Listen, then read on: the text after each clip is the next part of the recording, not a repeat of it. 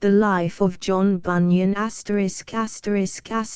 transcribed from the 1888 Walter Scott edition by David Price. Email ccx074@coventry.ac.uk. The Life of John Bunyan by Edmund Venables, M.A. Chapter I. John Bunyan, the author of the book which has probably passed through more editions, had a greater number of readers, and been translated into more languages than any other book in the English tongue, was born in the parish of Elstow, in Bedfordshire, in the latter part of the year 1628, and was baptized in the parish church of the village on the last day of November of that year. The year of John Bunyan's birth was a momentous one both for the nation and for the Church of England. Charles I, by the extorted assent to the Petition of Right, had begun reluctantly to strip himself of the irresponsible authority he had claimed, and had taken the first step in the struggle between King and Parliament, which ended in the House of Commons seating itself in the place of the sovereign. Wentworth, better known as Lord Strafford, had finally left the Commons, baffled in his nobler conceived but vain hope of reconciling the monarch and his people, and having accepted a peerage and the promise of the presidency of the Council of the North, was foreshadowing his policy of thorough, which was destined to bring both his own head and that of his weak master to the block. The remonstrance of Parliament against the toleration of Roman Catholics and the growth of Arminianism had been presented to the indignant king, who, wilfully blinded, had replied to it by the promotion to high and lucrative posts in the church of the very men against whom it was chiefly directed. The most outrageous upholders of the royal prerogative and the irresponsible power of the sovereign, Montague and Mainwaring, had been presented, the one to the See of Chichester, the other, the impeached and condemned of the Commons, to the rich living Montague's consecration had vacated.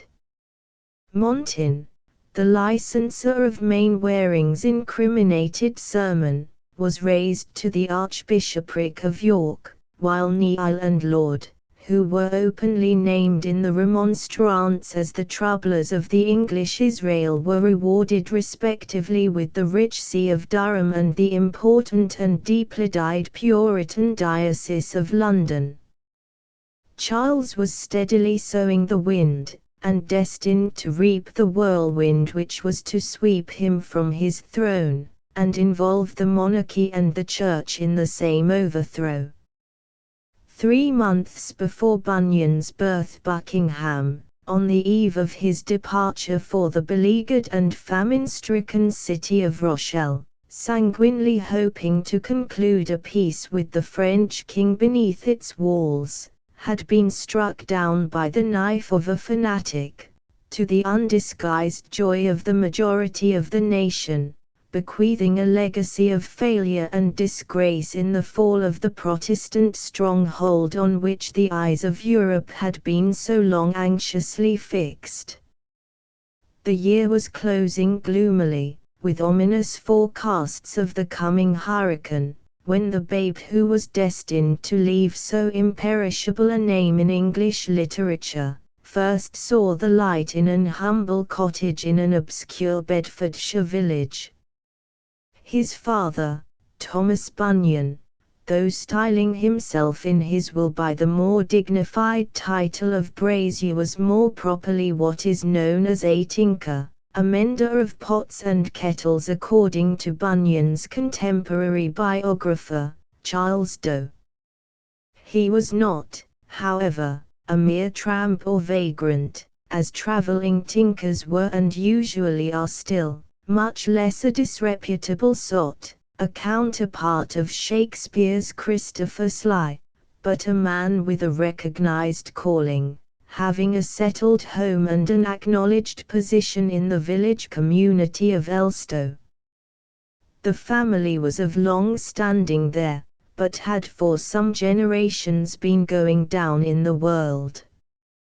Bunyan's grandfather, Thomas Bunyan, as we learn from his still extant will, carried on the occupation of a petty chapman or small retail dealer, in his own freehold cottage, which he bequeathed, with its appurtenances to his second wife, Anne, to descend, after her death, to her stepson, his namesake, Thomas, and her own son Edward, in equal shares. This cottage, which was probably John Bunyan's birthplace, persistent tradition, confirmed by the testimony of local names, warrants us in placing near the hamlet of Harrowden, a mile to the east of the village of Elstow, at a place long called Bunyan's End, where two fields are still called by the name of Bunyan's and further Bunyans. This small freehold appears to have been all that remained, at the death of John Bunyan's grandfather, of a property once considerable enough to have given the name of its possessor to the whole locality. The family of Bingnan, Bunyan, Bunyan, Boynan, Bonian, or Binyan.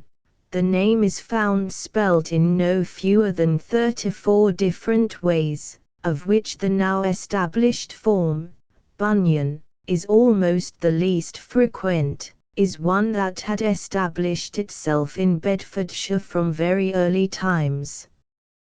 The first place in connection with which the name appears is Pollock's Hill, about 9 miles from Elstow. In 1199, the year of King John's accession, the Bunyans had approached still nearer to that parish.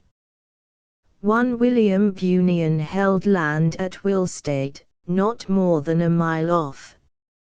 In 1327, the first year of Edward III, one of the same name, probably his descendant, William Boynan, is found actually living at Harrowden, close to the spot which popular tradition names as John Bunyan's birthplace, and was the owner of property there. We have no further notices of the Bunyans of Elstow till the 16th century. We then find them greatly fallen. Their ancestral property seems little by little to have passed into other hands, until in 1542 nothing was left but a messuage and pytel, one, with the appurtenances, and 9 acres of land. This small residue other entries on the court rolls show to have been still further diminished by sale. The field already referred to, known as Bonyan's End, was sold by Thomas Bonyan, of Elstow, labourer son of William Bonyan, the said Thomas and his wife being the keepers of a small roadside inn, at which their overcharges for their home-baked bread and home-brewed beer were continually bringing them into trouble with the petty local courts of the day. Thomas Bunyan, John Bunyan's father, was born in the last days of Elizabeth, and was baptized the 24th of February, 1603, exactly a month before the great Queen passed away. The mother of the immortal dreamer was one Margaret Bentley, who, like her husband, was a native of Elstow and only a few months his junior. The details of her mother's will, which is still extant, drawn up by the vicar of Elstow, prove that, like her husband, she did not, in the words of Bunyan's latest and most complete biographer, the Reverend Dr. Brown, come of the very squalid poor, but of people who, though humble in station, were yet decent and worthy in their ways. John Bunyan's mother was his father's second wife. the Bunyans were given to marrying early, and speedily consoled themselves on the loss of one wife with the companionship of a successor. Bunyan's grandmother cannot have died before the 24th of February, 1603, the date of his father's baptism. But before the year was out, his grandfather had married again. His father, too, had not completed his 20th year when he married his first wife, Anne Pinney, the 10th of January, 1623. She died in 1627, apparently without any surviving children, and before the year was halfway through, on the 23rd of the following May, he was married a second time to Margaret Bentley. At the end of 17 years Thomas Bunyan was again left a widower, and within 2 months, with grossly indecent haste, he filled the vacant place with a third wife. Bunyan himself cannot have been much more than 20 when he married. We have no particulars of the death of his first wife. But he had been married 2 years to his noble-minded second wife at the time of the assizes in 1661, and the ages of his children by his first wife would indicate that no long interval elapsed between his being left a widower and his second marriage.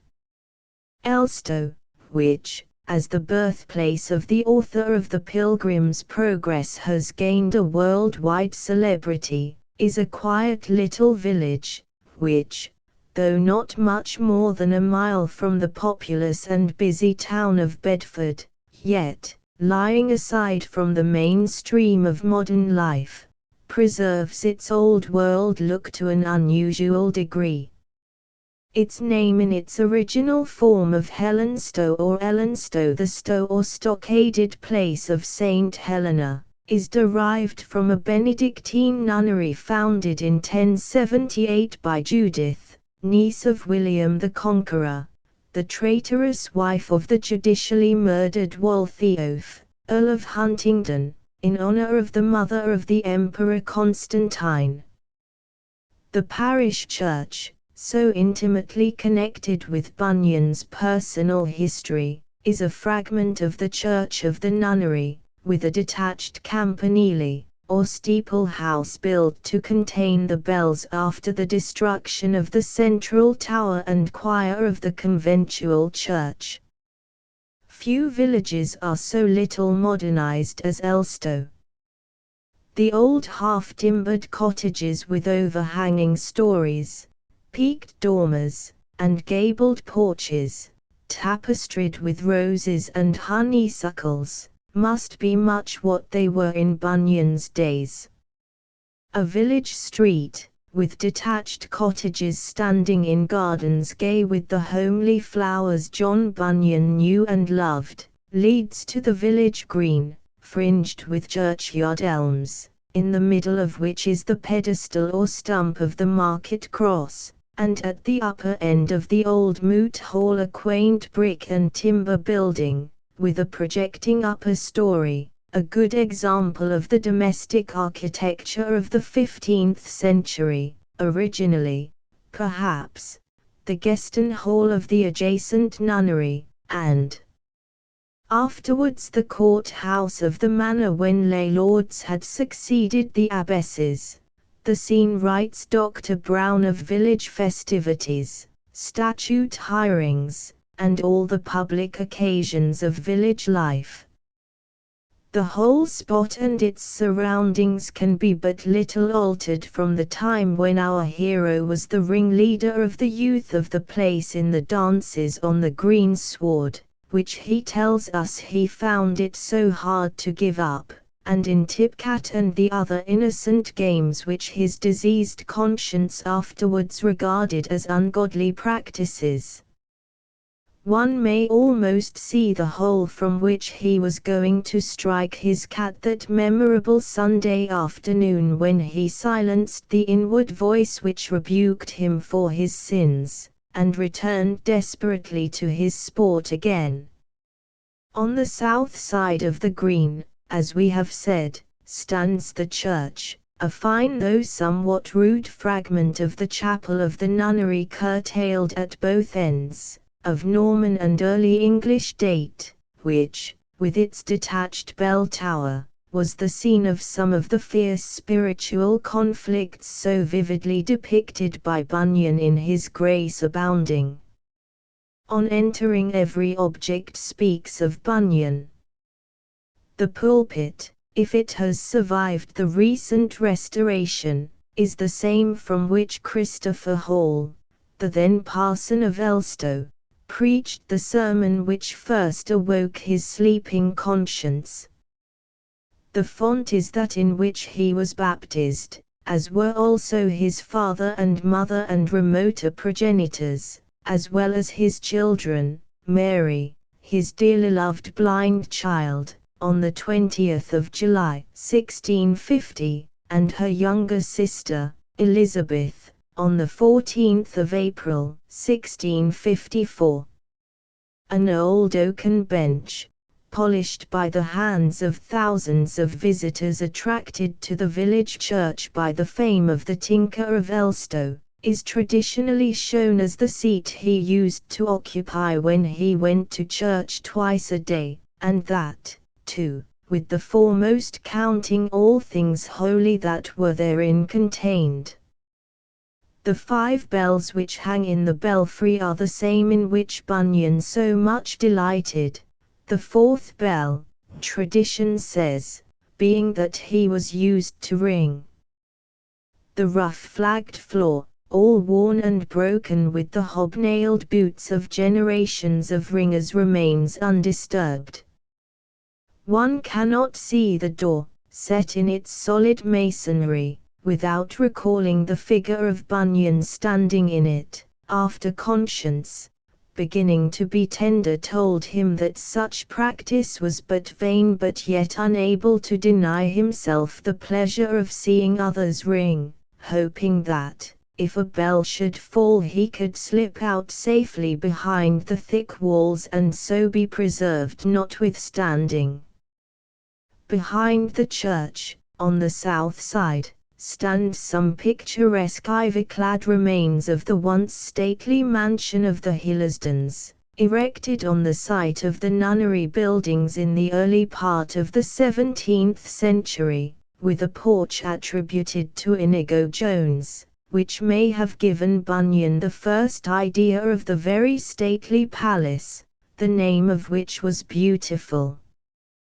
The cottage where Bunyan was born, between the 2 brooks in the fields at Harrowden, has been so long destroyed that even the knowledge of its site has passed away.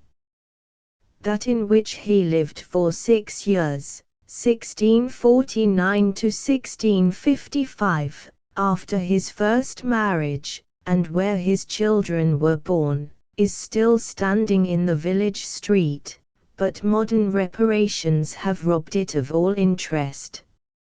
From this description of the surroundings among which Bunyan passed the earliest and most impressionable years of his life, we pass to the subject of our biography himself.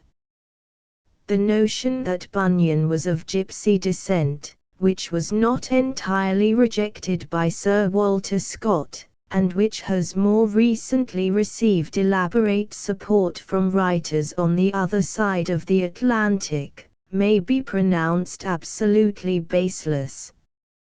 Even if Bunyan's inquiry of his father whether the family was of Israelitish descent or no, which has been so strangely pressed into the service of the theory, could be supposed to have anything to do with the matter, the decided negative with which his question was met, he told me, no, we were not, would, one would have thought, have settled the point.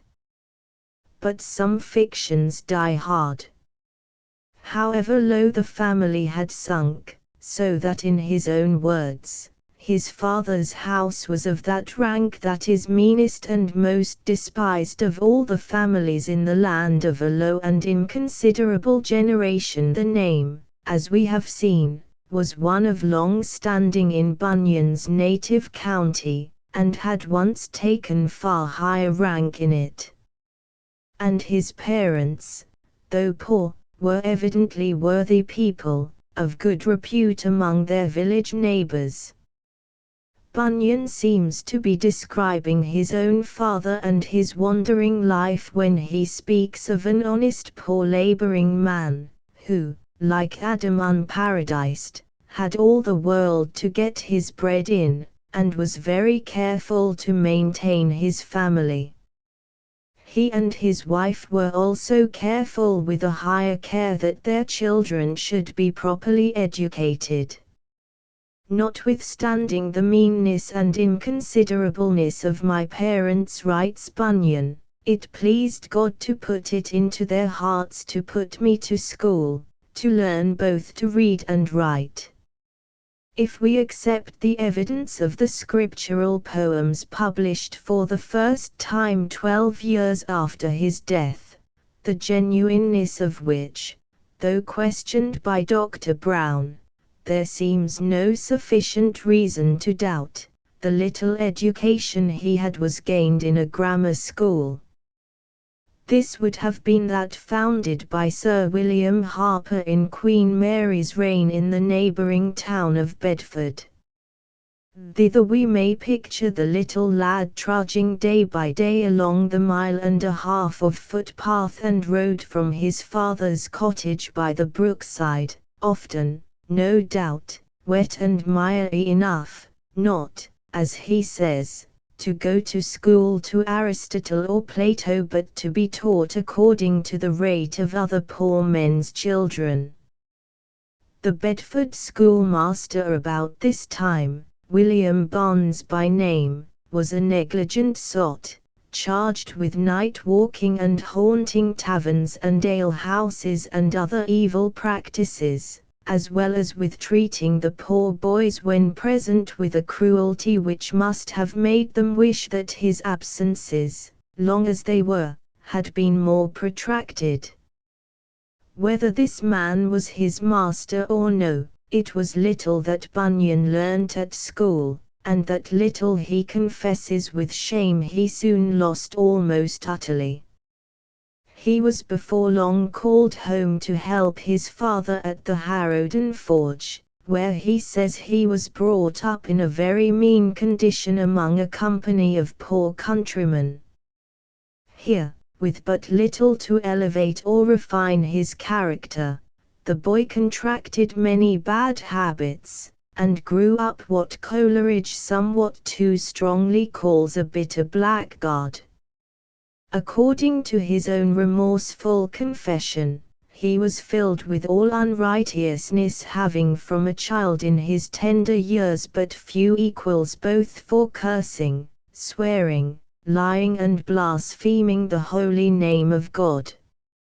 Sins of this kind, he declares, became a second nature to him. He delighted in all transgression against the law of God, and as he advanced in his teens he became a notorious sign-breeder, the very ringleader, he says, of the village lads in all manner of vice and ungodliness. But the unsparing condemnation passed by Bunyan, after his conversion, on his former self, must not mislead us into supposing him ever, either as boy or man, to have lived a vicious life. The wickedness of the tinker, writes Southey, has been greatly overrated, and it is taking the language of self-accusation too literally to pronounce of John Bunyan that he was at any time depraved. The justice of this verdict of acquittal is fully accepted by Coleridge. Bunyan, he says, was never in our received sense of the word wicked. He was chaste, sober, and honest. He hints at youthful escapades, such, perhaps, as orchard robbing, or when a little older, poaching, and the like, which might have brought him under the stroke of the laws and put him to open shame before the face of the world. But he confesses to no crime or profligate habit. We have no reason to suppose that he was ever drunk, and we have his own most solemn declaration that he was never guilty of an act of unchastity. In our days, to quote Mr. Froude, a rough tinker who could say as much for himself after he had grown to manhood, would be regarded as a model of self-restraint. If in Bedford and the neighborhood there was no young man more vicious than Bunyan, the moral standard of an English town in the 17th century must have been higher than believers in progress will be pleased to allow. How then, it may be asked, are we to explain the passionate language in which he expresses his self-abhorrence, which would hardly seem exaggerated in the mouth of the most profligate and licentious? We are confident that Bunyan meant what he said. So intensely honest a nature could not allow his words to go beyond his convictions. When he speaks of letting loose the reins to his lusts and sinning with the greatest delight and ease, we know that however exaggerated they may appear to us, his expressions did not seem to him overstrained. Dr. Johnson marveled that St. Paul could call himself the chief of sinners and expressed a doubt whether he did so honestly. But a highly strung spiritual nature like that of the Apostle, when suddenly called into exercise after a period of carelessness, takes a very different estimate of sin from that of the world, even the decent moral world, in general.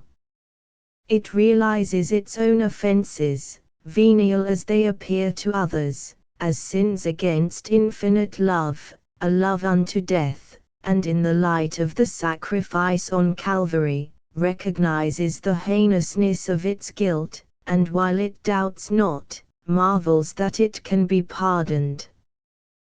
The sinfulness of sin, more especially their own sin, is the intensest of all possible realities to them. No language is too strong to describe it. We may not unreasonably ask whether this estimate, however exaggerated it may appear to those who are strangers to these spiritual experiences, is altogether a mistaken one. The spiritual instinct was very early awakened in Bunyan. While still a child but 9 or 10 years old, he tells us he was racked with convictions of sin, and haunted with religious fears. He was scared with fearful dreams and dreadful visions, and haunted in his sleep with apprehensions of devils and wicked spirits coming to carry him away, which made his bed a place of terrors. The thought of the day of judgment and of the torments of the lost often came as a dark cloud over his mind in the midst of his boyish sports, and made him tremble. But though these fevered visions embittered his enjoyment while they lasted, they were but transient, and after a while they entirely ceased as if they had never been, and he gave himself up without restraint to the youthful pleasures in which his ardent nature made him ever the ringleader. The thoughts of religion became very grievous to him. He could not endure even to see others read pious books. It would be as a prison to me. The awful realities of eternity which had once been so crushing to his spirit were both out of sight and mind. He said to God, "Depart from me." According to the later morbid estimate which stigmatized as sinful what were little more than the wild acts of a roistering daredevil young fellow, full of animal spirits and with an unusually active imagination, he could sin with the greatest delight and ease, and take pleasure in the vileness of his companions. But that the sense of religion was not wholly dead in him even then, and that while discarding its restraints he had an inward reverence for it, is shown by the horror he experienced if those who had a reputation for godliness dishonored their profession. Once he says, "When I was at the height of my vanity, hearing one to swear who was reckoned for a religious man, it had so great a stroke upon my spirit that it made my heart to ache." This undercurrent of religious feeling was deepened by providential escapes from accidents which threatened his life, judgments mixed with mercy he terms them, which made him feel that he was not utterly forsaken of God. Twice he narrowly escaped drowning, once in Bedford River, the Ouse, once in a creek of the sea, his tinkering rounds having, perhaps, carried him as far northward as the tidal inlets of the Wash in the neighborhood of Spalding or Lynn, or to the estuaries of the Stour and Orwell to the east. At another time, in his wild contempt of danger, he tore out, while his companions looked on with admiration, what he mistakenly supposed to be an adder's sting. These providential deliverances bring us to that incident in his brief career as a soldier which his anonymous biographer tells us made so deep an impression upon him that he would never mention it, which he often did, without thanksgiving to God. But for this occurrence, indeed, we should have probably never known that he had ever served in the army at all. The story is best told in his own provokingly brief words. "When I was a soldier, I with others were drawn out to go to such a place to besiege it. But when I was just ready to go, one of the company desired to go in my room, to which when I consented, he took my place, and coming to the siege, as he stood sentinel, he was shot in the head with a musket bullet and died." Here, as is so often the case in Bunyan's autobiography, we have reason to lament the complete absence of details. This is characteristic of the man. The religious import of the occurrences he records constituted their only value in his eyes. Their temporal setting, which imparts their chief interest to us, was of no account to him. He gives us not the slightest clue to the name of the besieged place, or even to the side on which he was engaged. The date of the event is left equally vague. The last point, however, we are able to determine with something like accuracy. November 1644 was the earliest period at which Bunyan could have entered the army, for it was not till then that he reached the regulation age of 16. Domestic circumstances had then recently occurred which may have tended to estrange him from his home, and turn his thoughts to a military life. In the previous June his mother had died, her death being followed within a month by that of his sister Margaret.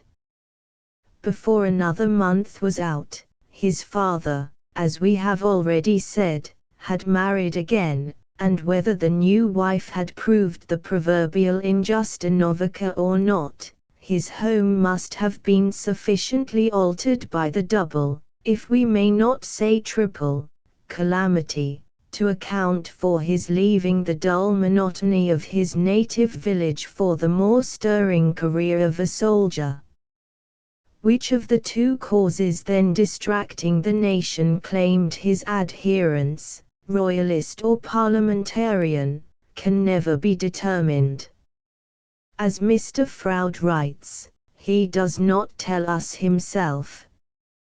His friends in afterlife did not care to ask him or he to inform them, or else they thought the matter of too small importance to be worth mentioning with exactness.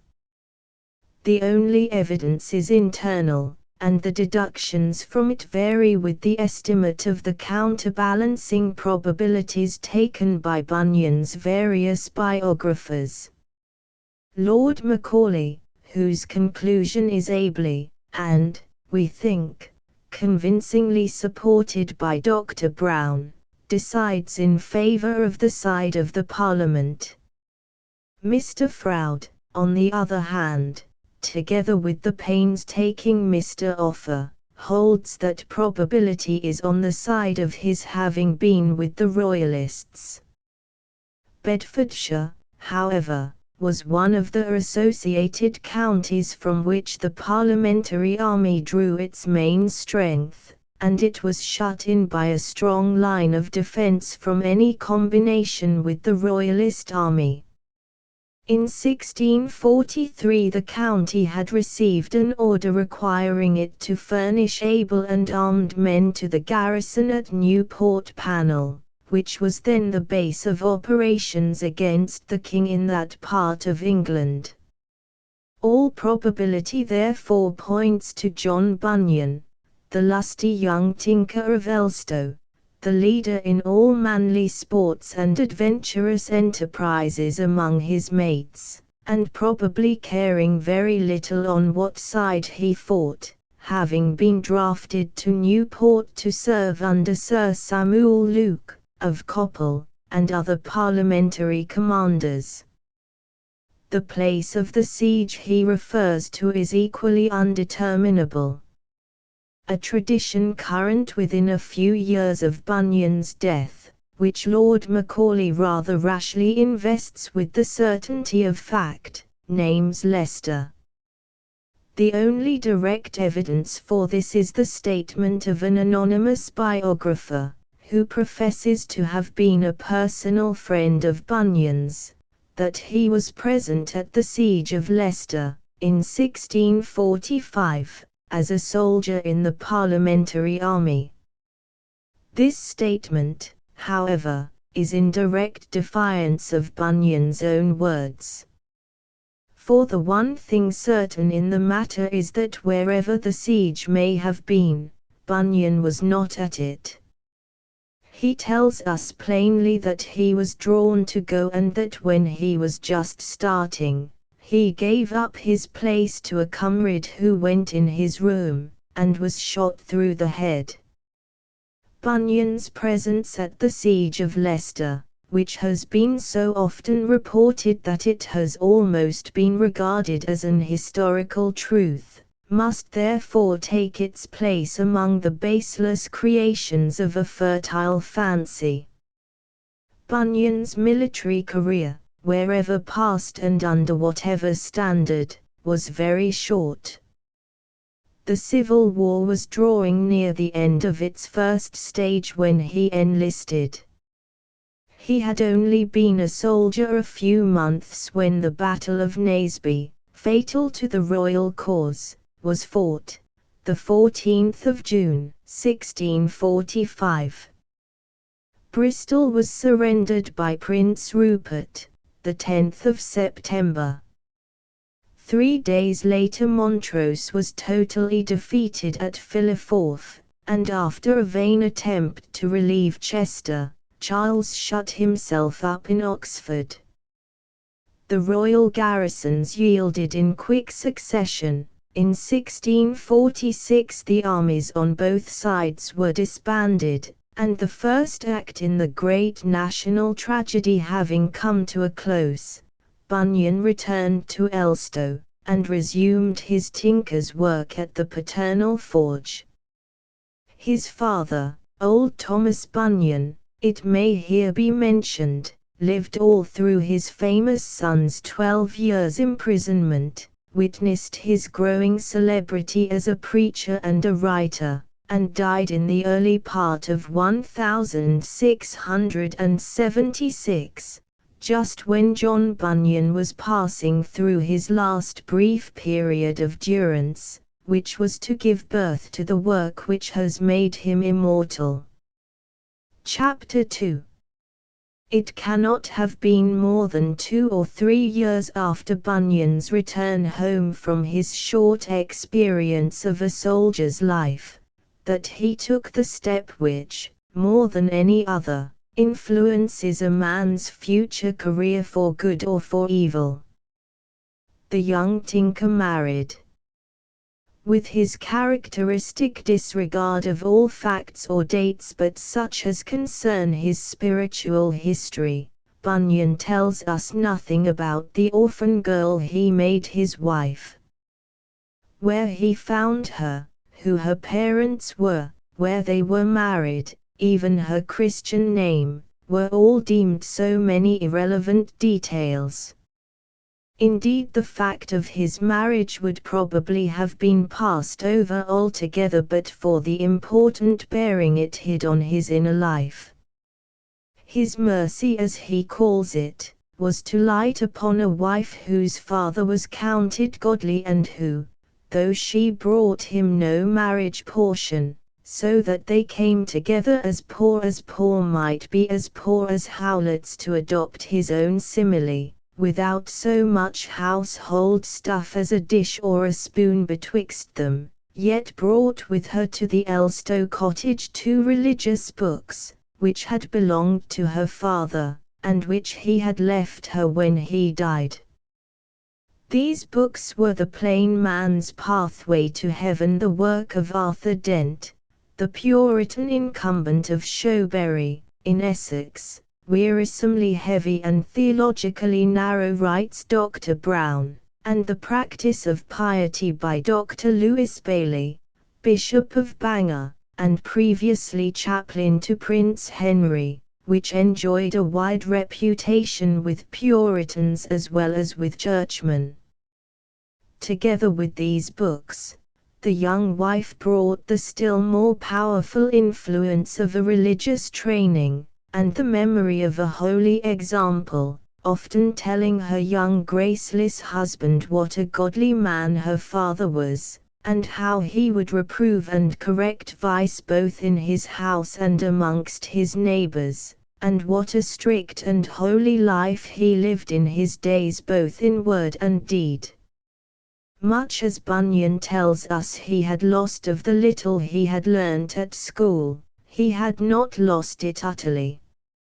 He was still able to read intelligently.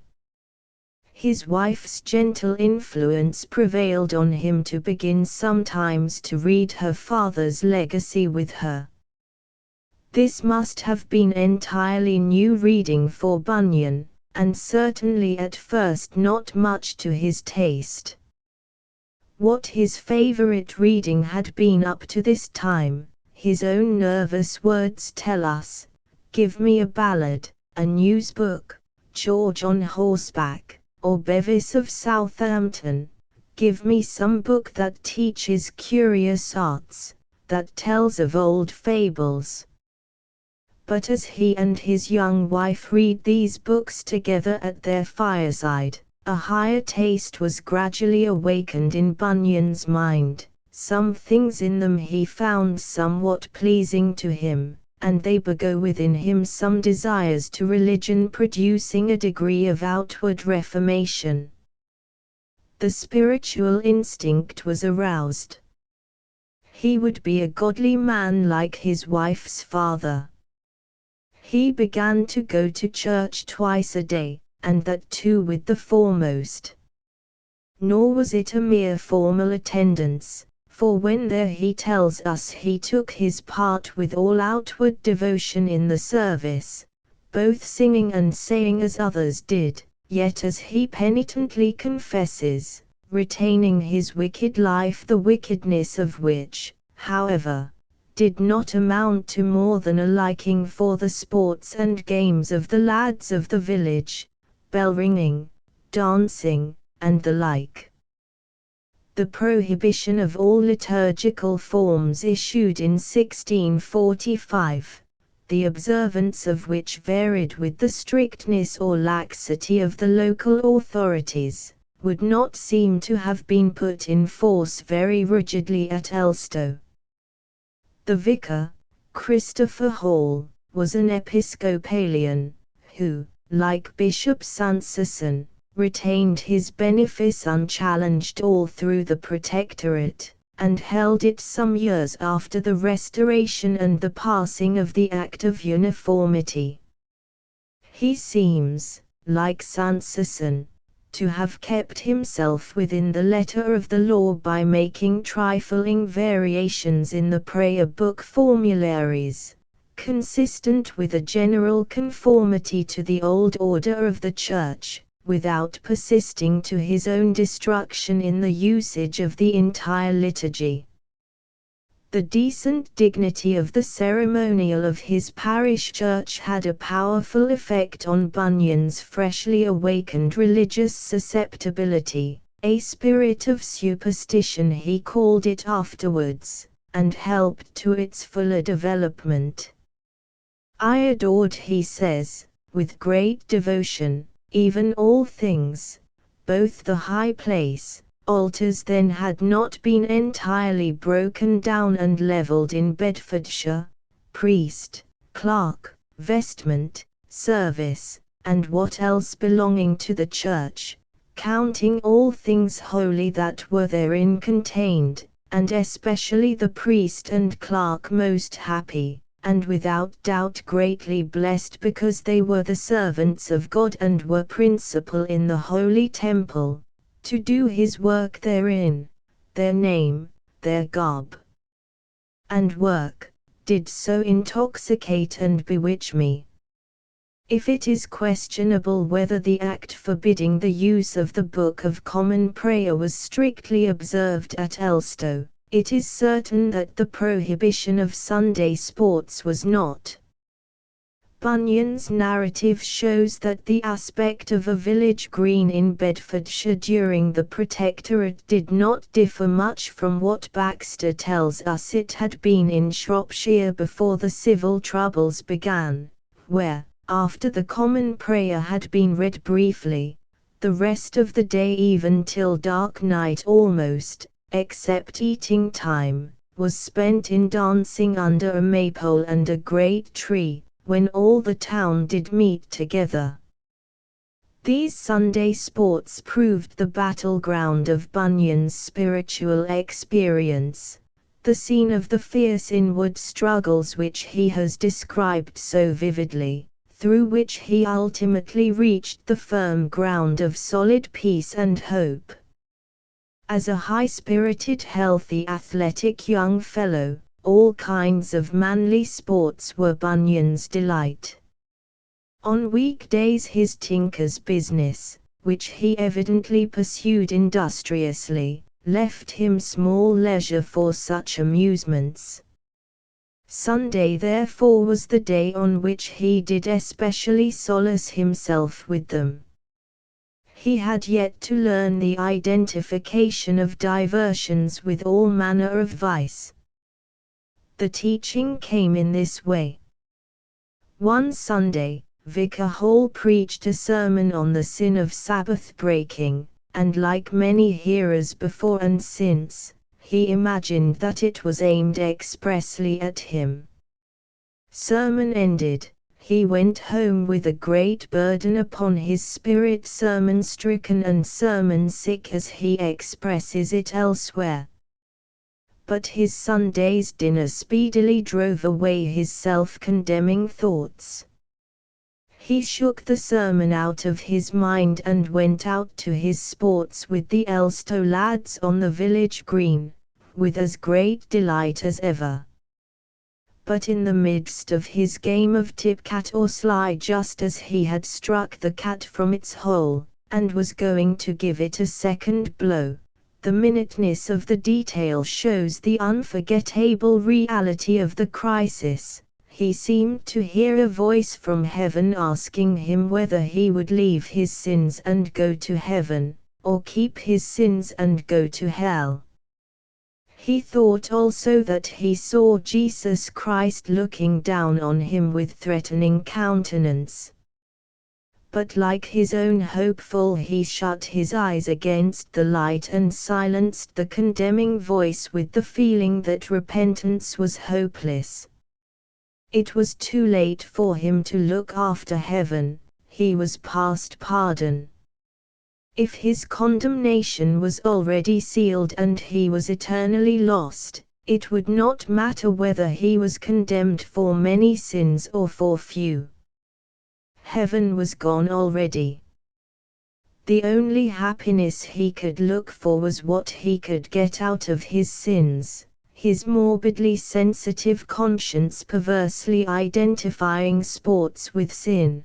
So he returned desperately to his games, resolved, he says, to take my fill of sin, still studying what sin was yet to be committed that I might taste the sweetness of it.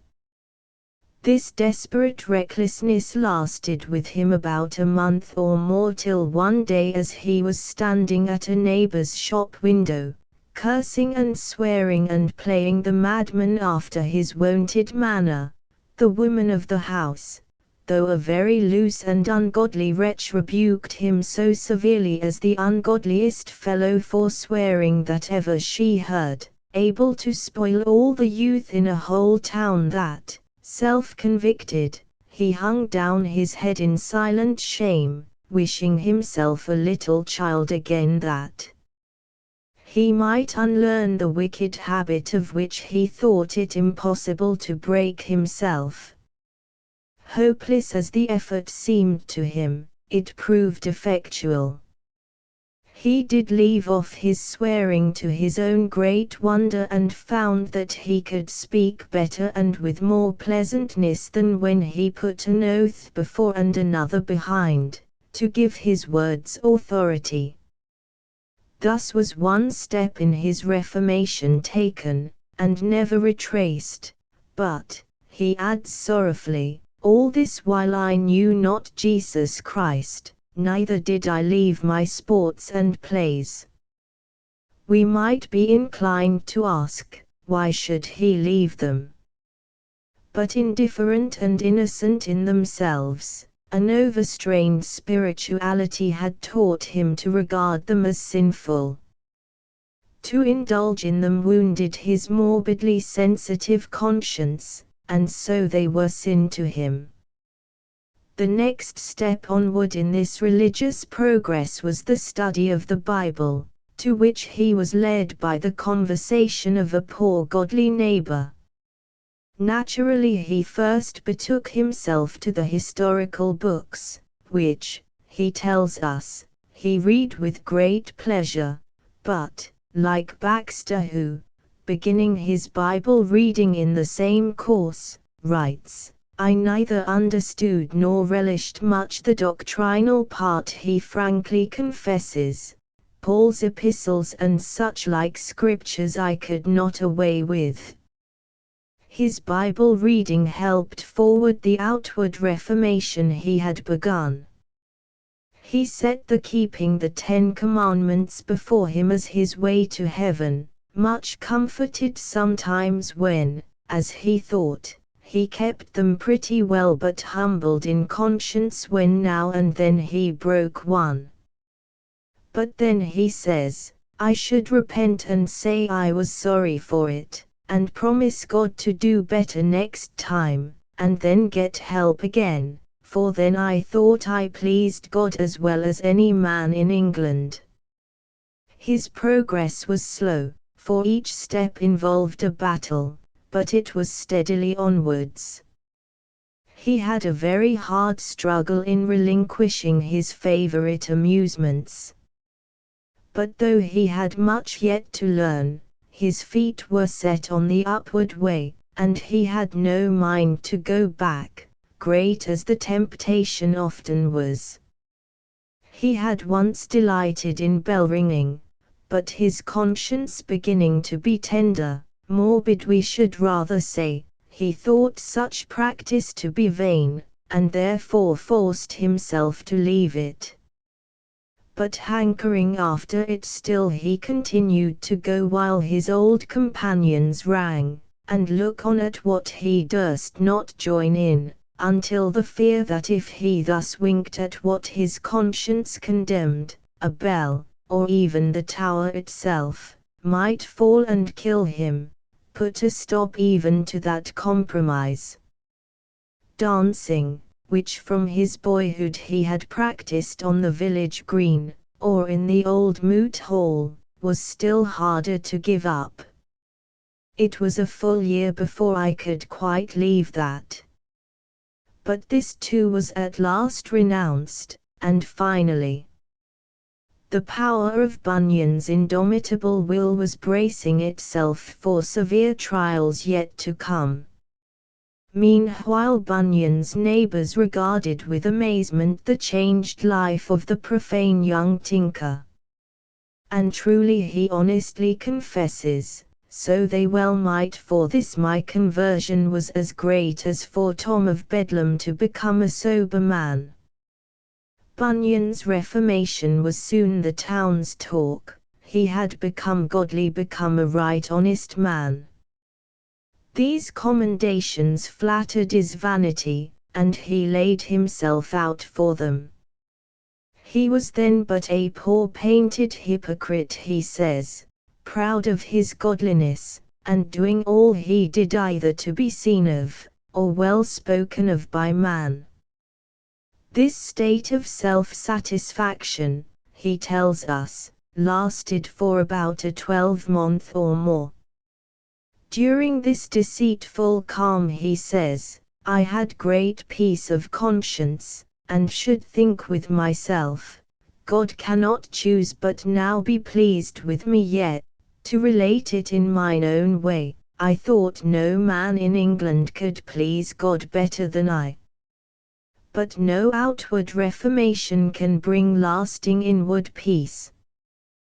When a man is honest with himself, the more earnestly he struggles after complete obedience, the more faulty does his obedience appear. The good opinion of others will not silence his own inward condemnation. He needs a higher righteousness than his own, a firmer standing ground than the shifting quicksand of his own good deeds. All this while he writes, poor wretch as I was ignorant of Jesus Christ, and going about to establish my own righteousness, and had perished therein had not God in mercy showed me more of my state by nature. This revolution was nearer than he imagined.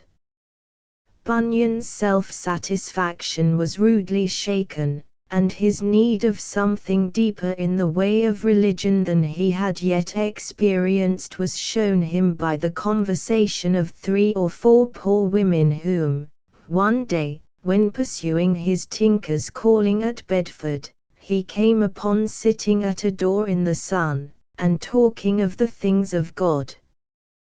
These women were members of the congregation of the holy Mr. John Gifford, who, at that time of ecclesiastical confusion, subsequently became rector of St. John's Church, in Bedford, and master of the hospital attached to it. Gifford's career had been a strange one. We hear of him first as a young major in the King's army at the outset of the Civil War, notorious for his loose and debauched life, taken by Fairfax at Maidstone in 1648, and condemned to the gallows. By his sister's help he eluded his keeper's vigilance, escaped from prison, and ultimately found his way to Bedford, where for a time he practiced as a physician, though without any change of his loose habits. The loss of a large sum of money at gaming awoke a disgust at his dissolute life. A few sentences of a pious book deepened the impression. He became a converted man, and joined himself to a handful of earnest Christians in Bedford, who becoming, in the language of the day, a church he was appointed its first minister. Gifford exercised a deep and vital though narrow influence, leaving behind him at his death, in 1655, the character of a wise, tolerant, and truly Christian man. The conversation of the poor women who were destined to exercise so momentous an influence on Bunyan's spiritual life, evidenced how thoroughly they had drunk in their pastor's teaching. Bunyan himself was at this time a brisk talker in the matters of religion such as he drew from the life in his own talkative. But the words of these poor women were entirely beyond him. They opened a new and blessed land to which he was a complete stranger. They spoke of their own wretchedness of heart, of their unbelief, of their miserable state by nature, of the new birth, and the work of God in their souls, and how the Lord refreshed them, and supported them against the temptations of the devil by his words and promises. But what seems to have struck Bunyan the most forcibly was the happiness which their religion shed in the hearts of these poor women.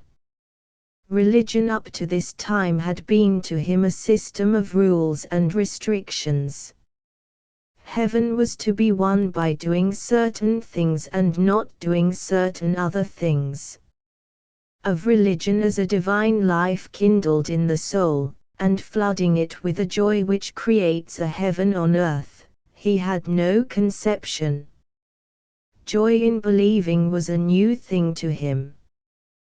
They spake as if joy did make them speak, they spake with such pleasantness of scripture language, and with such appearance of grace in all they said, that they were to me as if they had found a new world, a veritable El Dorado stored with the true riches.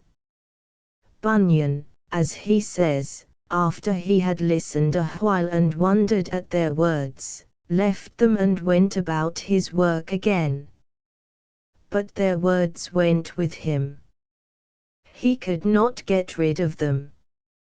He saw that though he thought himself a godly man, and his neighbors thought so too, he wanted the true tokens of godliness. He was convinced that godliness was the only true happiness, and he could not rest till he had attained it. So he made it his business to be going again and again into the company of these good women. He could not stay away, and the more he talked with them the more uneasy he became, the more I questioned my own condition.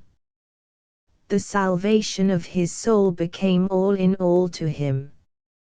His mind lay fixed on eternity like a horse leech at the vein.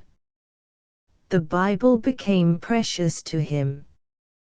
He read it with new eyes, as I never did before. I was indeed then never out of the Bible, either by reading or meditation. The epistles of St. Paul, which before he could not away with, were now sweet and pleasant to him. He was still crying out to God that he might know the truth and the way to heaven and glory. Having no one to guide him in his study of the most difficult of all books, it is no wonder that he misinterpreted and misapplied its words in a manner which went far to unsettle his brain. He read that without faith he could not be saved, and though he did not clearly know what faith was, it became a question of supreme anxiety to him to determine whether he had it or not. If not, he was a castaway indeed, doomed to perish forever. So he determined to put it to the test. The Bible told him that faith, even as a grain of mustard seed, would enable its possessor to work miracles. So, as Mr. Froude says, not understanding Oriental metaphors, he thought he had here a simple test which would at once solve the question. One day as he was walking along the miry road between Elstow and Bedford, which he had so often paced as a schoolboy, the temptation came hot upon him to put the matter to the proof, by saying to the puddles that were in the horse-pads, "Be dry," and to the dry places, "Be ye puddles." He was just about to utter the words when a sudden thought stopped him. Would it not be better just to go under the hedge and pray that God would enable him? This pause saved him from a rash venture, which might have landed him in despair. For he concluded that if he tried after praying and nothing came of it, it would prove that he had no faith, but was a castaway. "Nay," thought I, "if it be so, I will never try yet, but will stay a little longer." Then he continues, "I was so tossed betwixt the devil and my own ignorance, and so perplexed, especially at some times, that I could not tell what to do." At another time his mind, as the minds of thousands have been and will be to the end, was greatly harassed by the insoluble problems of predestination and election. The question was not now whether he had faith, but whether he was one of the elect or not, and if not, what then? He might as well leave off and strive no further. And then the strange fancy occurred to him, that the good people at Bedford whose acquaintance he had recently made, were all that God meant to save in that part of the country, and that the day of grace was past and gone for him, that he had overstood the time of mercy. "Oh, that he had turned sooner," was then his cry. "Oh, that he had turned 7 years before." What a fool he had been to trifle away his time till his soul and heaven were lost. The text, "Compel them to come in, and yet there is room," came to his rescue when he was so harassed and faint that he was scarce able to take one step more. He found them sweet words, for they showed him that there was place enough in heaven for him, and he verily believed that when Christ spoke them he was thinking of him, and had them recorded to help him to overcome the vile fear that there was no place left for him in his bosom. But soon another fear succeeded the former. Was he truly called of Christ? He called to them when he would, and they came to him. But they could not come unless he called them. Had he called him? Would he call him? If he did, how gladly would he run after him? But oh, he feared that he had no liking to him, that he would not call him. True conversion was what he longed for. Could it have been gotten for gold, he said, what could I have given for it? Had I a whole world, it had all gone 10,000 times over for this, that my soul might have been in a converted state. All those whom he thought to be truly converted were now lovely in his eyes. They shone. They walked like people that carried the broad seal of heaven about them. Oh, that he were like them, and shared in their goodly heritage. About this time Bunyan was greatly troubled, though at the same time encouraged in his endeavours after the blessedness he longed for so earnestly but could not yet attain to, by a dream or vision which presented itself to him, whether in his waking or sleeping hours he does not tell us.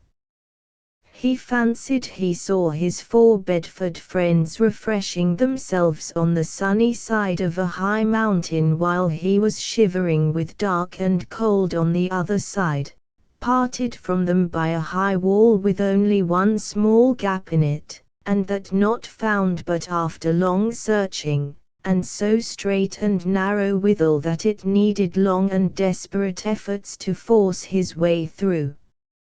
At last he succeeded. Then he says, I was exceeding glad, and went and sat down in the midst of them, and so was comforted with the light and heat of their sun.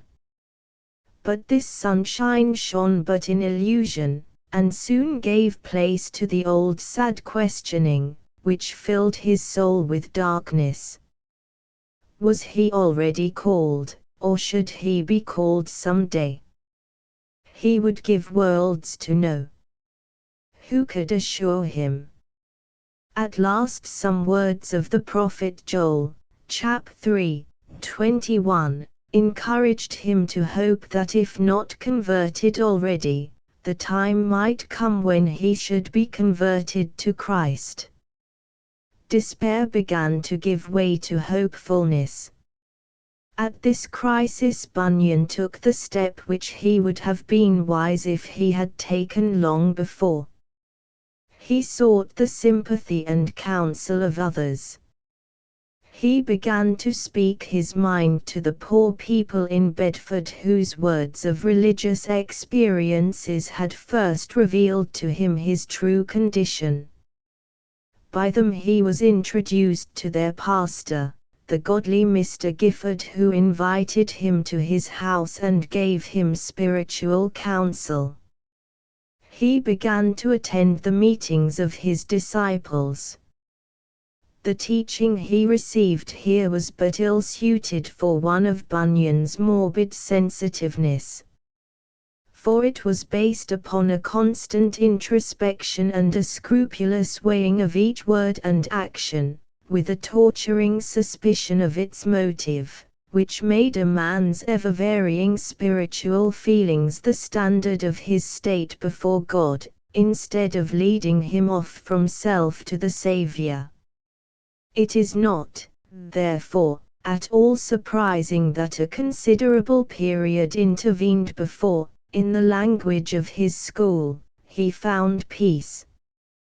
This period, which seems to have embraced 2 or 3 years, was marked by that tremendous inward struggle which he has described, as with a pen of fire in that marvelous piece of religious autobiography, without a counterpart except in the Confessions of Saint Augustine, His grace abounding to the chief of sinners. Bunyan's first experiences after his introduction to Mr. Gifford and the inner circle of his disciples were most discouraging. What he heard of God's dealings with their souls showed him something of the vanity and inward wretchedness of his wicked heart, and at the same time roused all its hostility to God's will. It did work at that rate for wickedness as it never did before. The Canaanites would dwell in the land. His heart hankered after every foolish vanity, and hung back both to and in every duty, as a clog on the leg of a bird to hinder her from flying. He thought that he was growing worse and was further from conversion than ever before. Though he longed to let Christ into his heart, his unbelief would, as it were, set its shoulder to the door to keep him out. Yet all the while he was tormented with the most perverse scrupulosity of conscience. As to the act of sinning, I never was more tender than now. I durst not take a pin or a stick, though but so big as a straw, for my conscience now was sore, and would smart at every twist. I could not now tell how to speak my words, for fear I should misplace them. Oh! How gingerly did I then go in all I did or said. I found myself in a miry bog, that shook if I did but stir, and was as those left both of God, and Christ, and the Spirit, and all good things. All the misdoings of his earlier years rose up against him. There they were, and he could not rid himself of them.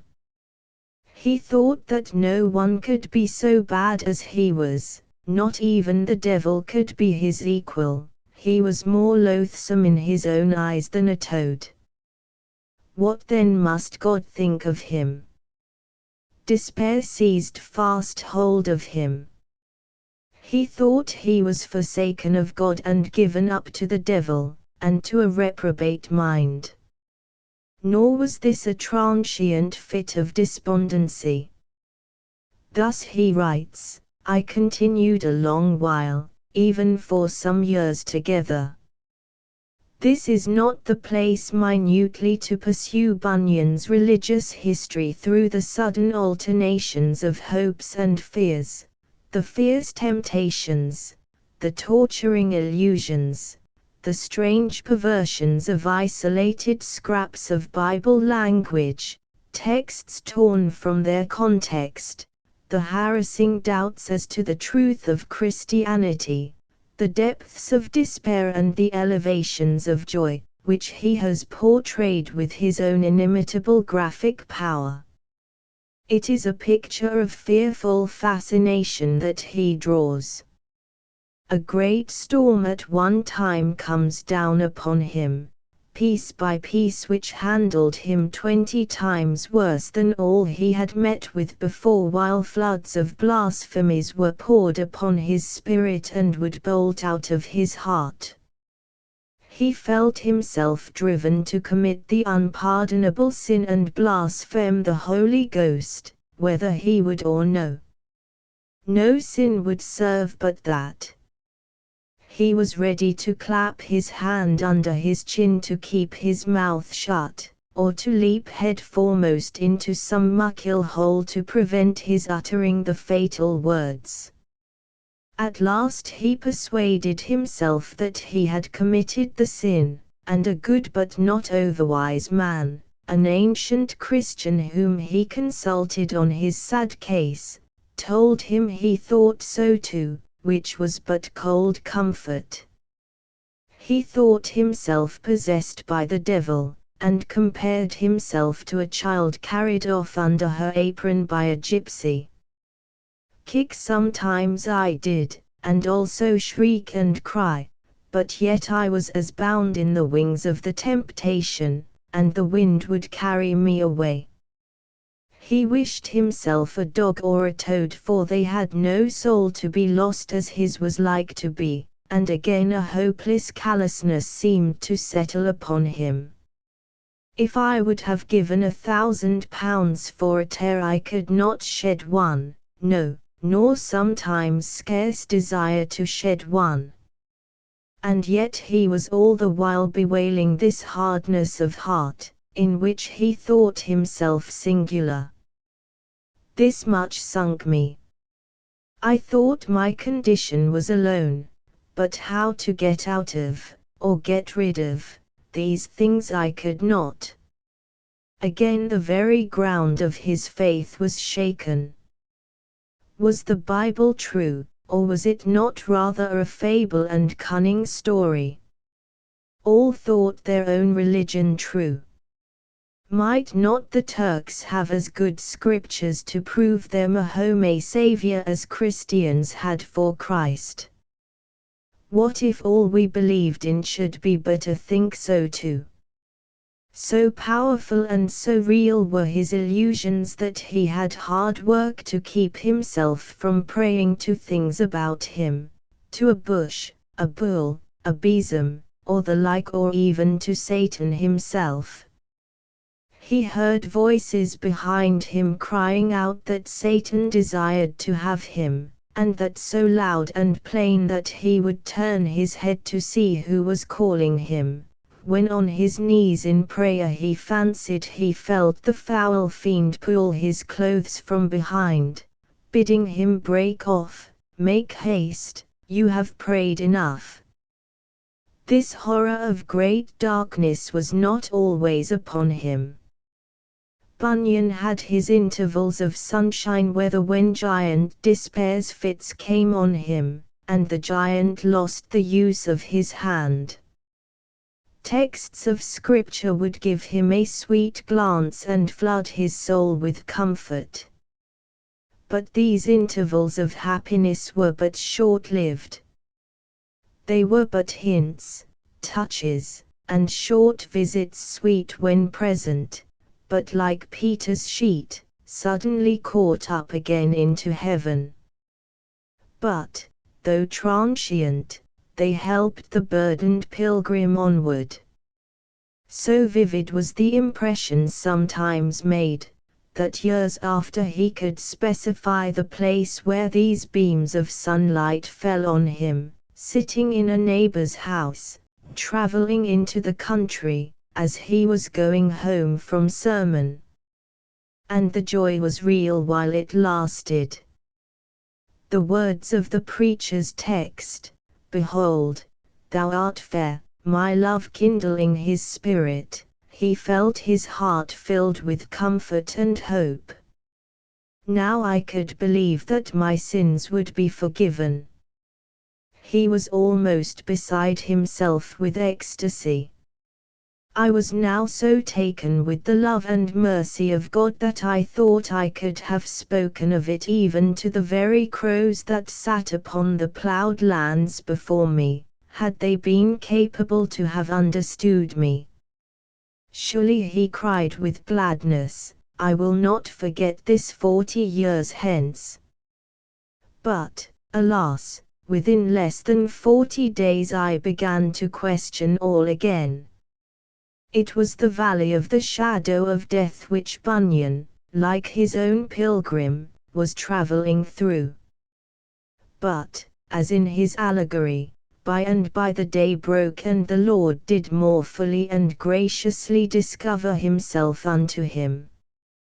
One day he writes, as I was musing on the wickedness and blasphemy of my heart, that scripture came into my mind, He hath made peace by the blood of his cross, by which I was made to see, both again and again and again that day, that God and my soul were friends by this blood, yet I saw the justice of God and my sinful soul could embrace and kiss each other.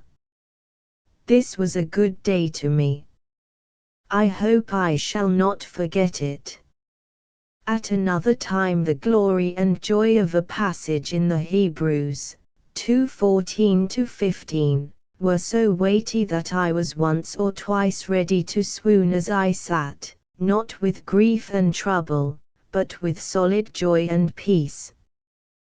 But, oh, now how was my soul led on from truth to truth by God, now had I evidence of my salvation from heaven, with many golden seals thereon all banging in my sight, and I would long that the last day were come, or that I were 80 years old, that I might die quickly, that my soul might be at rest.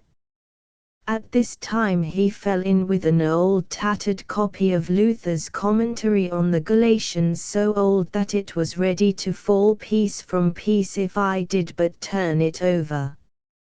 As he read, to his amazement and thankfulness, he found his own spiritual experience described.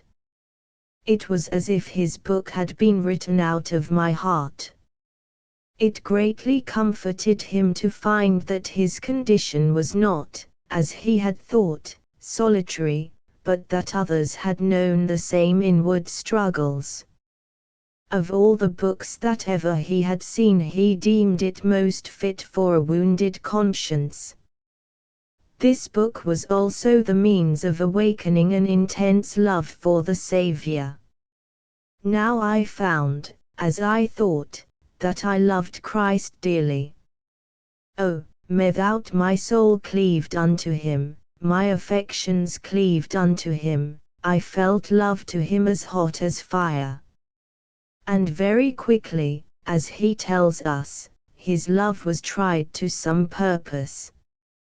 He became the victim of an extraordinary temptation, a freak of fancy. Mr. Froude terms it, fancy resenting the minuteness with which he watched his own emotions.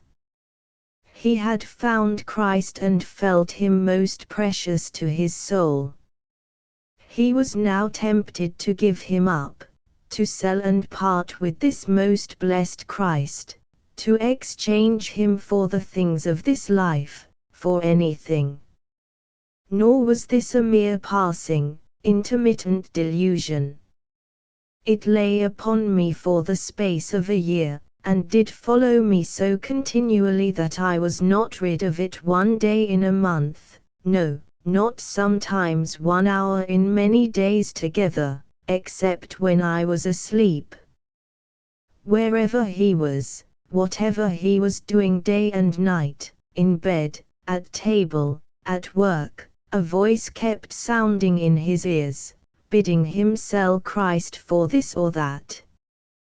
He could neither eat his food, stoop for a pin, chop a stick, or cast his eyes on anything but the hateful words were heard, not once only, but 100 times over, as fast as a man could speak, sell him, sell him, sell him, and, like his own Christian in the dark valley, he could not determine whether they were suggestions of the wicked one, or came from his own heart. The agony was so intense, while, for hours together, he struggled with the temptation, that his whole body was convulsed by it. It was no metaphorical, but an actual, wrestling with a tangible enemy. He pushed and thrust with his hands and elbows and kept still answering, as fast as the destroyer said, "Sell him, no, I will not, I will not, I will not, not for thousands, thousands, thousands of worlds, at least 20 times together." But the fatal moment at last came, and the weakened will yielded, against itself. One morning as he lay in his bed, the voice came again with redoubled force, and would not be silenced. He fought against it as long as he could, even until I was almost out of breath, when without any conscious action of his will the suicidal words shaped themselves in his heart, "Let him go if he will." Now all was over. He had spoken the words and they could not be recalled. Satan had won the battle, and as a bird that is shot from the top of a tree, down fell he into great guilt and fearful despair. He left his bed, dressed, and went moping into the field, where for the next 2 hours he was like a man bereft of life, and as one past all recovery and bound to eternal punishment. The most terrible examples in the Bible came trooping before him. He had sold his birthright like Esau. He betrayed his master like Judas. I was ashamed that I should be like such an ugly man as Judas. There was no longer any place for repentance. He was past all recovery, shut up unto the judgment to come. He dared hardly pray. When he tried to do so, he was as with a tempest driven away from God, while something within said, "'Tis too late, I am lost, God hath let me fall." The texts which once had comforted him gave him no comfort now, or, if they did, it was but for a brief space. About 10 or 11 o'clock one day, as I was walking under a hedge and bemoaning myself for this hard hap that such a thought should arise within me, suddenly this sentence bolted upon me, "The blood of Christ cleanseth from all sin," and gave me good encouragement. But in 2 or 3 hours all was gone. The terrible words concerning Esau's selling his birthright took possession of his mind, and held him down. This stuck with him. Though he sought it carefully with tears, there was no restoration for him. His agony received a terrible aggravation from a highly colored narrative of the terrible death of Francis Spira, an Italian lawyer of the middle of the 16th century, who, having embraced the Protestant religion, was induced by worldly motives to return to the Roman Catholic Church, and died full of remorse and despair, from which Bunyan afterwards drew the awful picture of the man in the iron cage at the interpreter's house. The reading of this book was to his troubled spirit as salt when rubbed into a fresh wound, as knives and daggers in his soul. We cannot wonder that his health began to give way under so protracted a struggle. His naturally sturdy frame was shaken by a continual trembling. He would wind and twine and shrink under his burden, the weight of which so crushed him that he could neither stand, nor go, nor lie, either at rest or quiet. His digestion became disordered, and a pain, as if his breastbone would have split asunder, made him fear that as he had been guilty of Judas' sin, so he was to perish by Judas' end, and burst asunder in the midst. In the trembling of his limbs he saw Cain's mark set upon him. God had marked him out for his curse. No one was ever so bad as he. No one had ever sinned so flagrantly. When he compared his sins with those of David and Solomon and Manus and others which had been pardoned, he found his sin so much exceeded theirs that he could have no hope of pardon. Theirs, it was true, were great sins, sins of a bloody color. But none of them were of the nature of his. He had sold his Savior. His sin was point blank against Christ.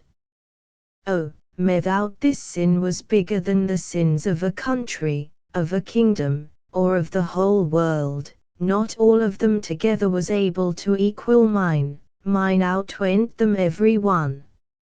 It would be wearisome to follow Bunyan through all the mazes of his self-torturing illusions.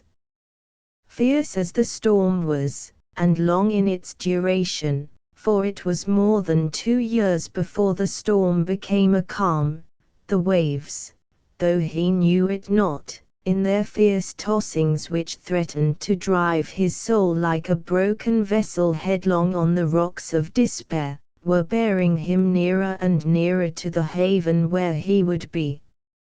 His vivid imagination, as we have seen, surrounded him with audible voices.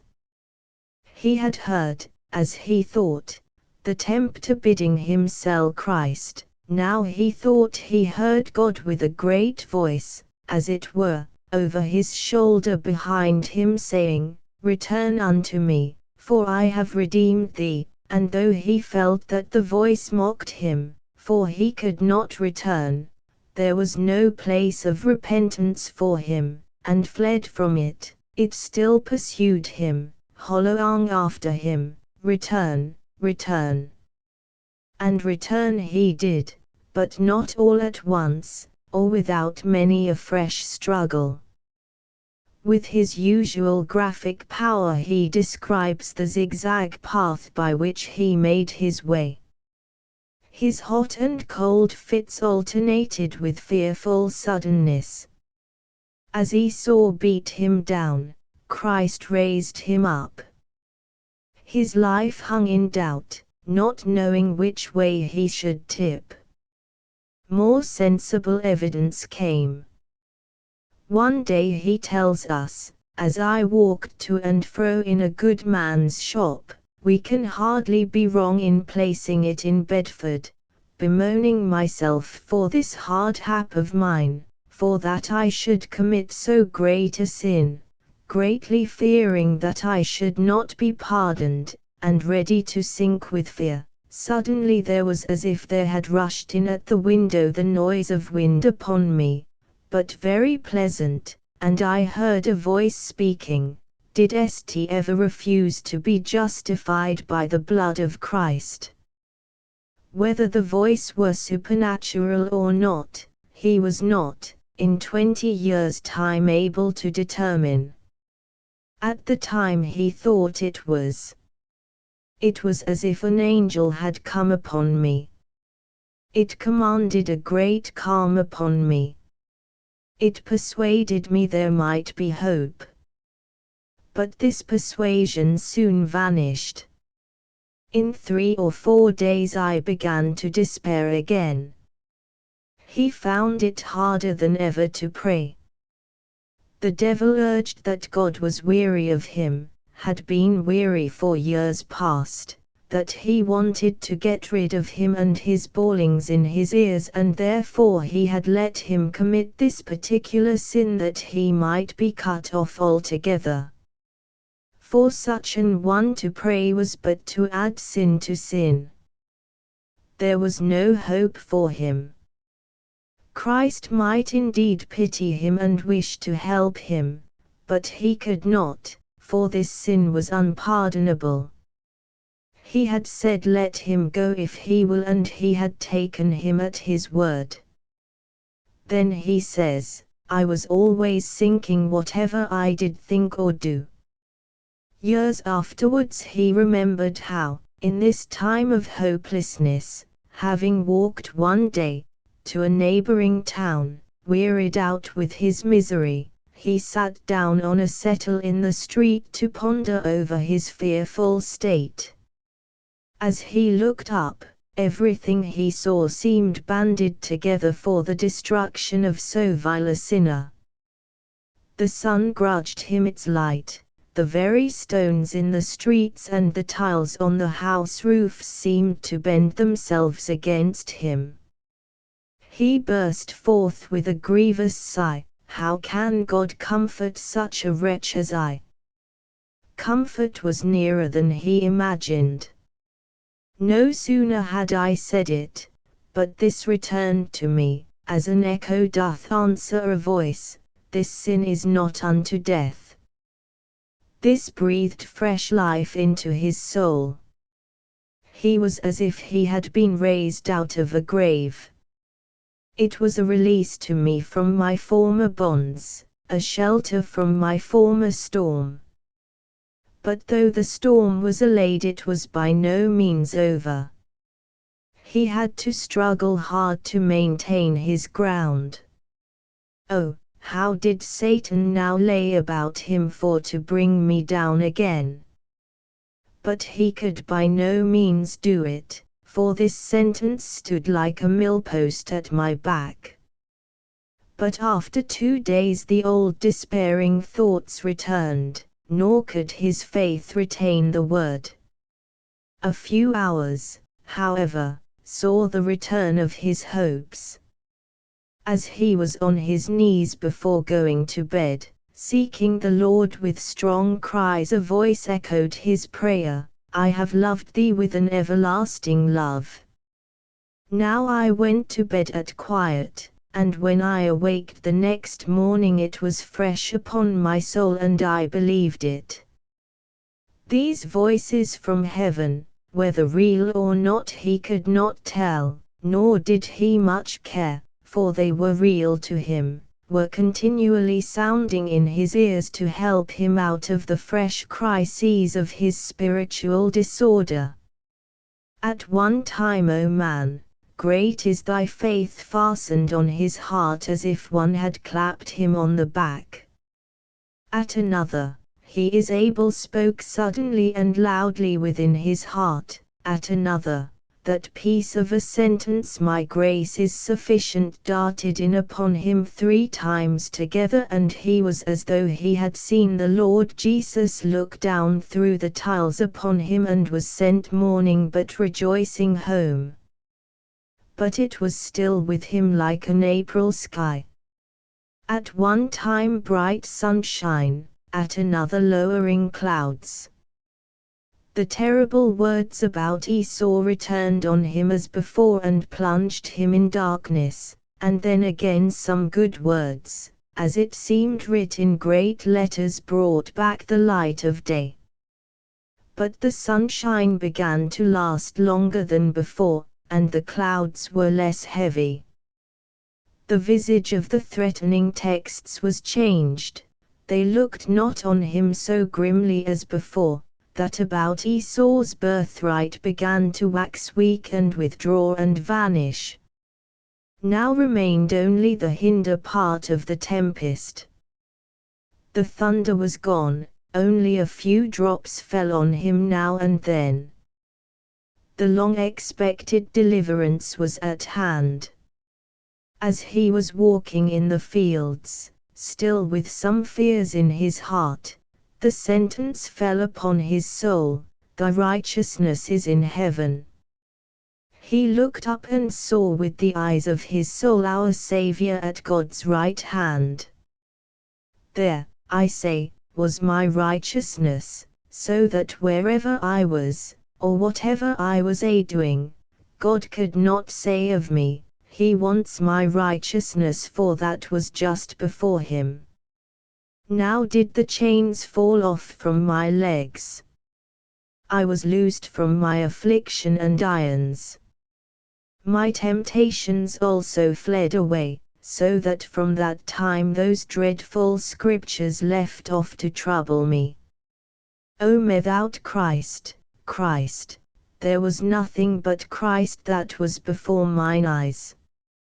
I could look from myself to him, and should reckon that all those graces of God that now were green upon me, were yet but like those crack groats, and fourpence halfpennies that rich men carry in their purses, while their gold is in their trunks at home. Oh, I saw my gold was in my trunk at home. In Christ my Lord and Saviour. Further the Lord did lead me into the mystery of union with the Son of God. His righteousness was mine, his merits mine, his victory also mine. Now I could see myself in heaven and earth at once, in heaven by my Christ, by my head, by my righteousness and life, though on earth by my body or person. These blessed considerations were made to spangle in mine eyes.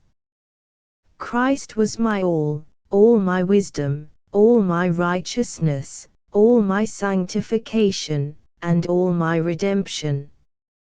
Chapter 3. The pilgrim, having now floundered through the slough of despond, passed through the wicket gate, climbed the hill Difficulty, and got safe by the lions, entered the palace Beautiful, and was had into the family. In plain words, Bunyan united himself to the little Christian Brotherhood at Bedford, of which the former loose-living royalist major, Mr. Gifford, was the pastor, and was formally admitted into their society. In Gifford we recognize the prototype of the evangelist of the Pilgrim's Progress, while the prudence, piety, and charity of Bunyan's immortal narrative had their human representatives in devout female members of the congregation, known in their little Bedford world as Sister Bosworth, Sister Munns, and Sister Fenn, three of the poor women whose pleasant words on the things of God, as they sat at a doorway in the sun, as if joy did make them speak, had first opened Bunyan's eyes to his spiritual ignorance. He was received into the church by baptism, which, according to his earliest biographer, Charles Doe the Struggler, was performed publicly by Mr. Gifford, in the River Ouse, the Bedford River, into which Bunyan tells us he once fell out of a boat, and barely escaped drowning. This was about the year 1653. The exact date is uncertain. Bunyan never mentions his baptism himself, and the church books of Gifford's congregation do not commence till May 1656, the year after Gifford's death. He was also admitted to the Holy Communion, which for want, as he deemed, of due reverence in his first approach to it, became the occasion of a temporary revival of his old temptations. While actually at the Lord's table he was forced to bend himself to pray to be kept from uttering blasphemies against the ordinance itself, and cursing his fellow communicants. For 3/4 of a year he could never have rest or ease from this shocking perversity. The constant strain of beating off this persistent temptation seriously affected his health. Captain Consumption, who carried off his own Mr. Badman, threatened his life. But his naturally robust constitution routed his forces and brought him through what at one time he anticipated would prove a fatal illness. Again and again, during his period of indisposition, the tempter took advantage of his bodily weakness to ply him with his former despairing questionings as to his spiritual state. That seemed as bad could be. Live he must not, die he dare not. He was repeatedly near giving up all for lost. But a few words of scripture brought to his mind would revive his drooping spirits, with a natural reaction on his physical health, and he became well both in body and mind at once. My sickness did presently vanish, and I walked comfortably in my work for God again. At another time, after 3 or 4 days of deep dejection, some words from the Epistle to the Hebrews came bolting in upon him and sealed his sense of acceptance with an assurance he never afterwards entirely lost. Then with joy I told my wife, "Now I know.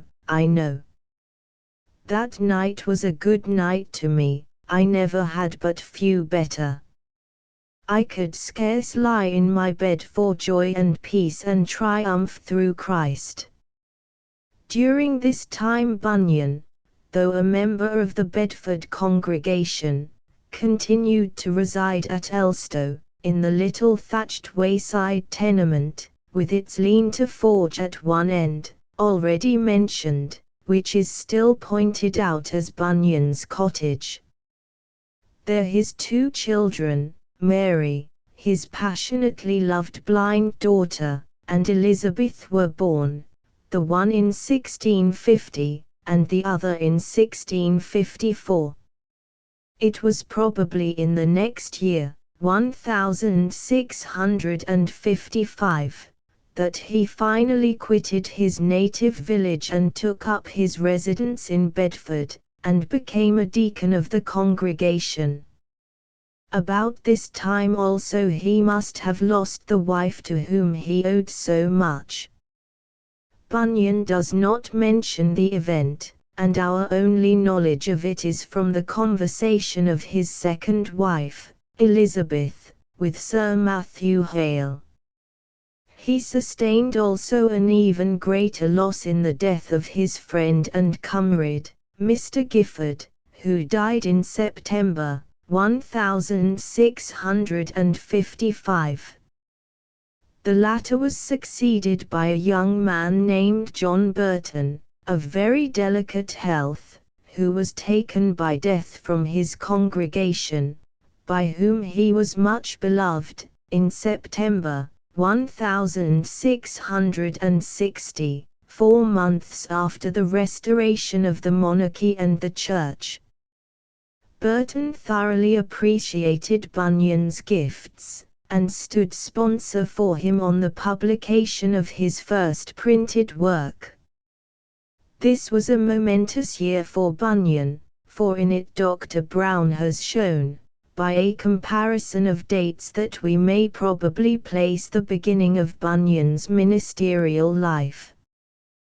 Bunyan was now in his 27th year, in the prime of his manly vigor, with a vivid imagination, ready speech, minute textual knowledge of the Bible, and an experience of temptation and the wiles of the evil one, such as few Christians of double his years have ever reached. His gifts could not long be hid. The beginnings of that which was to prove the great work of his life were slender enough. As Mr. Froude says, he was modest, humble, shrinking. The members of his congregation, recognizing that he had the gift of utterance, asked him to speak a word of exhortation to them. The request scared him. The most truly gifted are usually the least conscious of their gifts. At first it did much dash and abash his spirit. But after earnest entreaty he gave way, and made 1 or 2 trials of his gift in private meetings, though with much weakness and infirmity. The result proved the correctness of his brethren's estimate. The young tinker showed himself no common preacher. His words came home with power to the souls of his hearers, who protested solemnly, as in the sight of God, that they were both affected and comforted by them, and gave thanks to the Father of mercies for the grace bestowed on him. After this, as the brethren went out on their itinerating rounds to the villages about, they began to ask Bunyan to accompany them, and though he durst not make use of his gift in an open way, he would sometimes, yet more privately still, speak a word of admonition, with which his hearers professed their souls edified. That he had a real divine call to the ministry became increasingly evident, both to himself and to others. His engagements of this kind multiplied. An entry in the church book records that Brother Bunyan, being taken off by the preaching of the gospel from his duties as deacon, another member was appointed in his room. His appointment to the ministry was not long delayed. After some solemn prayer with fasting, he was called forth and appointed a preacher of the word, not, however, so much for the Bedford congregation as for the neighboring villages. He did not, however, like some, neglect his business, or forget to show piety at home. He still continued his craft as a tinker, and that with industry and success. God, writes an early biographer, had increased his stores so that he lived in great credit among his neighbors. He speedily became famous as a preacher. People came in by hundreds to hear the word, and that from all parts, though upon sundry and divers accounts, some as so they writes, to marvel, and some perhaps to mock. Curiosity to hear the once profane tinker preach was not one of the least prevalent motives. But his word proved a word of power to many. Those who came to scoff remained to pray. I had not preached long, he says, before some began to be touched and to be greatly afflicted in their minds. His success humbled and amazed him, as it must every true man who compares the work with the worker. At first, he says, I could not believe that God should speak by me to the heart of any man, still counting myself unworthy, and though I did put it from me that they should be awakened by me, still they would confess it and affirm it before the saints of God. They would also bless God for me, unworthy wretch that I am, and count me God's instrument that showed to them the way of salvation. He preached wherever he found opportunity, in woods, in barns, on village greens, or even in churches. But he liked best to preach in the darkest places of the country, where people were the furthest off from profession, where he could give the fullest scope to the awakening and converting power he possessed.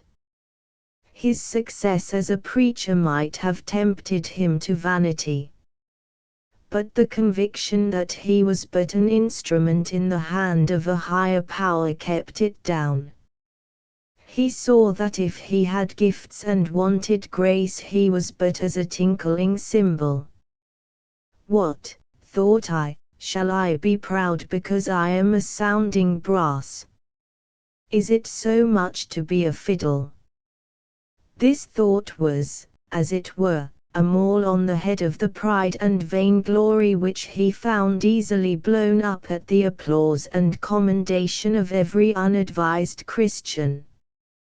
His experiences, like those of every public speaker, especially the most eloquent, were very varied, even in the course of the same sermon.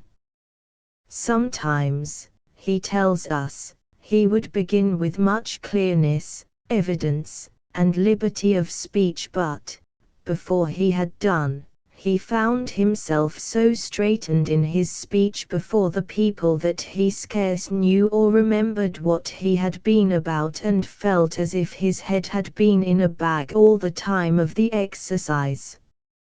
He feared that he would not be able to speak sense to the hearers, or he would be seized with such faintness and strengthlessness that his legs were hardly able to carry him to his place of preaching. Old temptations too came back. Blasphemous thoughts formed themselves into words, which he had hard work to keep himself from uttering from the pulpit. Or the tempter tried to silence him by telling him that what he was going to say would condemn himself, and he would go full of guilt and terror even to the pulpit door. What the devil would say, "Will you preach this? Of this your own soul is guilty.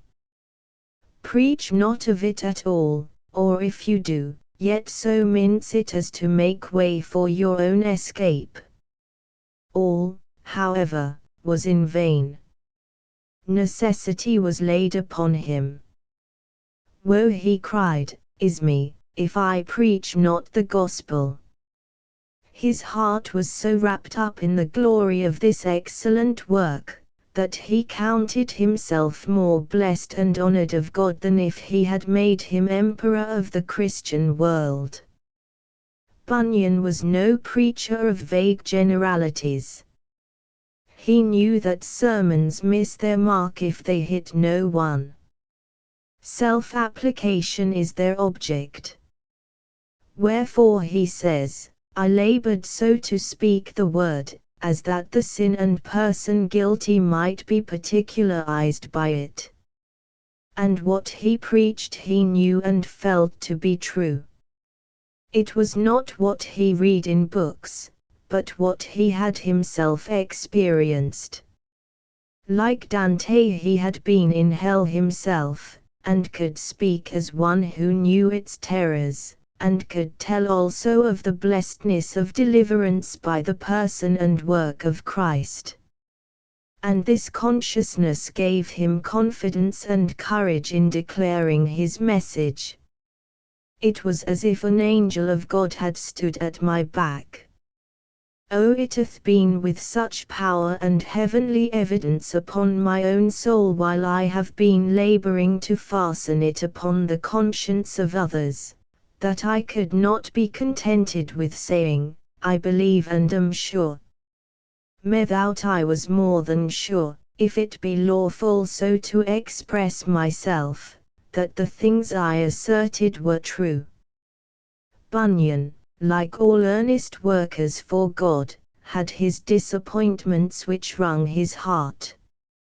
He could be satisfied with nothing less than the conversion and sanctification of his hearers. If I were fruitless, it mattered not who commanded me, but if I were fruitful, I cared not who did condemn. and the result of a sermon was often very different from what he anticipated. When I thought I had done no good, then I did the most, and when I thought I should catch them, I fished for nothing. A word cast in by the by sometimes did more execution than all the sermon besides. The tie between him and his spiritual children was very close. The backsliding of any of his converts caused him the most extreme grief. It was more to me than if one of my own children were going to the grave. Nothing hath gone so near me as that, unless it was the fear of the loss of the salvation of my own soul. A story, often repeated, but too characteristic to be omitted, illustrates the power of his preaching even in the early days of his ministry. Being to preach in a church in a country village in Cambridgeshire, it was before the Restoration, and the public being gathered together in the churchyard, a Cambridge scholar, and none of the soberest neither, inquired what the meaning of that concourse of people was, it being a weekday, and being told that one Bunyan, a tinker, was to preach there, he gave a lad twopence to hold his horse, saying he was resolved to hear the tinker prate, and so he went into the church to hear him. But God met him there by his ministry, so that he came out much changed, and would by his good will hear none but the tinker for a long time after, he himself becoming a very eminent preacher in that country afterwards. This story continues the anonymous biographer, I know to be true, having many times discoursed with the man. To the same anti-Restoration period, Dr. Brown also assigns the anecdote of Bunyan's encounter, on the road near Cambridge, with the university man who asked him how he dared to preach not having the original scriptures. With ready wit, Bunyan turned the tables on the scholar by asking whether he had the actual originals, the copies written by the apostles and prophets. The scholar replied, no, but they had what they believed to be a true copy of the original. And I said, Bunyan, believe the English Bible to be a true copy, too. Then away rid the scholar. The fame of such a preacher, naturally, soon spread far and wide, all the countryside flocked eagerly to hear him.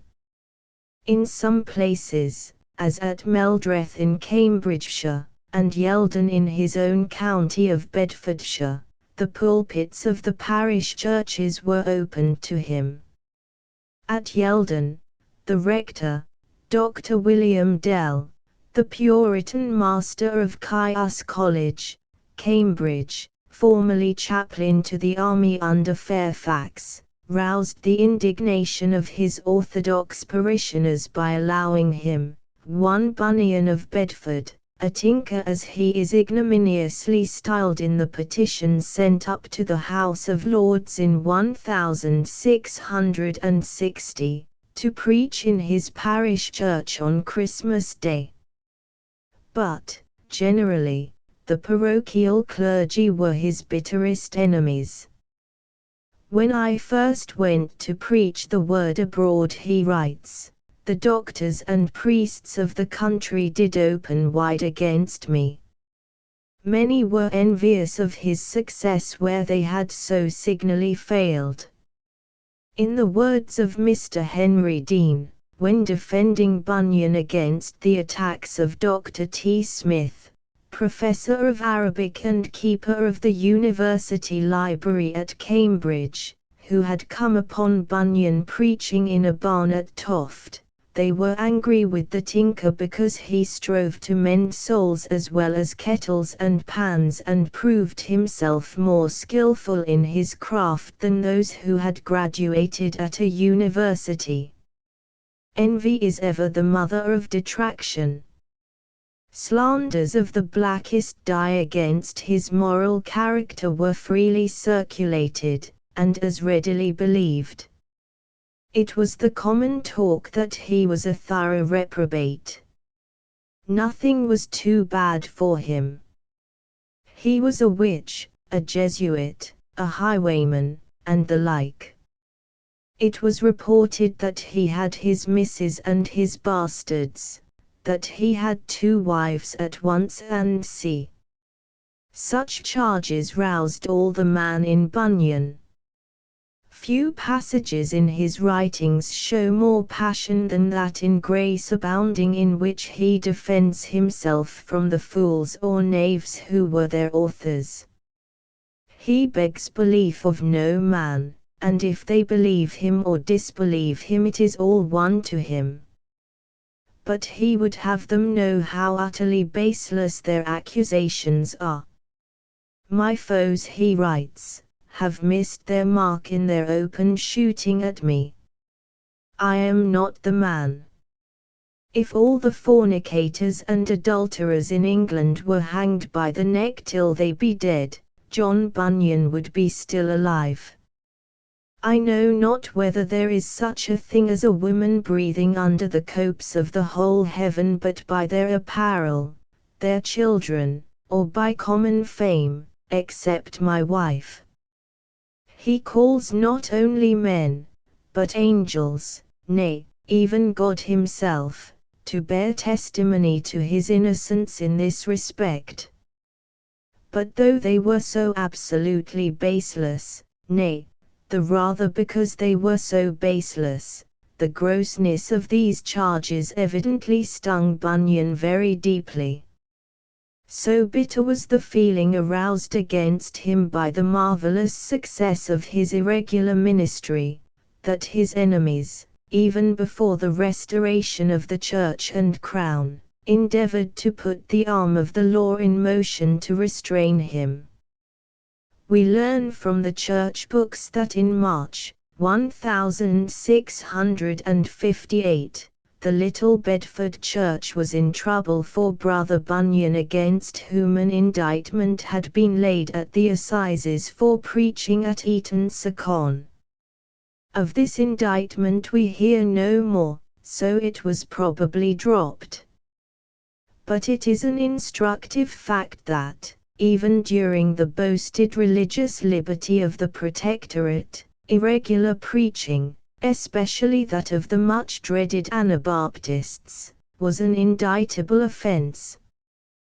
But, as Dr. Brown observes, religious liberty had not yet come to mean liberty all round, but only liberty for a certain recognized section of Christians. That there was no lack of persecution during the Commonwealth is clear from the cruel treatment to which Quakers were subjected, to say nothing of the intolerance shown to Episcopalians and Roman Catholics. In Bunyan's own county of Bedford, Quakeresses were sentenced to be whipped and sent to Bridewell for reproving a parish priest, perhaps well deserving of it, and exhorting the folks on a market day to repentance and amendment of life. The simple truth is, writes Robert Southey, all parties were agreed on the one Catholic opinion that certain doctrines were not to be tolerated. The only points of difference between them were what those doctrines were and how far intolerance might be carried. The withering lines are familiar to us, in which Milton denounces the new forces of conscience who by their intolerance and supermetropolitan and hyperarchiepiscopal tyranny proved that, in his proverbial words, new presbyter is but old priest writ large, because you have thrown off your prelate lord, and with stiff vows renounce his liturgy. Dare ye for this adjure the civil sword to force our consciences that Christ set free? How Bunyan came to escape we know not. but the danger he was in was imminent enough for the church at Bedford to meet to pray for counsel what to do in respect of it. It was in these closing years of the Protectorate that Bunyan made his first essay at authorship. He was led to it by a long and tiresome controversy with the Quakers, who had recently found their way to Bedford. The foundations of the faith, he thought, were being undermined. The Quakers' teaching as to the inward light seemed to him a serious disparagement of the Holy Scriptures, while their mystical view of the spiritual Christ revealed to the soul and dwelling in the heart, came perilously near to a denial of the historic reality of the personal Christ. He had had public disputations with male and female Quakers from time to time, at the Market Cross at Bedford, at Paul's Steeple House in Bedford Town and other places. One of them, Anne Blackley by name, openly bade him throw away the Scriptures, to which Bunyan replied, "No, for then the devil would be too hard for me."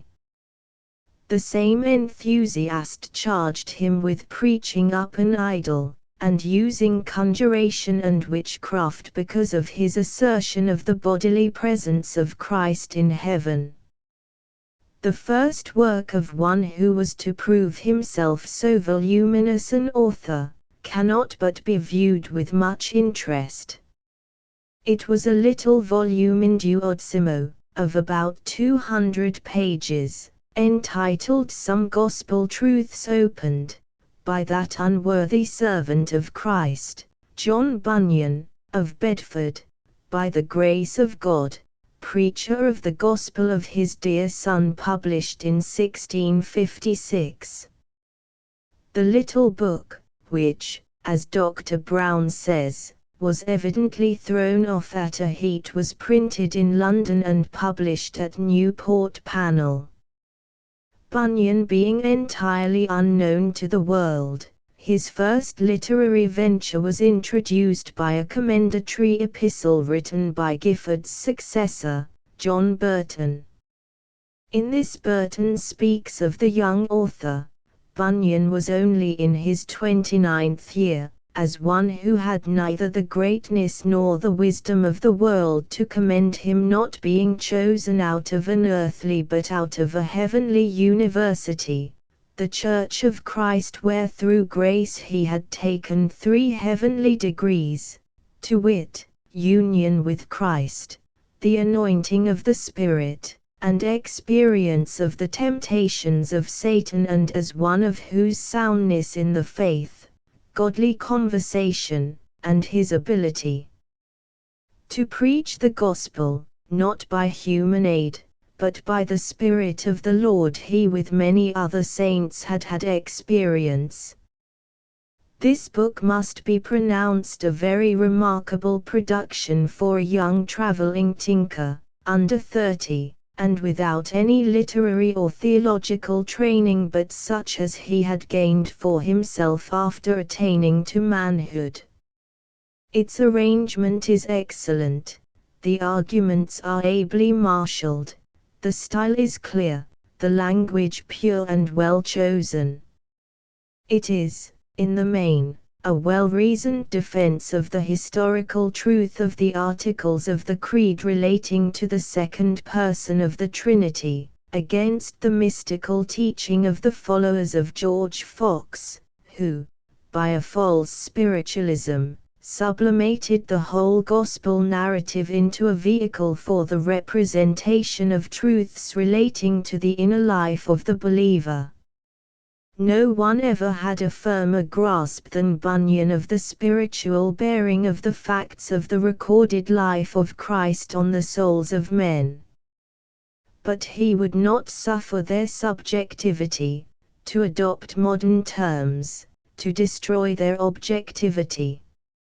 If the Son of God was not actually born of the Virgin Mary, if he did not live in a real human body, and in that body die, lie in the grave, rise again, and ascend up into heaven, whence he would return, and that Bunyan believed shortly, in the same body he took of his mortal mother, his preaching was vain, their faith was vain, they were yet in their sins. Those who cried up a Christ within, in opposition to a Christ without, who asserted that Christ had no other body but the Church, that the only crucifixion, rising again, and ascension of Christ was that within the believer, and that every man had, as an inner light, a measure of Christ's Spirit within him sufficient to guide him to salvation, he asserted were possessed with a spirit of delusion, deceived themselves, they were deceiving others to their eternal ruin. To the refutation of such fundamental errors, substituting a mystical for an historical faith, Bunyan's little treatise is addressed, and it may be truly said the work is done effectually. To adopt Coleridge's expression concerning Bunyan's greater and world-famous work, it is an admirable Summa Theologiae Evangelici which, notwithstanding its obsolete style and old-fashioned arrangement, may be read even now with advantage.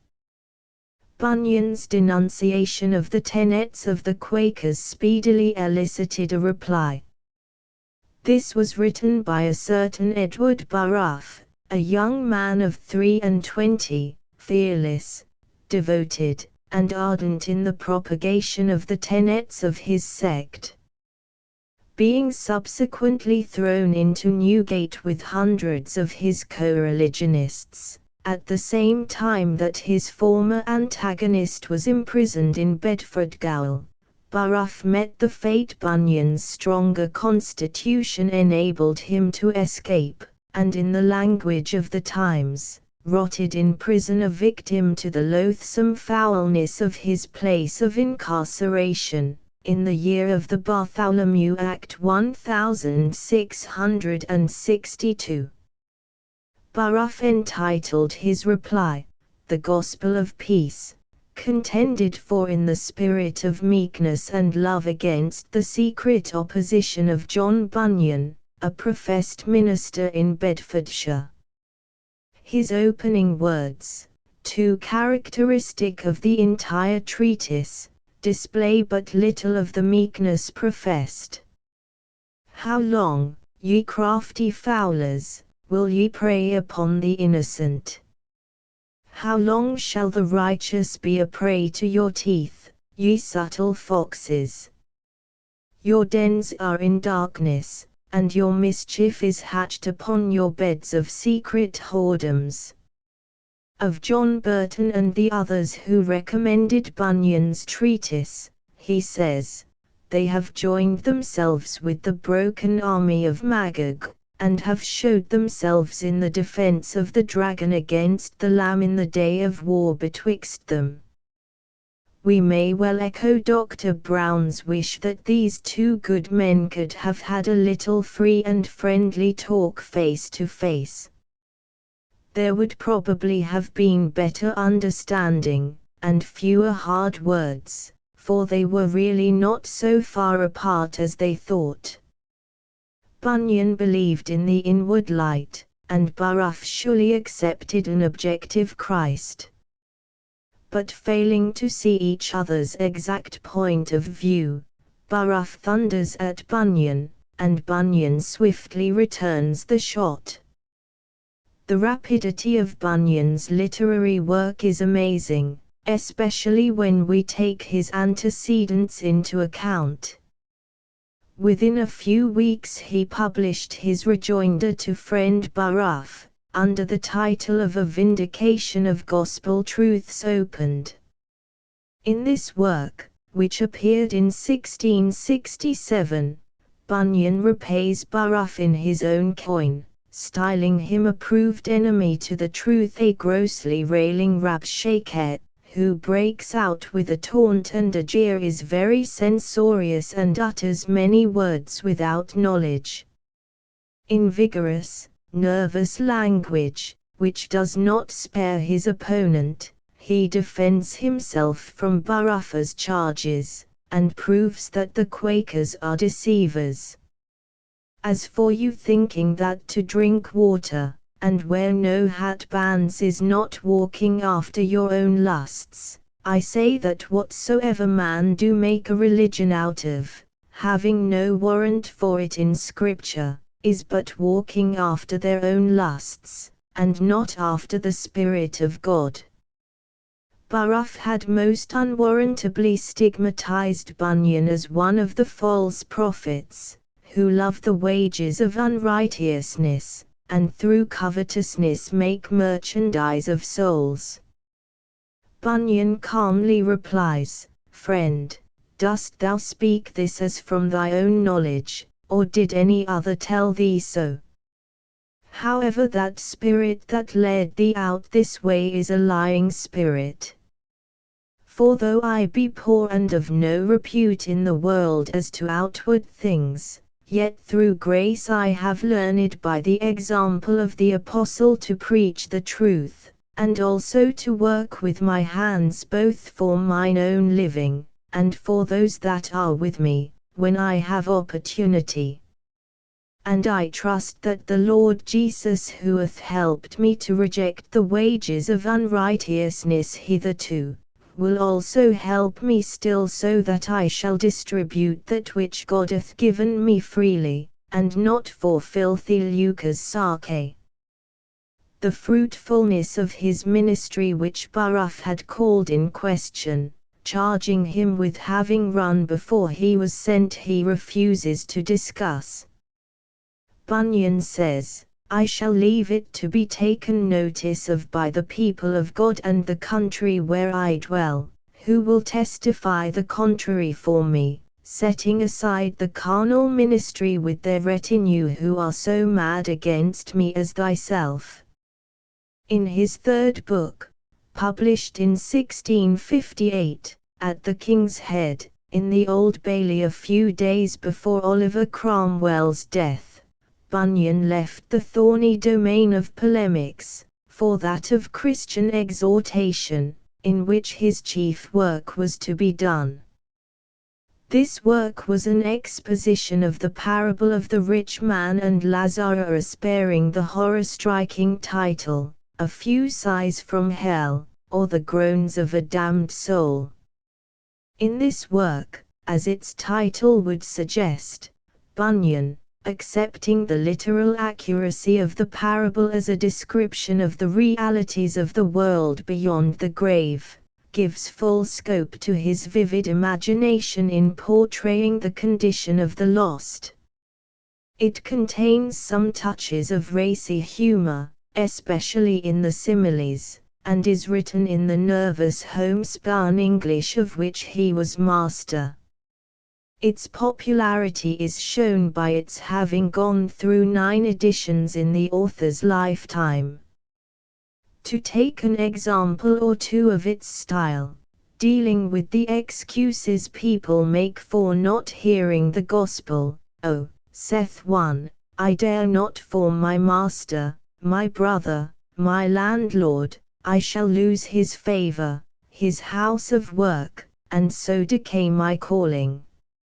Oh, saith another, I would willingly go in this way, but for my father, he chides me and tells me he will not stand my friend when I come to want, I shall never enjoy a pennyworth of his goods, he will disinherit me, and I dare not, saith another, for my husband, for he will be a railing, and tells me he will turn me out of doors. He will beat me and cut off my legs, and then turning from the hindered to the hinderers, oh, what red lines will there be against all those rich ungodly landlords, that so keep under their poor tenants that they dare not go out to hear the word for fear that their rent should be raised or they turned out of their houses. Think on this, you drunken proud rich, and scornful landlords, think on this, you mad-brained blasphemous husbands, that are against the godly and chaste conversation of your wives, also you that hold your servants so hard to it that you will not spare them time to hear the word, unless it will be where and when your lusts will let you. He bids the ungodly consider that the profits, pleasures, and vanities of the world will one day give thee the slip, and leave thee in the sands and the brambles of all that thou hast done. The careless man lies like the smith's dog at the foot of the anvil, though the fire sparks flee in his face. The rich man remembers how he once despised Lazarus, scrubbed beggarly Lazarus. What, shall I dishonor my fair sumptuous and gay house with such a scabbed creep hedge as he?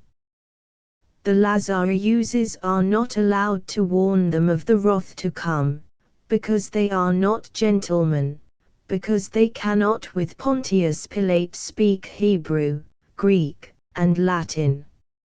Nay, they must not, shall not, speak to them, and all because of this.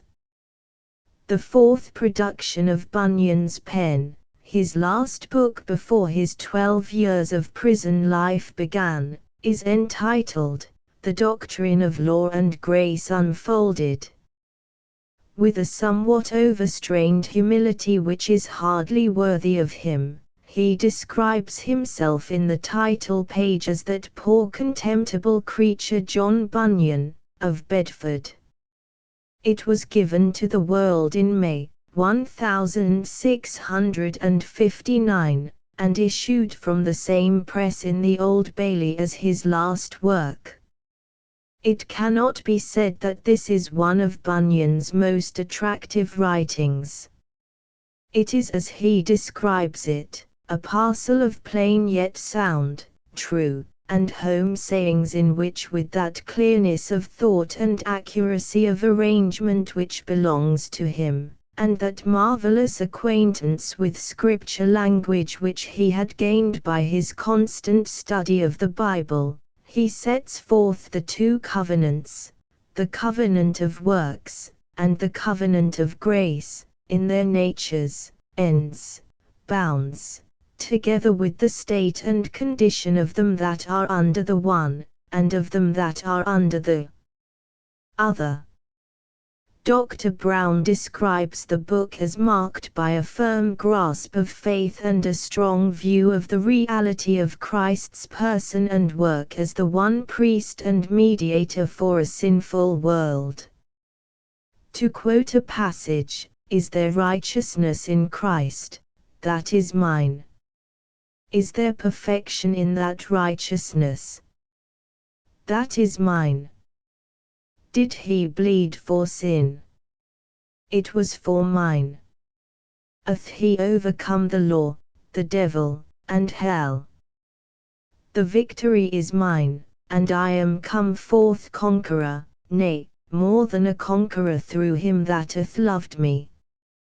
Lord, show me continually in the light of thy Spirit, through thy word, that Jesus that was born in the days of Caesar Augustus, when Mary, a daughter of Judah, went with Joseph to be taxed in Bethlehem, that he is the very Christ.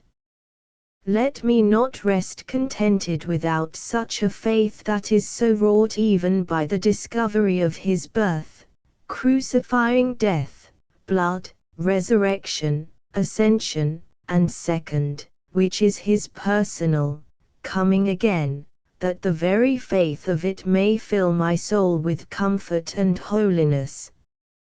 Up and down its pages we meet with vivid reminiscences of his own career, of which he can only speak with wonder and thankfulness. In the epistle to the reader which introduces it, occurs the passage already referred to describing his education. "I never went to school to Aristotle or Plato, but was brought up at my father's house in a very mean condition, among a company of poor countrymen." Of his own religious state before his conversion he thus speaks, When it pleased the Lord to begin to instruct my soul, He found me one of the black sinners of the world. He found me making a sport of oaths, and also of lies, and many a soul-poisoning meal did I make out of divers lusts, such as drinking, dancing, playing, pleasure with the wicked ones of the world, and so wedded was I to my sins, that thought I to myself, I will have them though I lose my soul.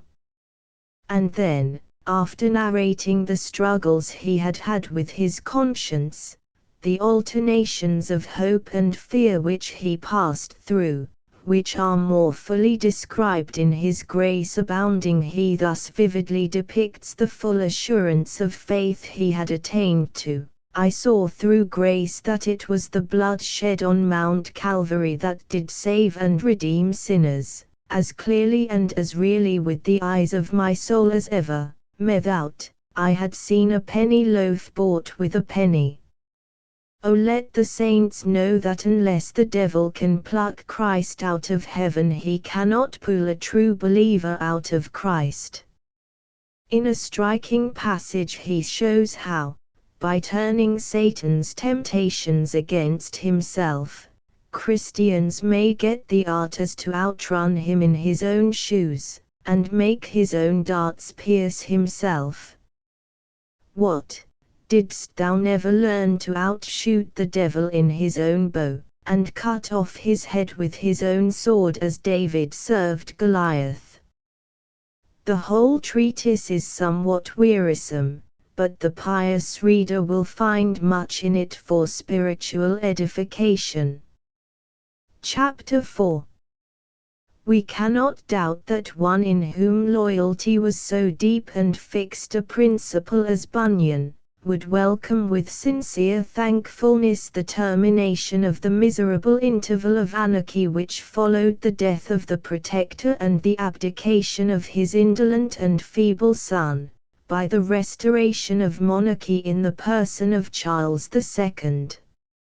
Even if some forebodings might have arisen that with the restoration of the old monarchy the old persecuting laws might be revived, which made it criminal for a man to think for himself in the matters which most nearly concerned his eternal interests, and to worship in the way which he found most helpful to his spiritual life, they would have been silenced by the promise, contained in Charles's declaration from breeder of liberty to tender consciences, and the assurance that no one should be disquieted for differences of opinion in religion, so long as such differences did not endanger the peace and well-being of the realm. If this declaration meant anything, it meant a breadth of toleration larger and more liberal than had been ever granted by Cromwell. Any fears of the renewal of persecution must be groundless. But if such dreams of religious liberty were entertained, they were speedily and rudely dispelled, and Bunyan was one of the first to feel the shock of the awakening. The promise was coupled with a reference to the mature deliberation of Parliament. With such a promise Charles's easy conscience was relieved of all responsibility. Whatever he might promise, the nation, and Parliament which was its mouthpiece, might set his promise aside. And if he knew anything of the temper of the people he was returning to govern, he must have felt assured that any scheme of comprehension was certain to be rejected by them. As Mr. Froude has said, before toleration is possible, men must have learned to tolerate toleration, and this was a lesson the English nation was very far from having learnt. At no time, perhaps, were they further from it. Puritanism had had its day, and had made itself generally detested. Deeply enshrined as it was in many earnest and devout hearts, such as Bunyan's, It was necessarily the religion not of the many, but of the few. It was the religion not of the common herd, but of a spiritual aristocracy.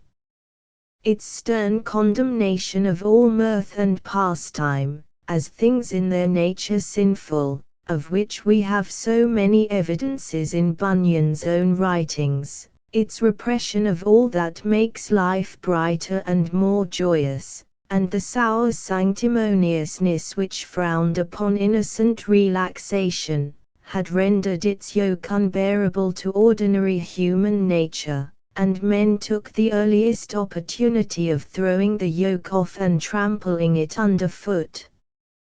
They hailed with rude and boisterous rejoicings the restoration of the monarchy which they felt, with a true instinct, involved the restoration of the old Church of England, the Church of their fathers and of the older among themselves, with its larger indulgence for the instincts of humanity, its wider comprehensiveness, and its more dignified and decorous ritual. The reaction from Puritanism pervaded all ranks. In no class, however, was its influence more powerful than among the country gentry. Most of them had been severe sufferers both in purse and person during the Protectorate.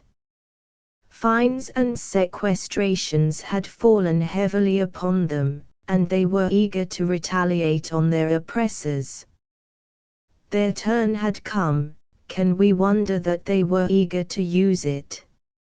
As Mr. J. R. Green has said, the Puritan, the Presbyterian, the Commonwealthsman, all were at their feet. Their whole policy appeared to be dictated by a passionate spirit of reaction. The oppressors of the parson had been the oppressors of the squire. The sequestrator who had driven the one from his parsonage had driven the other from his manor house. Both had been branded with the same charge of malignity. Both had suffered together, and the new Parliament was resolved that both should triumph together. The feeling thus eloquently expressed goes far to explain the harshness which Bunyan experienced at the hands of the administrators of justice at the crisis of his life at which we have now arrived. Those before whom he was successively arraigned belonged to this very class, which, having suffered most severely during the Puritan usurpation, was least likely to show consideration to a leading teacher of the Puritan body. Nor were reasons wanting to justify their severity. The circumstances of the times were critical. The public mind was still in an excitable state, agitated by the wild schemes of political and religious enthusiasts plotting to destroy the whole existing framework both of church and state, and set up their own chimerical fabric. We cannot be surprised that, as Southey has said, after all the nation had suffered from fanatical zeal, the government, rendered suspicious by the constant sense of danger, was led as much by fear as by resentment to severities which are explained by the necessities of self-defense and which the nervous apprehensions of the nation not only condoned, but incited. Already churchmen in Wales had been taking the law into their own hands, and manifesting their orthodoxy by harrying Quakers and nonconformists. In the May and June of this year, we hear of sectaries being taken from their beds and haled to prison, and brought manacled to the quarter sessions and committed to loathsome dungeons. Matters had advanced since then. The Church had returned in its full power and privileges together with the monarchy, and everything went back into its old groove. every act passed for the disestablishment and disendowment of the Church was declared a dead letter. Those of the ejected incumbents who remained alive entered again into their parsonages, and occupied their pulpits as of old. The surviving bishops returned to their sees, and the whole existing statute law regarding the Church revived from its suspended animation. No new enactment was required to punish nonconformists and to silence their ministers, though, to the disgrace of the nation and its parliament, many new ones were subsequently passed, with ever-increasing disabilities. The various acts of Elizabeth supplied all that was needed. Under these acts all who refused to attend public worship in their parish churches were subject to fines, while those who resorted to conventicles were to be imprisoned till they made their submissions. If at the end of 3 months they refused to submit, they were to be banished the realm, and if they returned from banishment, without permission of the crown, they were liable to execution as felons. This long disused sword was now drawn from its rusty sheath to strike terror into the hearts of nonconformists. It did not prove very effectual. All the true-hearted men preferred to suffer rather than yield in so sacred a cause. Bunyan was one of the earliest of these, as he proved one of the staunchest. Early in October 1660, the country magistrates meeting in Bedford issued an order for the public reading of the Liturgy of the Church of England. Such an order Bunyan would not regard as concerning him. Anyhow, he would not give obeying it a thought. One of the things we least like in Bunyan is the feeling he exhibits towards the Book of Common Prayer. To him it was an accursed thing, the badge and token of a persecuting party, a relic of popery which he exhorted his adherents to take heed that they touched not if they would be steadfast in the faith of Jesus Christ. Nothing could be further from his thoughts than to give any heed to the magistrate's order to go to church and pray after the form of men's inventions. The time for testing Bunyan's resolution was now near at hand.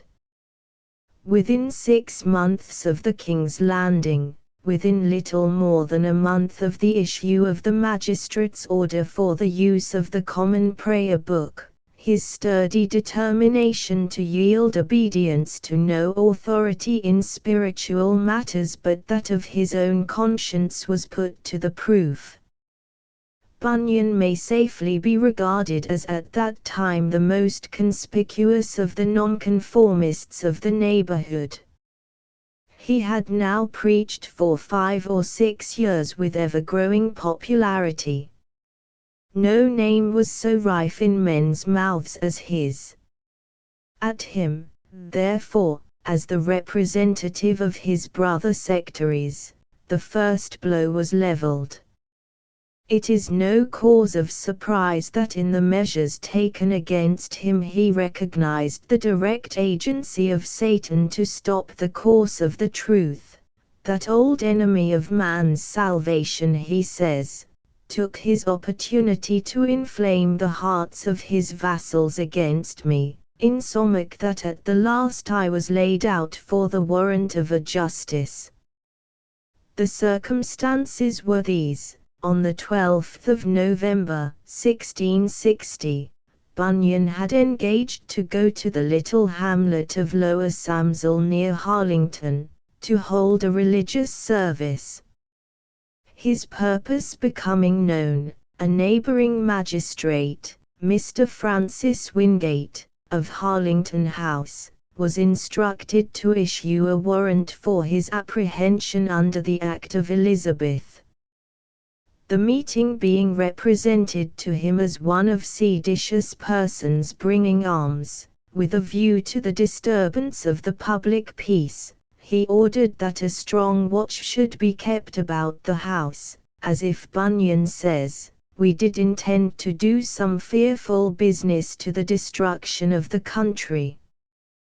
The intention to arrest him oozed out, and on Bunyan's arrival the whisperings of his friends warned him of his danger. He might have easily escaped if he had been minded to play the coward. Some advised it, especially the brother at whose house the meeting was to take place. He, living by them, knew what spirit the magistrates were of before whom Bunyan would be taken if arrested, and the small hope there would be of his avoiding being committed to gaol. The man himself, as a harbourer of a conventicle, would also run no small danger of the same fate, but Bunyan generously acquits him of any selfish object in his warning. He was, I think, more afraid of, for me, than of, for himself. The matter was clear enough to Bunyan. At the same time it was not to be decided in a hurry. The time fixed for the service not being yet come, Bunyan went into the meadow by the house, and pacing up and down thought the question well out. If he who had up to this time showed himself hearty and courageous in his preaching, and had made it his business to encourage others, were now to run and make an escape, it would be of an ill savour in the country. If he were now to flee because there was a warrant out for him, would not the weak and newly converted brethren be afraid to stand when great words only were spoken to them? God had, in his mercy, chosen him to go on the forlorn hope, to be the first to be opposed for the gospel. What a discouragement it must be to the whole body if he were to fly! No, he would never by any cowardliness of his give occasion to the enemy to blaspheme the gospel. So back to the house he came with his mind made up. He had come to hold the meeting, and hold the meeting he would. He was not conscious of saying or doing any evil. If he had to suffer, it was the Lord's will, and he was prepared for it. He had a full hour before him to escape if he had been so minded, but he was resolved not to go away. He calmly waited for the time fixed for the brethren to assemble, and then, without hurry or any show of alarm, he opened the meeting in the usual manner, with prayer for God's blessing.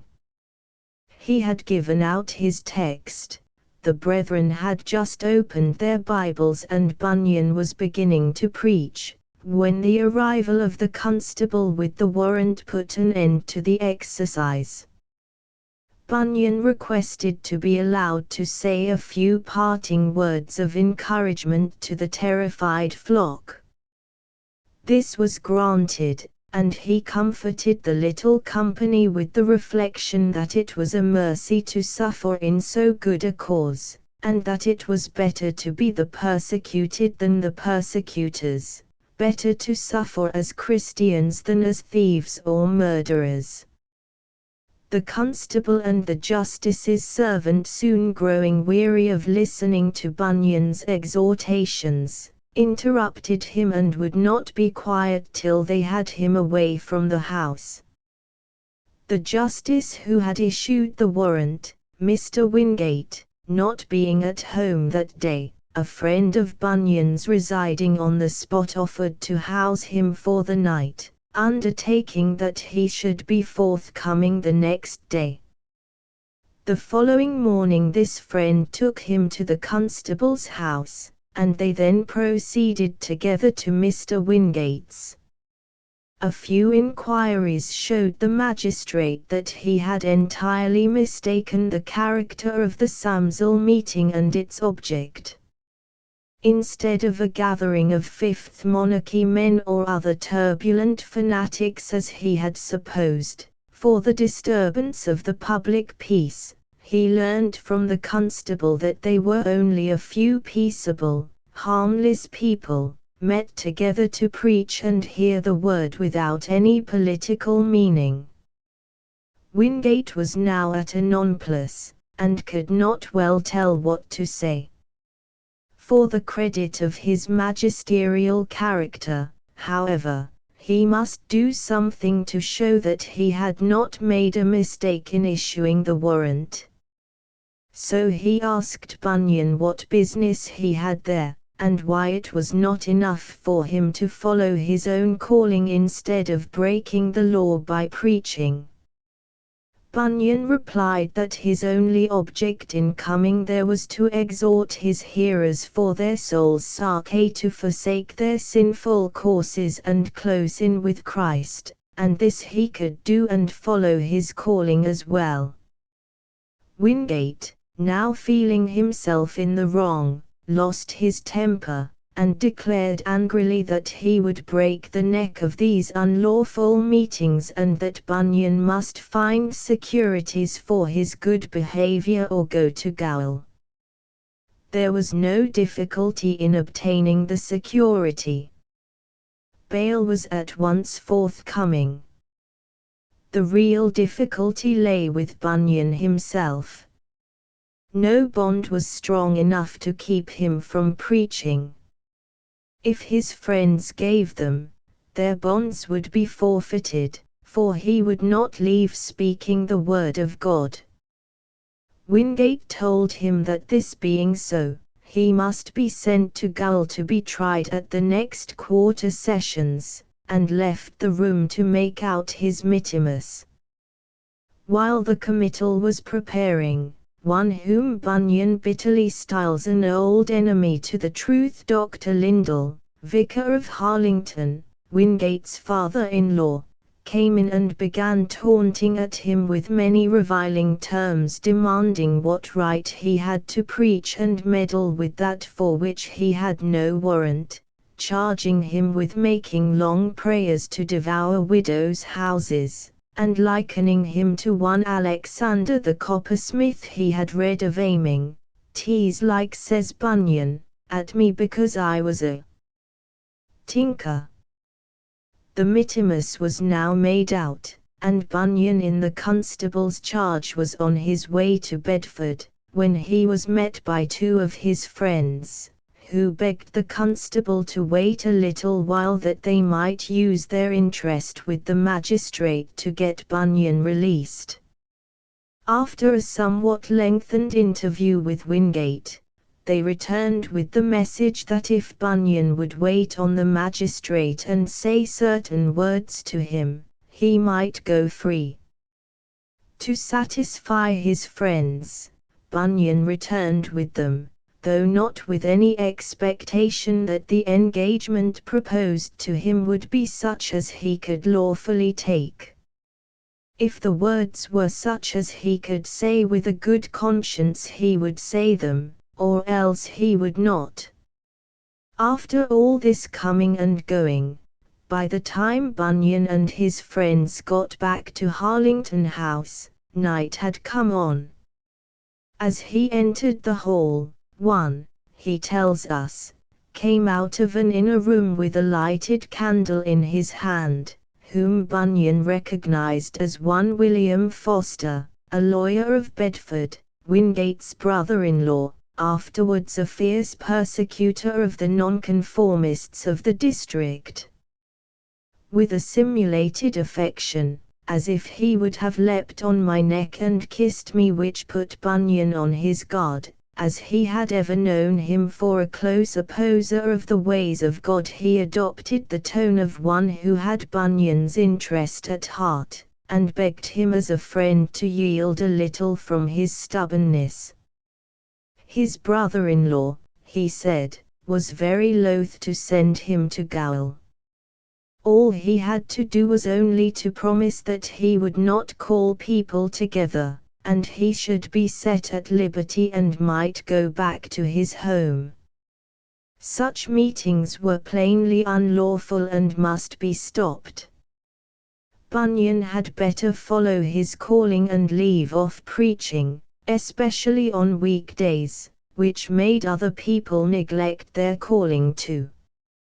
God commanded men to work 6 days and serve him on the seventh.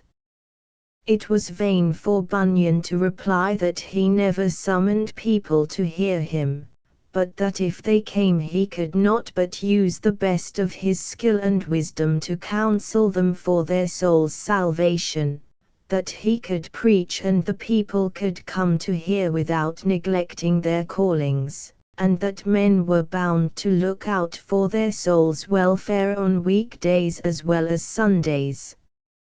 Neither could convince the other. Bunyan's stubbornness was not a little provoking to Foster, and was equally disappointing to Wingate. They both evidently wished to dismiss the case, and intentionally provided a loophole for Bunyan's escape. The promise put into his mouth, that he would not call the people together, was purposely devised to meet his scrupulous conscience. But even if he could keep the promise in the letter, Bunyan knew that he was fully purposed to violate its spirit. He was the last man to forfeit self-respect by playing fast and loose with his conscience. All evasion was foreign to his nature. The long interview came to an end at last. Once again Wingate and Foster endeavored to break down Bunyan's resolution, but when they saw he was at a point, and would not be moved or persuaded, the mittimus was again put into the constable's hands, and he and his prisoner were started on the walk to Bedford Gaol. It was dark, as we have seen, when this protracted interview began. It must have now been deep in the night. Bunyan gives no hint whether the walk was taken in the dark or in the daylight. There was however no need for haste. Bedford was 13 miles away, and the constable would probably wait till the morning to set out for the prison which was to be Bunyan's home for 12 long years, to which he went carrying, he says, the peace of God along with me, and his comfort in my poor soul. Chapter V.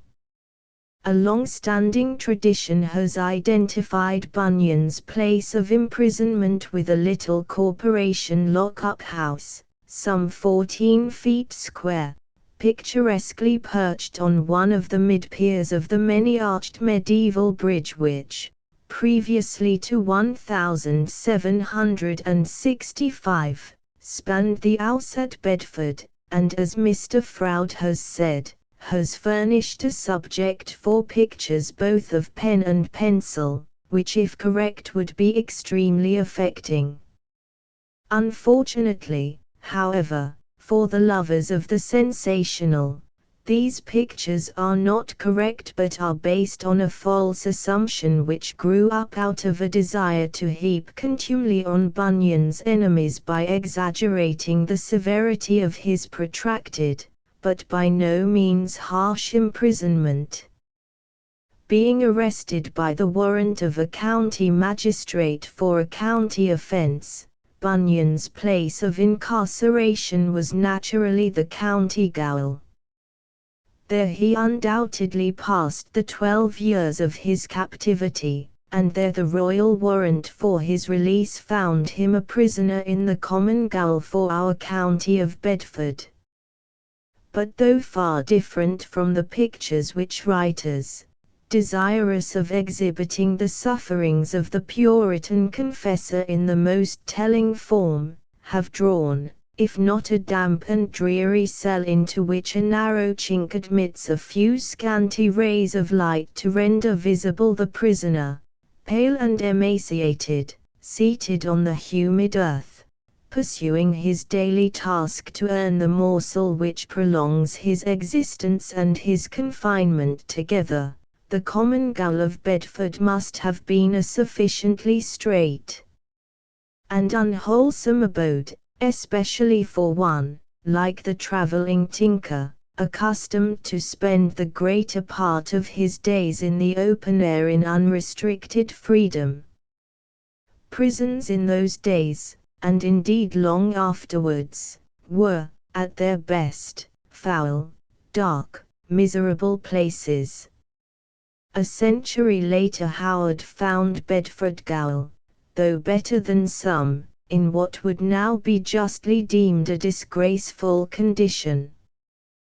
One who visited Bunyan during his confinement speaks of it as an uncomfortable and close prison.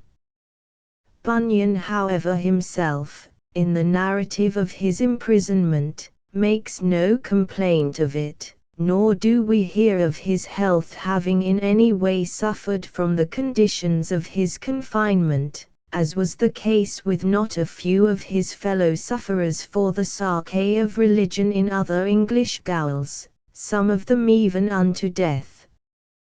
Bad as it must have been to be a prisoner, as far as his own testimony goes, there is no evidence that his imprisonment, though varying in its strictness with his various gaolers, was aggravated by any special severity, and, as Mr. Froude has said, it is unlikely that at any time he was made to suffer any greater hardships than were absolutely inevitable.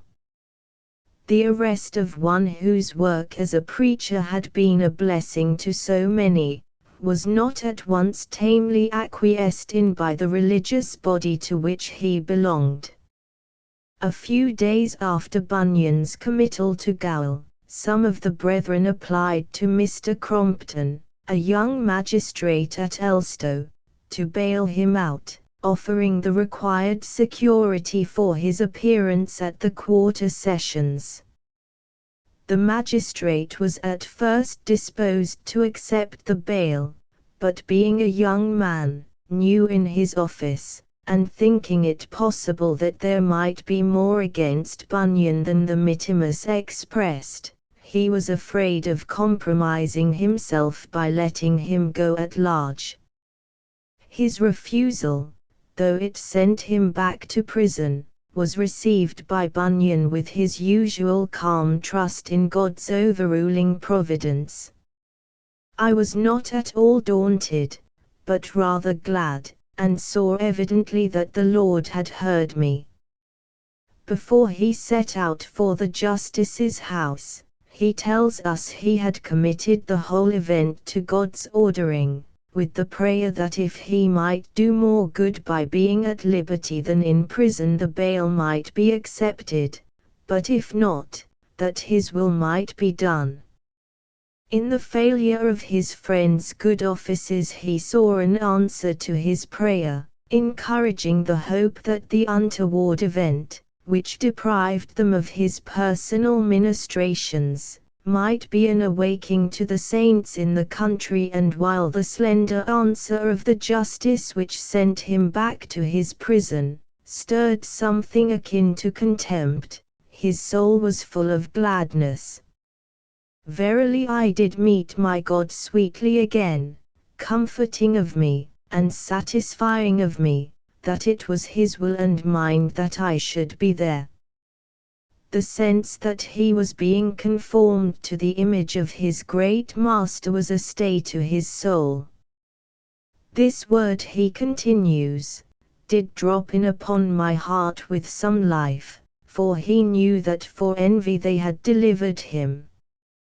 7 weeks after his committal, early in January, 1661, the quarter sessions came on, and John Bunyan, of the town of Bedford, labourer, was indicted in the customary form for having devilishly and perniciously abstained from coming to church to hear divine service, and as a common upholder of several unlawful meetings and conventions, to the great disturbance and distraction of the good subjects of the kingdom. The chairman of the bench was the brutal and blustering Sir John Keeling, the prototype of Bunyan's Lord Hatergood in Faithful's trial at Vanity Fair, who afterwards, by his base subserviency to an infamous government, climbed to the Lord Chief Justice's seat, over the head of Sir Matthew Hale. Keeling had suffered much from the Puritans during the Great Rebellion, when, according to Clarendon, he was always in gaol and was by no means disposed to deal leniently with an offender of that persuasion. His brethren of the bench were country gentlemen hating Puritanism from their heart, and eager for retaliation for the wrongs it had wrought them. From such a bench, even if Bunyan had been less uncompromising, no leniency was to be anticipated. But Bunyan's attitude forbade any leniency. As the law stood, he had indisputably broken it, and he expressed his determination, respectfully but firmly, to take the first opportunity of breaking it again. I told them that if I was let out of prison today I would preach the gospel again tomorrow by the help of God. We may dislike the tone adopted by the magistrates towards the prisoner, we may condemn it as overbearing and contemptuous, we may smile at Keeling's expositions of Scripture and his stock arguments against unauthorized prayer and preaching, though we may charitably believe that Bunyan misunderstood him when he makes him say that the Book of Common Prayer had been ever since the Apostles' time, we may think that the prisoner, in his canting peddler's French as Keeling called it, had the better of his judges in knowledge of the Bible, in Christian charity, as well as in dignity and in common sense, and that they showed their wisdom in silencing him in court. Let him speak no further, said one of them, he will do harm, since they could not answer him more convincingly, but his legal offense was clear. He confessed to the indictment, if not in express terms, yet virtually. He and his friends had held many meetings together, both to pray to God and to exhort one another. I confessed myself guilty no otherwise. Such meetings were forbidden by the law, which it was the duty of the justices to administer, and they had no choice whether they would convict or no. Perhaps they were not sorry they had no such choice. Bunyan was a most impracticable prisoner, and as Mr. Froude says, the magistrates being but unregenerate mortals may be pardoned if they found him provoking. The sentence necessarily followed. It was pronounced, not, we are sure reluctantly, by Keeling, in the terms of the Act. He was to go back to prison for 3 months. If at 3 months' end he still refused to go to church to hear divine service and leave his preaching, he was to be banished the realm, in modern language transported, and if he came back again without special royal license he must stretch by the neck for it. This, said Keeling, I tell you plainly.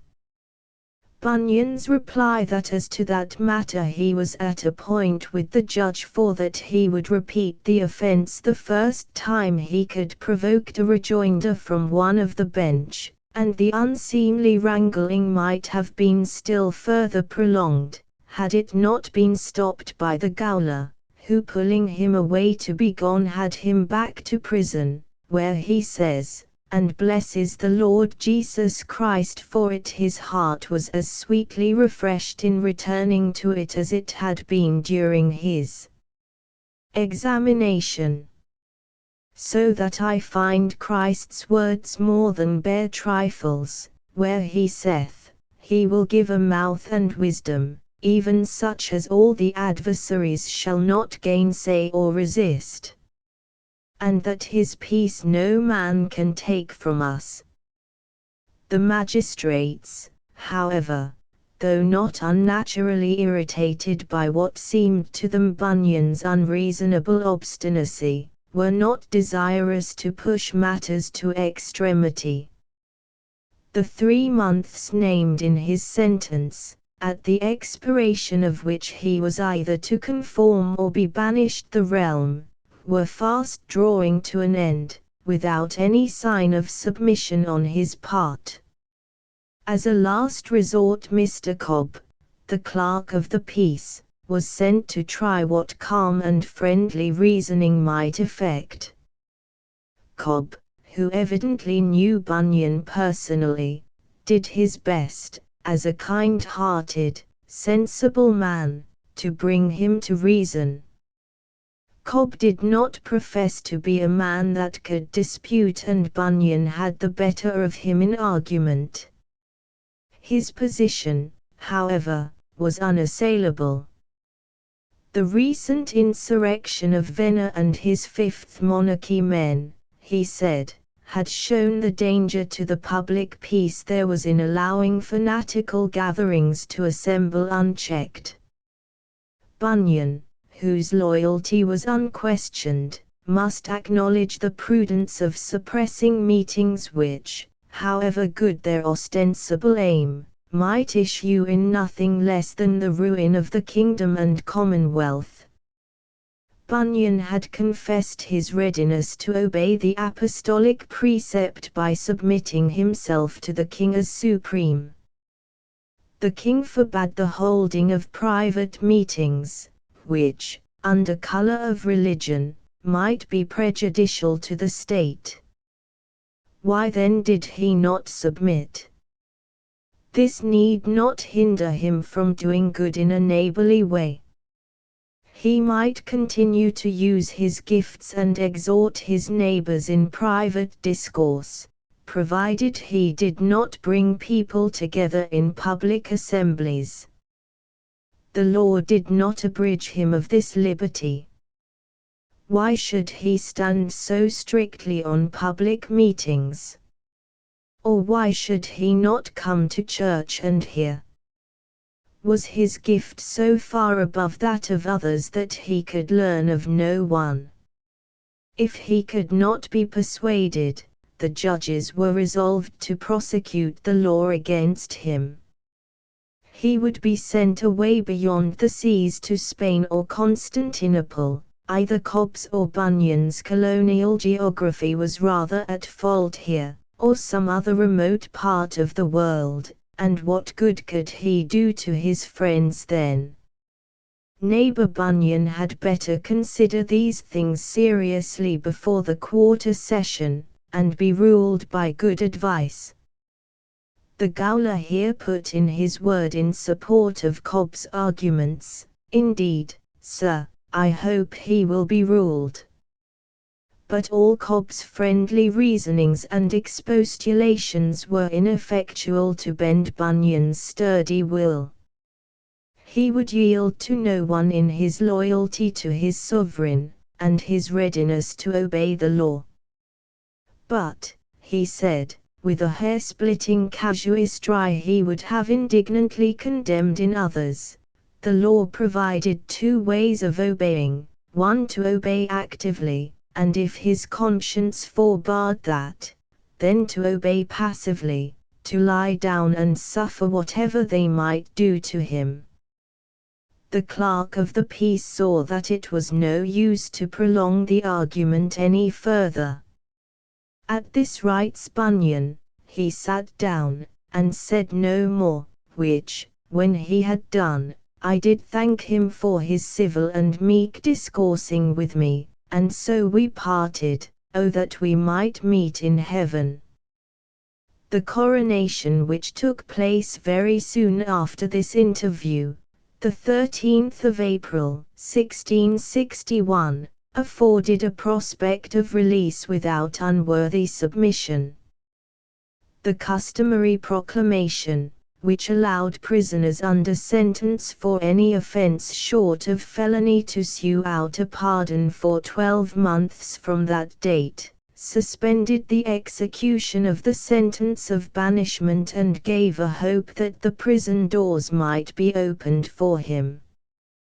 The local authorities taking no steps to enable him to profit by the royal clemency, by inserting his name in the list of pardonable offenders, his second wife, Elizabeth, travelled up to London, no slight venture for a young woman not so long raised from the sick bed on which the first news of her husband's arrest had laid her, and with dauntless courage made her way to the House of Lords, where she presented her petition to one of the peers, whom she calls Lord Barkwood, but whom, unfortunately, we cannot now identify.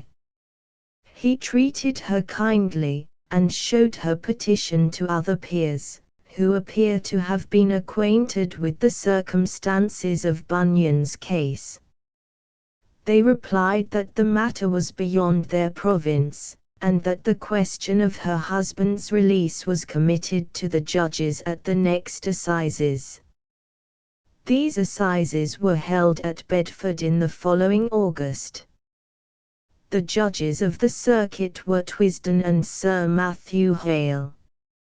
From the latter, the friend of Richard Baxter, who, as Burnet records, took great care to cover the nonconformists, whom he thought too hardly used, all he could from the 70s some designed, and discouraged those who were inclined to stretch the laws too much against them.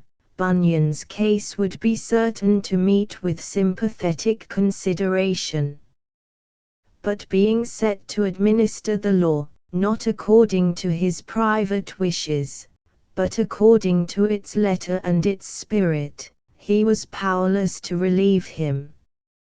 3 several times did Bunyan's noble-hearted wife present her husband's petition that he might be heard, and his case taken impartially into consideration. But the law forbade what Burnet calls Sir Matthew Hale's tender and compassionate nature to have free exercise. He received the petition very mildly at her hand, telling her that he would do her and her husband the best good he could, but he feared he could do none. His brother judge's reception of her petition was very different. Having thrown it into the coach, Twisden snapped her up, telling her, what after all was no more than the truth, that her husband was a convicted person, and could not be released unless he would promise to obey the law and abstain from preaching. On this the High Sheriff, Edmund Wild, of Houghton Conquest, spoke kindly to the poor woman, and encouraged her to make a fresh application to the judges before they left the town. So she made her way, with abashed face and trembling heart, to the large chamber at the Old Swan Inn at the bridge foot, where the 2 judges were receiving a large number of the justices of the peace and other gentry of the county. Addressing Sir Matthew Hale, she said, "My lord, I make bold to come again to your lordship to know what may be done with my husband." Hale received her with the same gentleness as before, repeated what he had said previously, that as her husband had been legally convicted, and his conviction was recorded, unless there was something to undo that he could do her no good. Twisden, on the other hand, got violently angry, charged her brutally with making poverty her cloak, told her that her husband was a breaker of the peace, whose doctrine was the doctrine of the devil, and that he ran up and down and did harm, while he was better maintained by his preaching than by following his tinker's craft. At last he waxed so violent that withal she thought he would have struck her. In the midst of all his coarse abuse, however, Twisden hit the mark when he asked, "What, you think we can do what we list?" And when we find Hale, confessedly the soundest lawyer of the time, whose sympathies were all with the prisoner, after calling for the statute book, thus summing up the matter, "I am sorry, woman, that I can do thee no good. Thou must do one of these three things, viz., either apply thyself to the king, or sue out his pardon, or get a writ of error, which last," he told her, "would be the cheapest course." We may feel sure that Bunyan's petition was not granted because it could not be granted legally. The blame of his continued imprisonment lay, if anywhere, with the law, not with its administrators. This is not always borne in mind as it ought to be. As Mr. Froude remarks, persons often choose to forget that judges are sworn to administer the law which they find, and rail at them as if the sentences which they are obliged by their oath to pass were their own personal acts. It is not surprising that Elizabeth Bunyan was unable to draw this distinction, and that she left the Swan Chamber in tears, not, however, so much at what she thought the judge's hard-heartedness to her and her husband as at the thought of the sad account such poor creatures would have to give hereafter, for what she deemed their opposition to Christ and his gospel. No steps seem to have been taken by Bunyan's wife, or any of his influential friends, to carry out either of the expedients named by Hale. It may have been that the money needed was not forthcoming, or, what Southey remarks is quite probable, because it is certain that Bunyan, thinking himself in conscience bound to preach in defiance of the law, would soon have made his case worse than it then was. At the next assizes, which were held in January, 1662, Bunyan again made strenuous efforts to get his name put on the calendar of felons, that he might have a regular trial before the king's judges and be able to plead his cause in person. This, however, was effectually thwarted by the unfriendly influence of the county magistrates by whom he had been committed, and the clerk of the peace, Mr. Cobb, who, having failed in his kindly meant attempt to induce neighbour Bunyan to conform, had turned bitterly against him and become one of his chief enemies. Thus writes Bunyan, "Was I hindered and prevented at that time also from appearing before the judge, and left in prison. Of this prison, the county gaol of Bedford, he remained an inmate, with one short interval in 1666, for the next 12 years, till his release by order of the Privy Council, the 17th of May, 1672. Chapter 6. The exaggeration of the severity of Bunyan's imprisonment, long current, now that the facts are better known, has led, by a very intelligible reaction, to an undue depreciation of it. Mr. Froude thinks that his incarceration was intended to be little more than nominal and was really meant in kindness by the authorities, who respected his character as the best means of preventing him from getting himself into greater trouble by repeating an offence that would compel them to adopt harsh measures which they were earnestly trying to avoid. If convicted again he must be transported, and they were unwilling to drive him out of the country. It is, however, to be feared that it was no such kind consideration for the tinker preacher which kept the prison doors closed on Bunyan. To the justices he was simply an obstinate lawbreaker, who must be kept in prison as long as he refused compliance with the act. If he rotted in gaol, as so many of his fellow sufferers for conscience sake did in those unhappy times, it was no concern of theirs. He and his stubbornness would be alone to blame. It is certainly true that during a portion of his captivity, Bunyan, in Dr. Brown's words, had an amount of liberty which in the case of a prisoner nowadays would be simply impossible. But the mistake has been made of extending to the whole period an indulgence which belonged only to a part, and that a very limited part of it.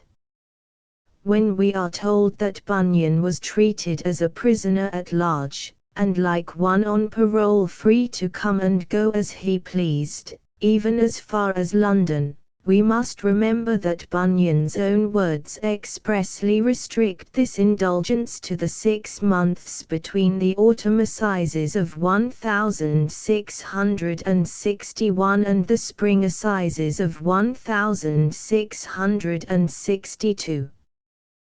Between these two assizes he says, I had by my jailor some liberty granted me more than at the first.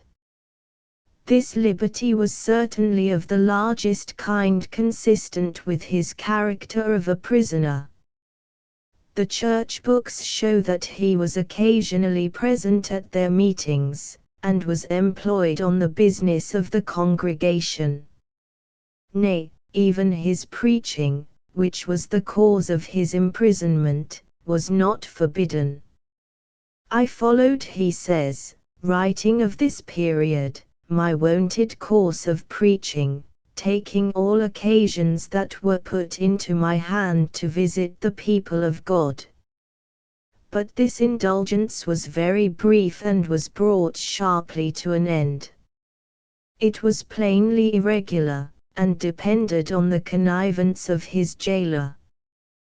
We cannot be surprised that when it came to the magistrate's ears, my enemies Bunyan rather unworthily calls them, they were seriously displeased. Confounding Bunyan with the Fifth Monarchy men and other turbulent sectaries, they imagined that his visits to London had a political object, to plot, and raise division, and make insurrections which, he honestly adds, God knows was a slander. The jailer was all but cast out of his place and threatened with an indictment for breach of trust, while his own liberty was so seriously straitened that he was prohibited even to look out at the door. The last time Bunyan's name appears as present at a church meeting is the 28th of October, 1661, nor do we see it again till the 9th of October, 1668, only 4 years before his 12 years' term of imprisonment expired. But though his imprisonment was not so severe, nor his prison quite so narrow and wretched as some word painters have described them, during the greater part of the time his condition was a dreary and painful one, especially when spent, as it sometimes was, under cruel and oppressive jailers. The enforced separation from his wife and children, especially his tenderly loved blind daughter, Mary, was a continually renewed anguish to his loving heart. The parting with them, he writes, hath often been to me as pulling the flesh from the bones, and that not only because I am somewhat too fond of these great mercies, but also because I should often have brought to my mind the many hardships, miseries, and wants my poor family was like to meet with, should I be taken from them, especially my poor blind child, who lay nearer to my heart than all beside. Poor child, thought I, thou must be beaten, thou must beg, thou must suffer hunger, cold, nakedness, and 1,000 calamities, though I cannot now endure the wind should blow on thee. Oh, the thoughts of the hardships my blind one might go under would break my heart to pieces. He seemed to himself like a man pulling down his house on his wife and children's head, and yet he felt, I must do it, oh, I must do it. He was also, he tells us, at one time, being but a young prisoner greatly troubled by the thoughts that for aught he could tell his imprisonment might end at the gallows, not so much that he dreaded death as that he was apprehensive that when it came to the point, even if he made a scrabbling shift to clamber up the ladder, he might play the coward and so do discredit to the cause of religion. I was ashamed to die with a pale face and tottering knees for such a cause as this. The belief that his imprisonment might be terminated by death on the scaffold, however groundless, evidently weighed long on his mind. The closing sentences of his third prison book, Christian Behavior, published in 1663, the second year of his durance, clearly point to such an expectation. Thus have I in few words written to you before I die, not knowing the shortness of my life, nor the hindrances that hereafter I may have of serving my God and you. The ladder of his apprehensions was, as Mr. Froude has said, an imaginary ladder, but it was very real to Bunyan.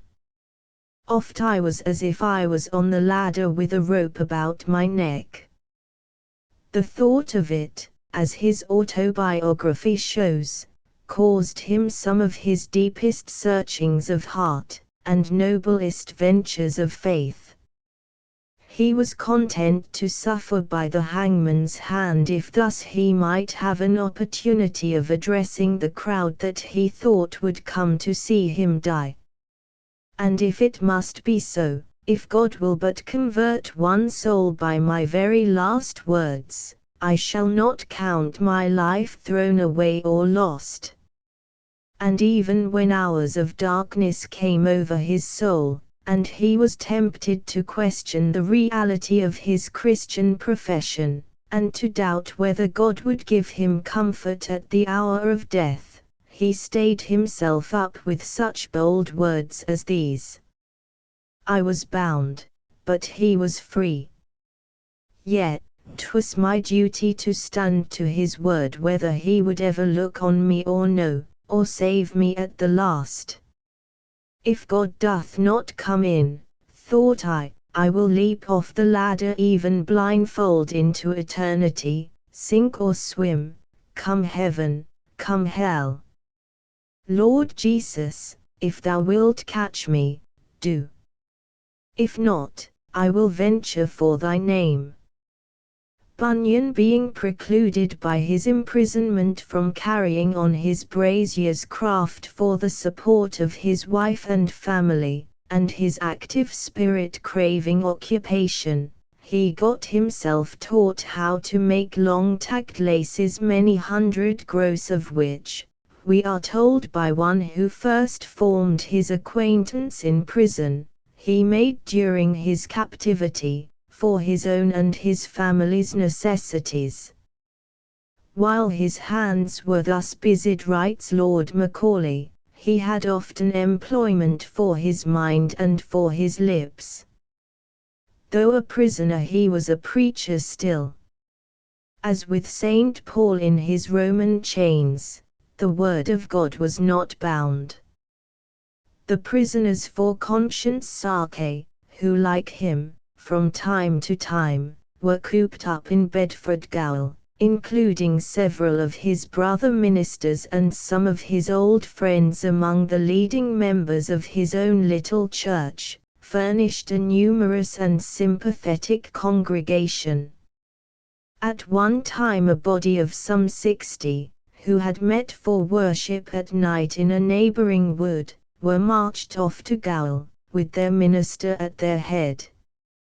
But while all about him was in confusion, his spirit maintained its even calm, and he could at once speak the words of strength and comfort that were needed.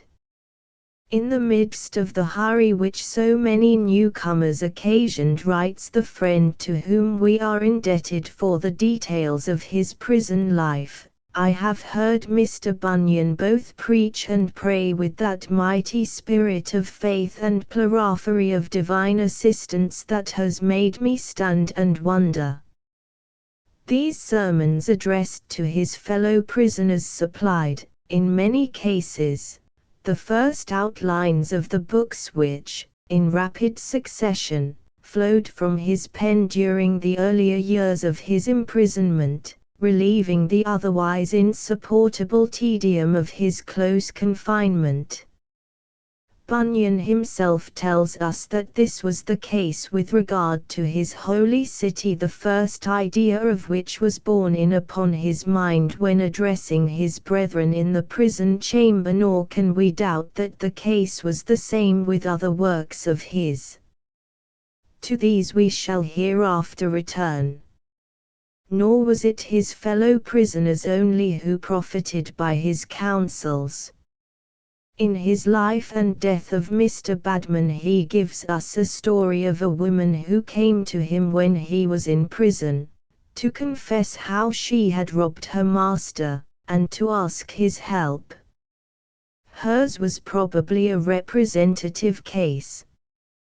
The time spared from his handicraft, and not employed in religious counsel and exhortation, was given to study and composition. For this his confinement secured him the leisure which otherwise he would have looked for in vain. The few books he possessed he studied indefatigably. His library was, at least at one period, a very limited one. The least and the best library, writes a friend who visited him in prison, that I ever saw, consisting only of 2 books, the Bible, and Fox's Book of Martyrs. But with these 2 books, writes Mr. Froude, he had no cause to complain of intellectual destitution. Bunyan's mode of composition, though certainly exceedingly rapid, thoughts succeeding one another with a quickness akin to inspiration, was anything but careless. The labor with him was unsparing. It was, he tells us, first with doing, and then with undoing, and after that with doing again, that his books were brought to completion, and became what they are, a mine of evangelical Calvinism of the richest ore, entirely free from the narrow dogmatism and harsh predestinarianism of the great Genevan divine, books which for clearness of thought, lucidity of arrangement, felicity of language, rich even if sometimes homely force of illustration, and earnestness of piety have never been surpassed. Bunyan's prison life, when the first bitterness of it was past, and habit had done away with its strangeness, was a quiet and, it would seem, not an unhappy one. A manly self-respect bore him up and forbade his dwelling on the darker features of his position, or thinking or speaking harshly of the authors of his durance. He was, writes one who saw him at this time, mild and affable in conversation, not given to loquacity or to much discourse unless some urgent occasion required. It was observed he never spoke of himself or his parents, but seemed low in his own eyes. He was never heard to reproach or revile, whatever injury he received, but rather rebuked those who did so. He managed all things with such exactness as if he had made it his study not to give offense. According to his earliest biographer, Charles Doe, in 1666, the year of the fire of London, after Bunyan had lain 6 years in Bedford Gaol, by the intercession of some interest or power that took pity on his sufferings, he enjoyed a short interval of liberty.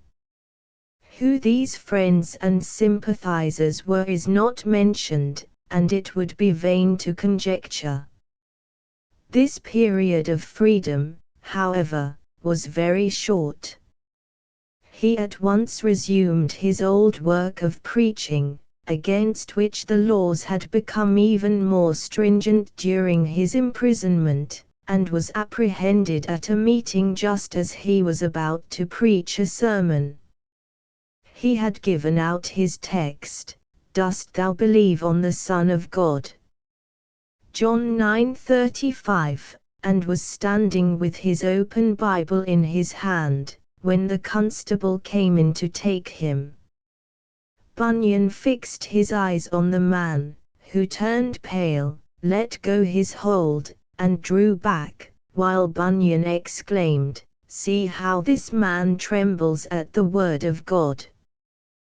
This is all we know of his second arrest, and even this little is somewhat doubtful. The time, the place, the circumstances, are as provokingly vague as much else of Bunyan's life. The fact, however, is certain.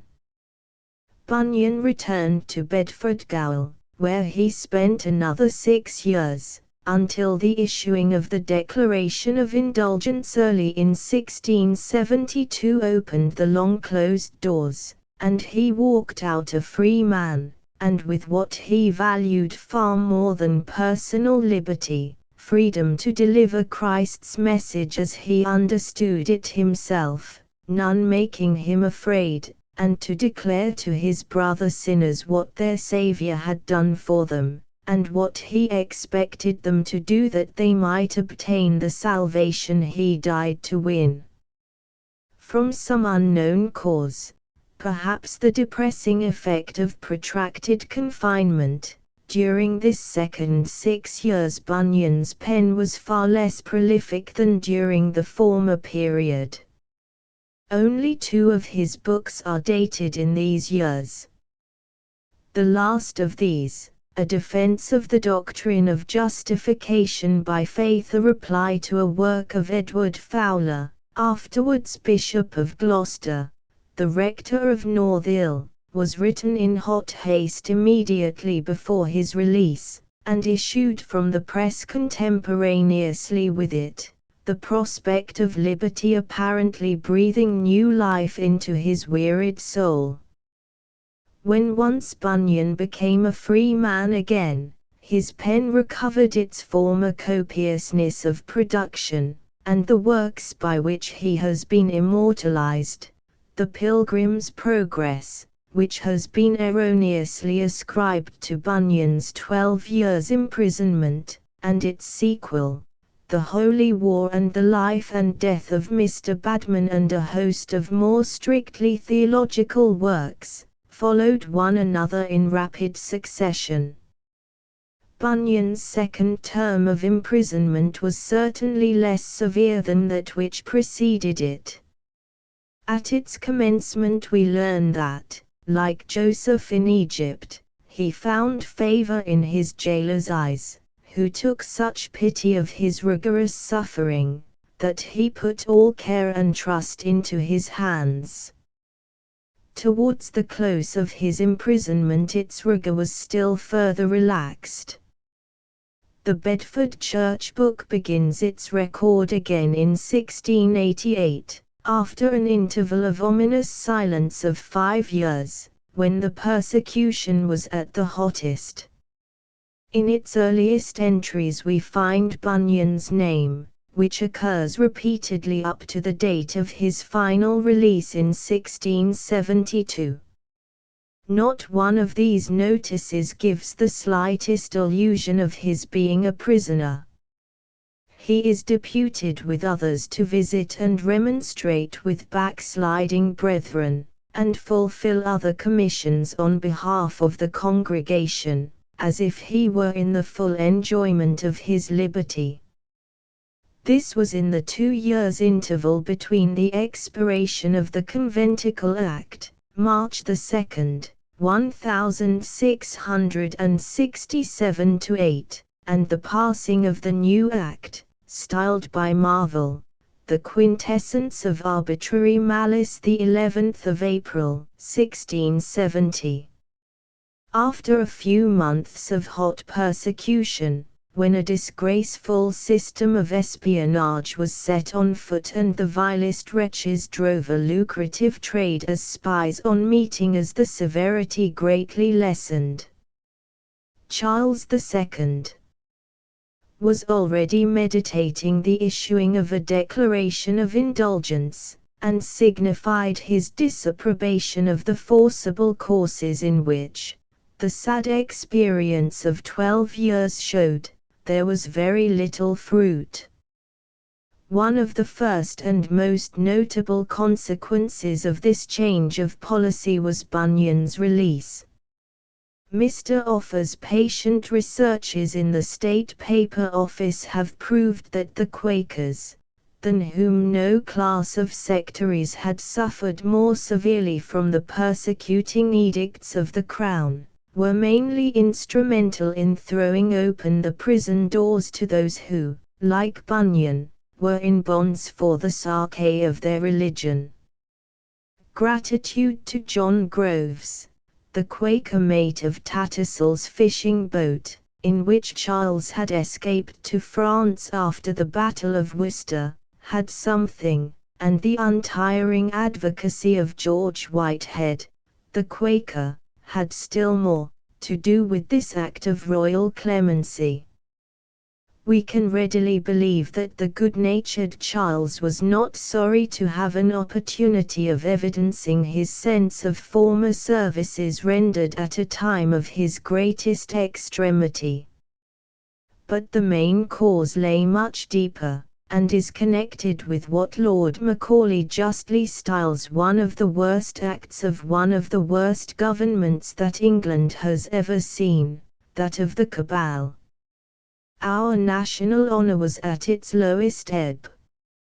Charles had just concluded the profligate Treaty of Dover, by which, in return for the protection he sought from the French king, he declared himself a Roman Catholic at heart, and bound himself to take the first opportunity of changing the present state of religion in England for a better and restoring the authority of the Pope.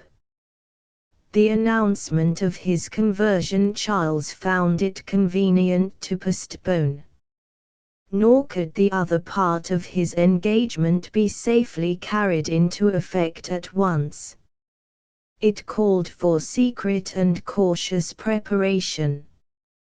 But to pave the way for it, by an unconstitutional exercise of his prerogative he issued a declaration of indulgence which suspended all penal laws against whatever sort of nonconformists or recusants.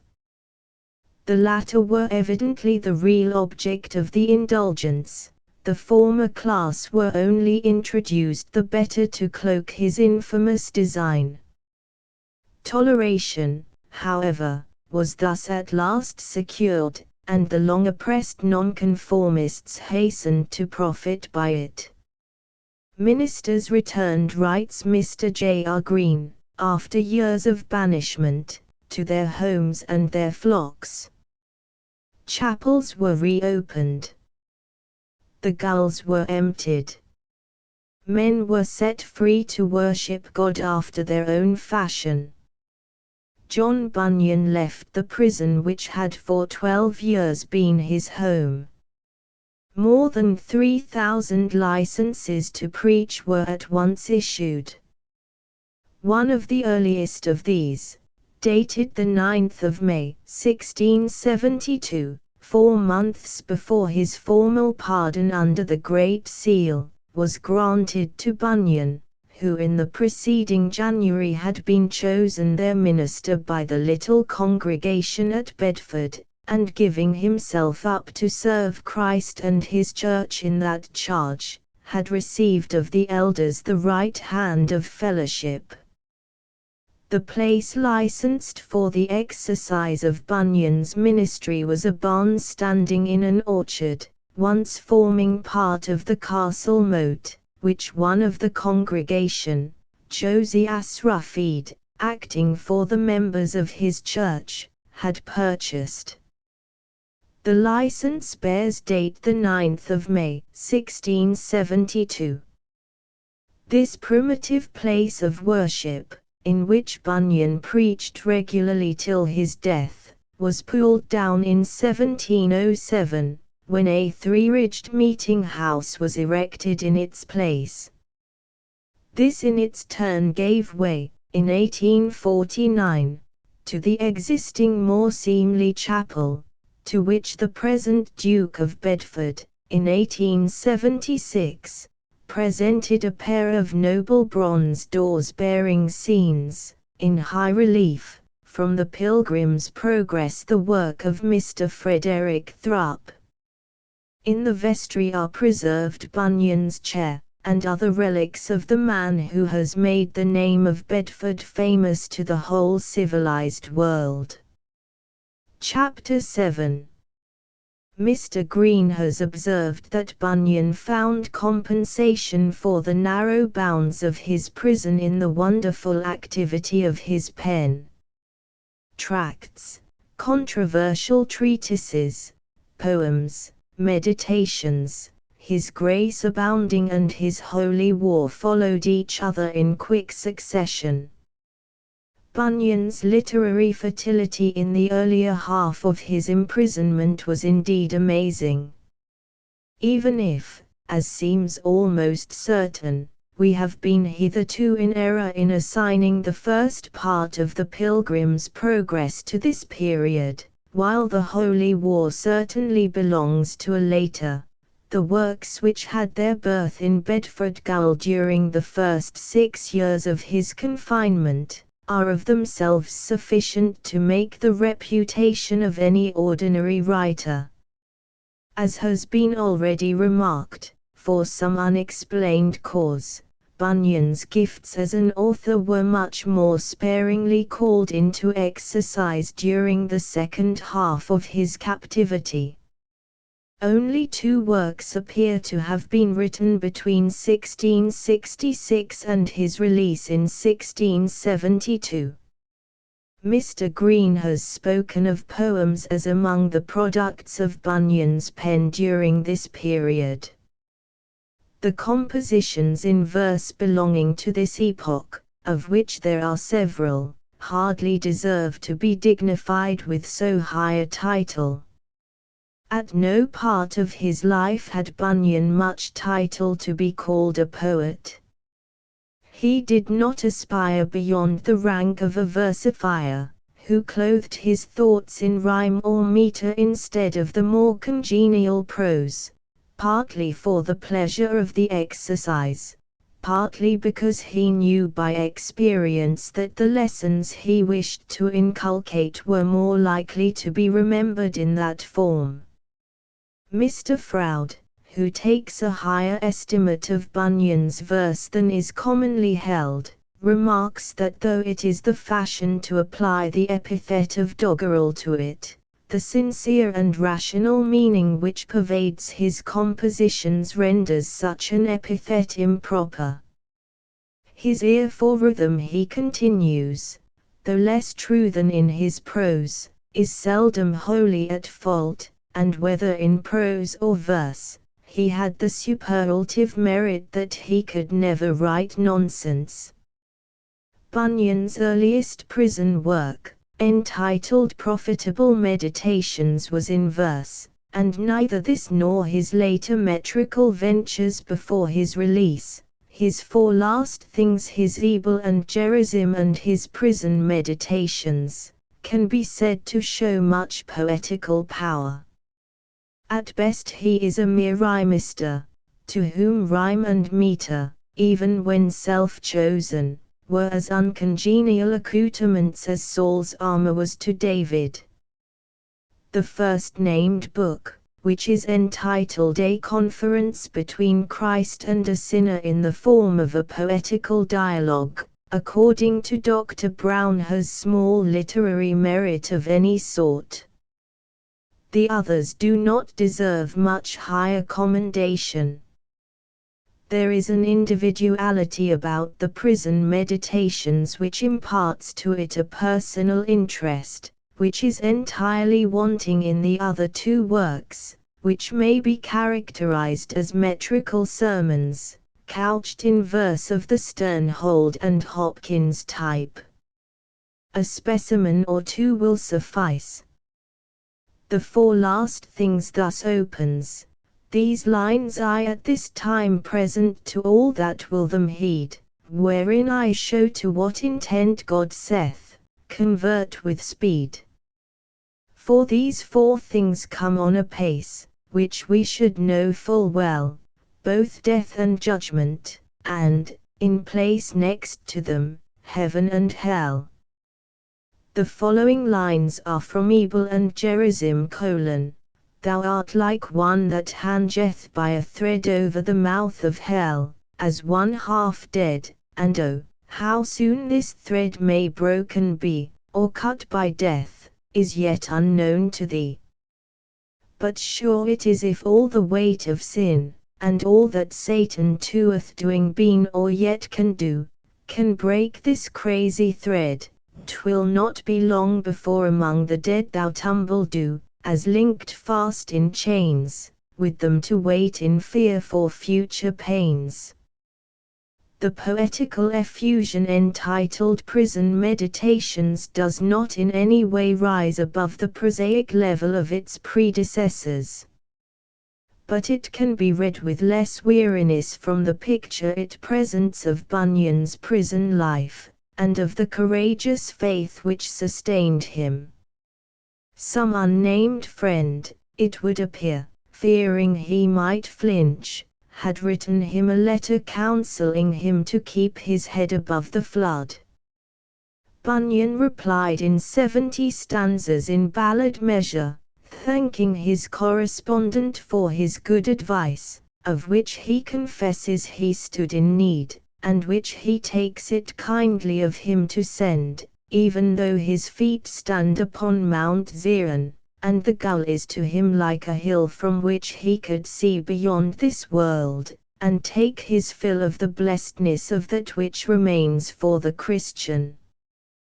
Though in bonds his mind is free, and can wander where it will. For though men keep my outward man within their locks and bars, yet by the faith of Christ, I can mount higher than the stars. Meanwhile his captivity is sweetened by the thought of what it was that brought him there. I here am very much refreshed to think, when I was out, I preached life, and peace, and rest, to sinners round about. My business then was souls to save by preaching grace and faith, of which the comfort now I have and have it shall till death. That was the work I was about when hands on me they laid.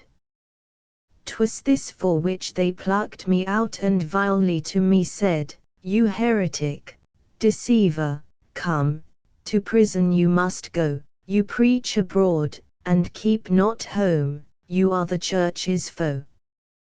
Wherefore to prison they me sent, where to this day I lie, and can with very much content for my profession die. The prison very sweet to me hath been since I came here, and so would also hanging be if God would there appear. To them that here for evil lie the place is comfortless, but not to me, because that I lie here for righteousness.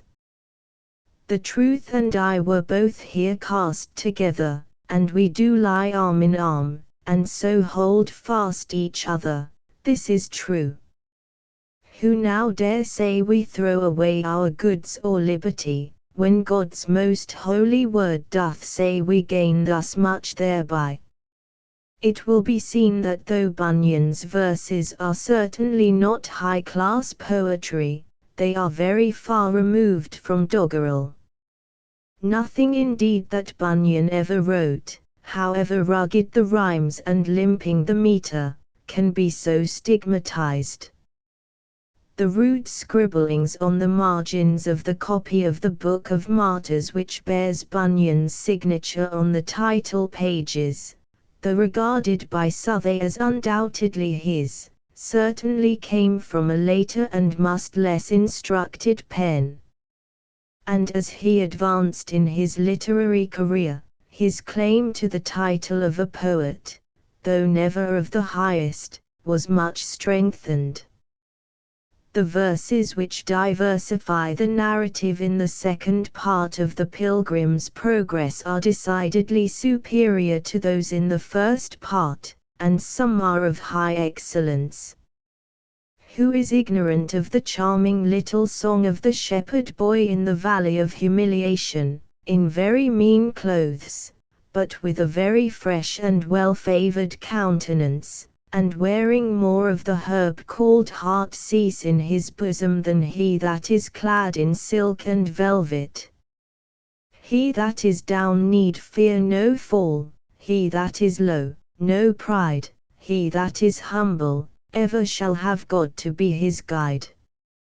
I am content with what I have, little be it or much, and, Lord, contentment still I crave, because thou savest such. Fullness to such a burden is that go on pilgrimage, here little, and hereafter bliss is best from age to age. Bunyan reaches a still higher flight in Valiant for Truth's song, later on, the Shakespearean ring of which recalls a me ends in as you like it under the greenwood tree, who loves to lie with me. Come hither, and has led some to question whether it can be Bunyan's own. The resemblance, as Mr. Froude remarks, is too near to be accidental. Perhaps he may have heard the lines, and the rhymes may have clung to him without his knowing whence they came. Who would true valor see, let him come hither, one here will constant be, come wind, come weather. There's no discouragement shall make him once relent his first avowed intent to be a pilgrim. Whoso beset him round with dismal stories, do but themselves confound his strength the more is. No lion can him fright, he'll with a giant fight, but he will have a right to be a pilgrim. Hobgoblin nor foul fiend can daunt his spirit, he knows he at the end shall life inherit. Then fancies fly away, he'll fear not what men say, he'll labour night and day to be a pilgrim. All readers of the Pilgrim's Progress and the Holy War are familiar with the long metrical compositions giving the history of these works by which they are prefaced and the latter work is closed. No more characteristic examples of Bunyan's muse can be found. They show his excellent command of his native tongue in racy vernacular, homely but never vulgar, and his power of expressing his meaning with sharp defined outlines and without the waste of a word. Take this account of his perplexity, when the first part of his Pilgrim's Progress was finished, whether it should be given to the world or no, and the characteristic decision with which he settled the question for himself. Well, when I had then put mine ends together, I showed them others that I might see whether they would condemn them, or them justify, and some said let them live, some, let them die. Some said, John, print it, others said, not so, some said it might do good, others said no. Now was I in a strait, and did not see which was the best thing to be done by me. At last I thought, since you are thus divided, I print it will, and so the case decided, or the lines in which he introduces the second part of the Pilgrim to the readers of the former part. Go now, my little book, to every place where my first pilgrim hath but shown his face, call at their door, if any say, who's there? Then answer that Christiana is here.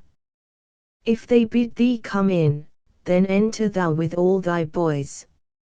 And then, as thou knowest how, tell who they are, also from whence they came, perhaps they'll know them by their looks or name. But if they should not, ask them yet again if formerly they did not entertain one Christian, a pilgrim. If they say they did, and were delighted in his way, then let them know that these related are unto him, yet his wife and children are. Tell them that they have left their house and home, are turned pilgrims, seek a world to come, that they have met with hardships on the way, that they do meet with troubles night and day. How racy, even if the lines are a little halting, is the defense of the genuineness of his pilgrim in the advertisement to the reader at the end of the Holy War. Some say the Pilgrim's Progress is not mine, insinuating as if I would shine in name or fame by the worth of another, like some made rich by robbing of their brother, or that so fond I am of being sire I'll father bastards, or if need require, I'll tell a lie or print to get applause. I scorn it. John such dirt heap never was since God converted him. Witness my name, if anagram D to thee the letters make new honey in Abiohn Bunyan. How full of life and vigor his sketch of the belegament and deliverance of man's soul as a picture of his own spiritual experience, in the introductory verses to the Holy War. For my part I, myself, was in the town, both when 'twas set up, and when pulling down. I saw Diabolus in possession, and man's soul also under his oppression.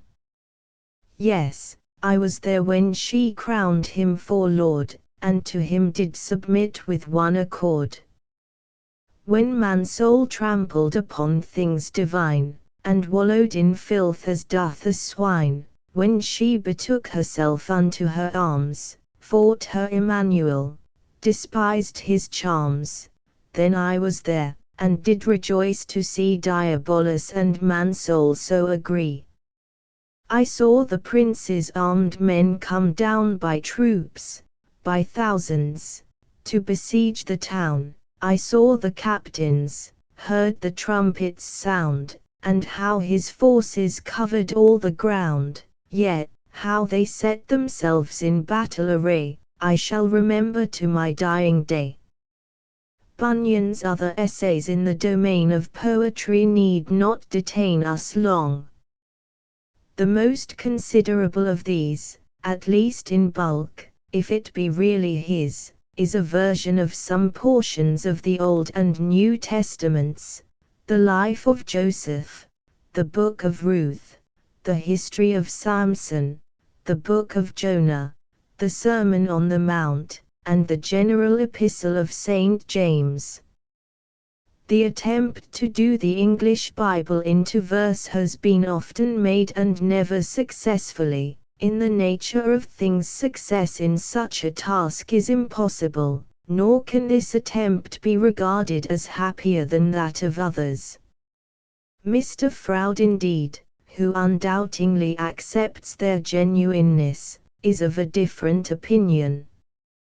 He styles the Book of Ruth and the history of Joseph beautiful idylls of such high excellence that, if we found them in the collected works of a poet laureate, we should consider that a difficult task had been accomplished successfully. It would seem almost doubtful whether Mr. Froude can have read the compositions that he commends so largely, and so much beyond their merit. The following specimen, taken haphazard, will show how thoroughly Bunyan or the rhymester, whoever he may be, has overcome what Mr. Froude regards as an almost insuperable difficulty, and has managed to spoil completely the faultless prose of the English translation. Ruth replied, "Entreat me not to leave thee or return, for where thou goest I'll go, where thou sojourn I'll sojourn also, and what people's thine, and who thy God, the same shall both be mine. Where thou shalt die, there will I die likewise, and I'll be buried where thy body lies. The Lord do so to me and more if I do leave thee or forsake thee till I die." The more we read of these poems, not given to the world till 12 years after Bunyan's death, and that by a publisher who was a repeated offender against the laws of honest dealing, the more we are inclined to agree with Dr. Brown, that the internal evidence of their style renders their genuineness at the least questionable. In the dull prosaic level of these compositions there is certainly no trace of the force and power always present in Bunyan's rudest rhymes, still less of the dash of genius and the sparkle of soul which occasionally discover the hand of a master. Of the authenticity of Bunyan's Divine Emblems, originally published 3 years after his death under the title of Country Rhymes for Children, there is no question. The internal evidence confirms the external. The book is thoroughly in Bunyan's vein, and in its homely naturalness of imagery recalls the similitudes of the interpreter's house, especially those expounded to Christiana and her boys. As in that house of imagery things of the most common sort, the sweeping of a room, the burning of a fire, the drinking of a chicken, a robin with a spider in his mouth, are made the vehicle of religious teaching. So in this book for boys and girls, a mole burrowing in the ground, a swallow soaring in the air, the cuckoo which can do nothing but utter 2 notes, a flaming and a blinking candle, or a pound of candles falling to the ground, a boy chasing a butterfly, the cackling of a hen. When she has laid her egg, all, to his imaginative mind, set forth some spiritual truth or enforce some wholesome moral lesson. How racy, though homely, are these lines on a frog. The frog by nature is but damp and cold, her mouth is large, her belly much will hold, she sits somewhat ascending, loves to be croaking in gardens, though unpleasantly. The hypocrite is like unto this frog, as like as is the puppy to the dog. He is of nature cold, his mouth is wide to prate, and at true goodness to deride. And though this world is that which he doth love, he mounts his head as if he lived above. And though he seeks in churches for to croak, he neither seeketh Jesus nor his yoke. There is some real poetry in those on the cuckoo, though we may be inclined to resent his harsh treatment of our universal favorite. Thou booby, says he, thou nothing but cuckoo. The robin and the wren can that outdo. They to us play thorough their little throats, not one, but sundry pretty tuneful notes. But thou'st fellows, some like thee can do little but suck our eggs, and sing cuckoo. Thy notes do not first welcome in our spring, nor dost thou its first tokens to us bring. Birds less than thee by far like prophets do tell us tea's coming, though not by cuckoo, nor dost thou summer bear away with thee, though thou a yawling bawling cuckoo be. When thou dost cease among us to appear, then doth our harvest bravely crown our year.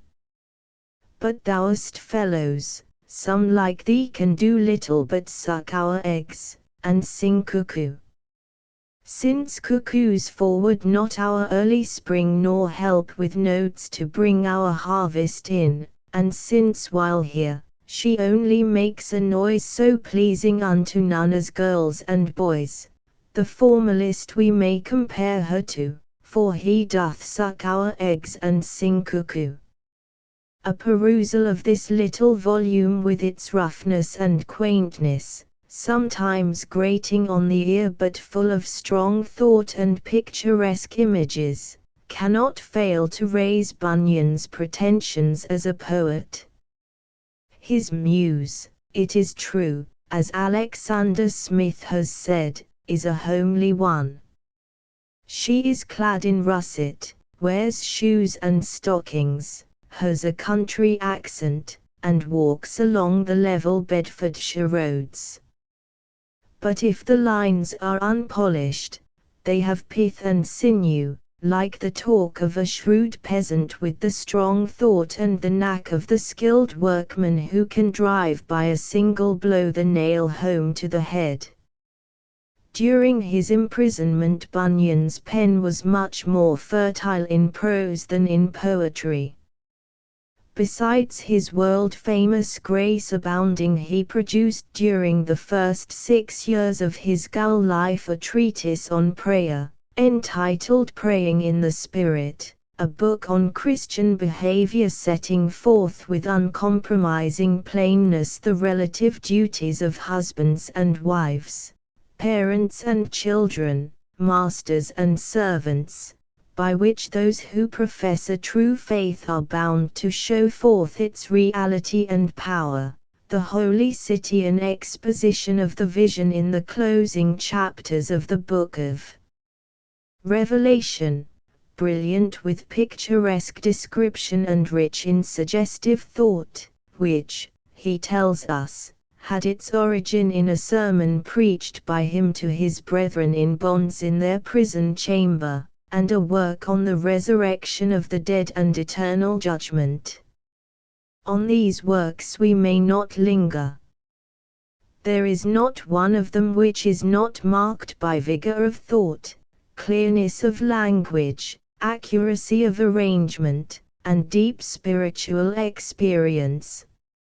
Nor is there one which does not here and there exhibit specimens of Bunyan's picturesque imaginative power, and his command of forcible and racy language. Each will reward perusal. His work on prayer is couched in the most exalted strain, and is evidently the production of one who by long and agonizing experience had learned the true nature of prayer, as a pouring out of the soul to God, and a wrestling with Him until the blessing, delayed not denied, is granted. It is, however, unhappily deformed by much ignorant reviling of the Book of Common Prayer. He denounces it as taken out of the papistical Mass book, the scraps and fragments of some popes, some friars, and I know not what, and ridicules the order of service it propounds to the worshippers. They have the matter and the manner of their prayer at their fingers' ends. They set such a prayer for such a day, and that 20 years before it comes, one for Christmas, another for Easter, and 6 days after that. They have also bounded how many syllables must be said in every one of them at their public exercises. For each saint's day also they have them ready for the generations yet unborn to say.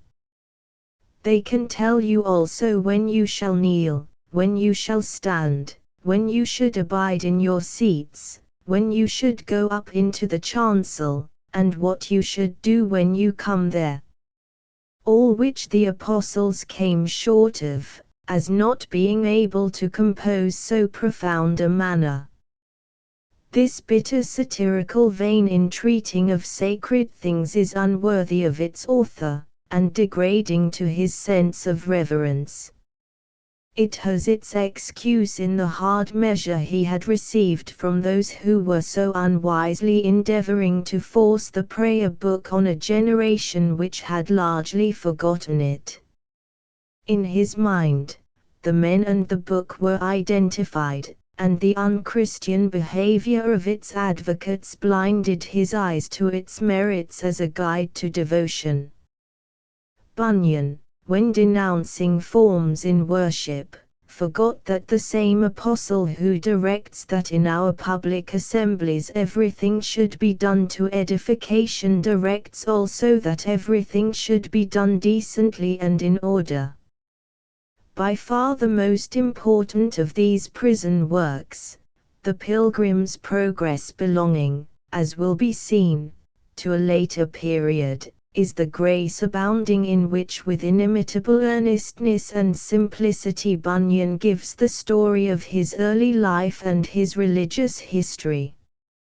This book, if he had written no other, would stamp Bunyan as one of the greatest masters of the English language of his own or any other age.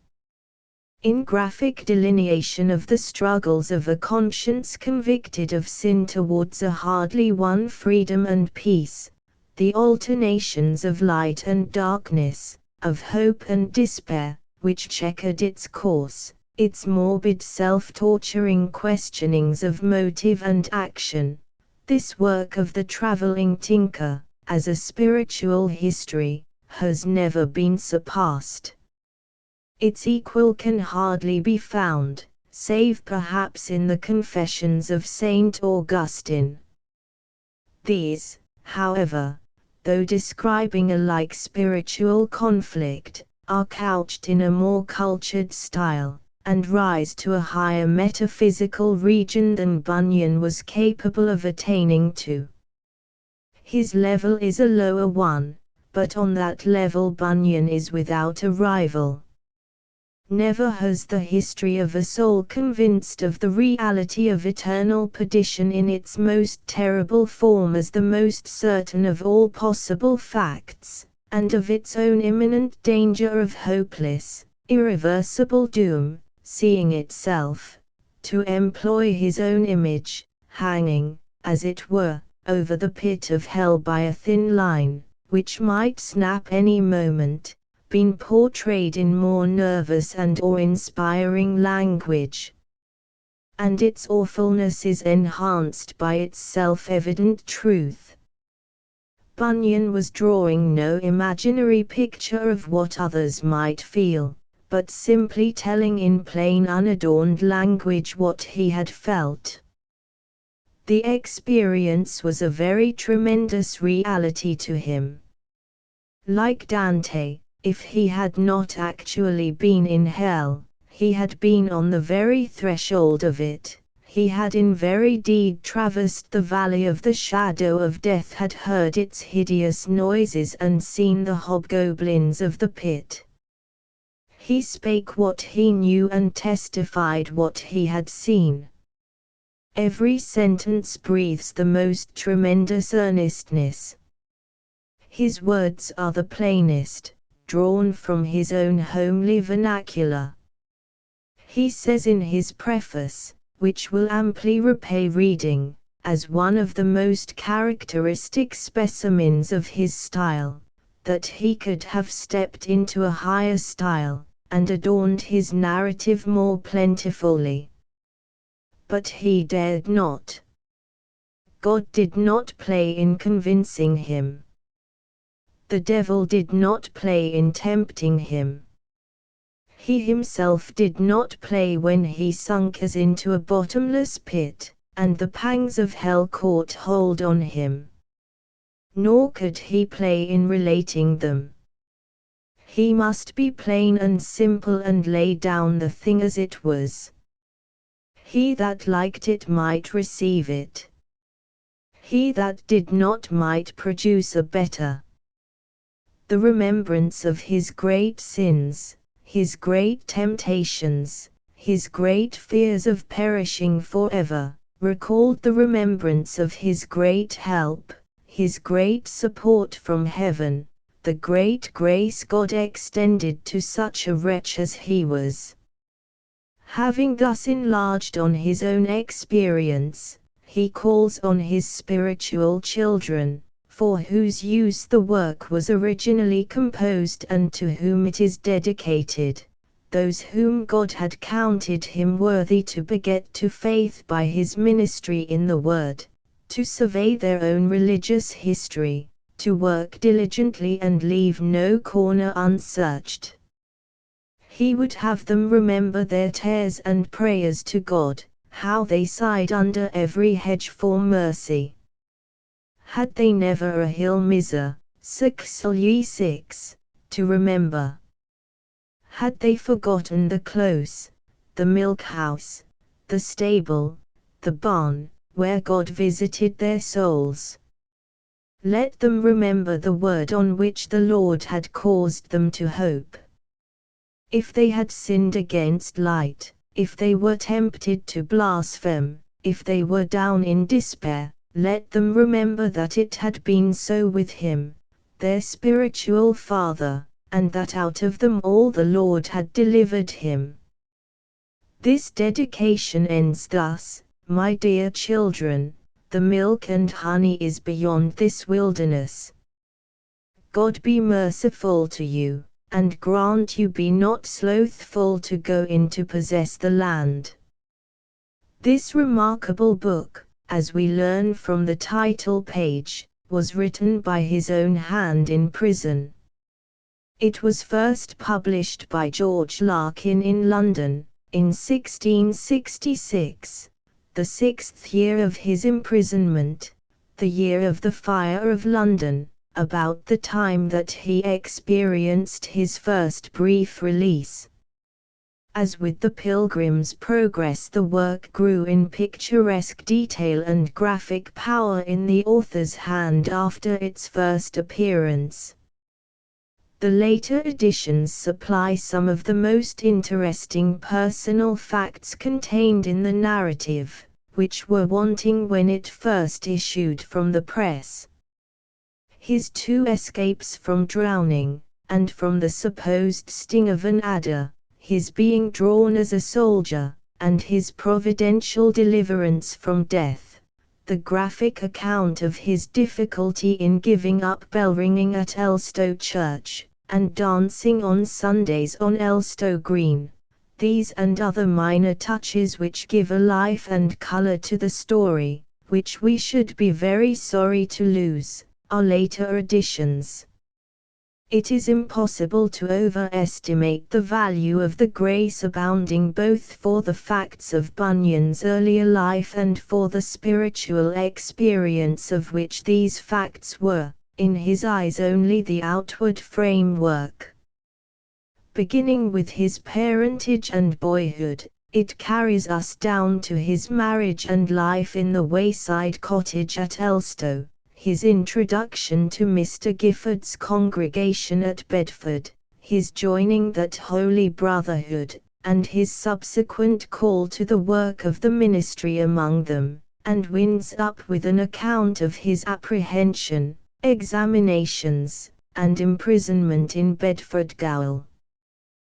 The work concludes with a report of the conversation between his noble-hearted wife and Sir Matthew Hale and the other judges at the Midsummer Assizes, narrated in a former chapter, taken down, he says, from her own mouth.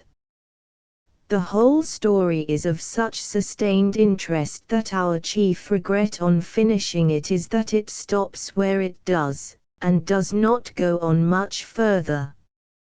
Its importance for our knowledge of Bunyan as a man, as distinguished from an author, and of the circumstances of his life, is seen by a comparison of our acquaintance with his earlier and with his later years. When he laid down his pen no one took it up, and beyond 2 or 3 facts, and a few hazy anecdotes, we know little or nothing of all that happened between his final release and his death. The value of the Grace Abounding, however, as a work of experimental religion may be easily overestimated. It is not many who can study Bunyan's minute history of the various stages of his spiritual life with real profit. To some temperaments, especially among the young, the book is more likely to prove injurious than beneficial. It is calculated rather to nourish morbid imaginations, and a dangerous habit of introspection, than to foster the quiet growth of the inner life. Bunyan's unhappy mode of dealing with the Bible as a collection of texts, each of divine authority and declaring a definite meaning entirely irrespective of its context, by which the words hide the word, is also utterly destructive of the true purpose of the Holy Scriptures as a revelation of God's loving and holy mind and will. Few things are more touching than the eagerness with which, in his intense self-torture, Bunyan tried to evade the force of those fearful and terrible scriptures which appeared to seal his condemnation, and to lay hold of the promises to the penitent sinner. His tempest-tossed spirit could only find rest by doing violence to the dogma, then universally accepted and not quite extinct even in our own days, that the authority of the Bible, that divine library, collectively taken, belongs to each and every sentence of the Bible taken for and by itself, and that, in Coleridge's words, detached sentences from books composed at the distance of centuries, nay, sometimes at a millennium from each other, under different dispensations and for different objects, are to be brought together into logical dependency. But where the Spirit of the Lord is, there is liberty. The divinely given life in the soul of man snaps the bonds of humanly constructed logical systems. Only those, however, who have known by experience the force of Bunyan's spiritual combat, can fully appreciate and profit by Bunyan's narrative.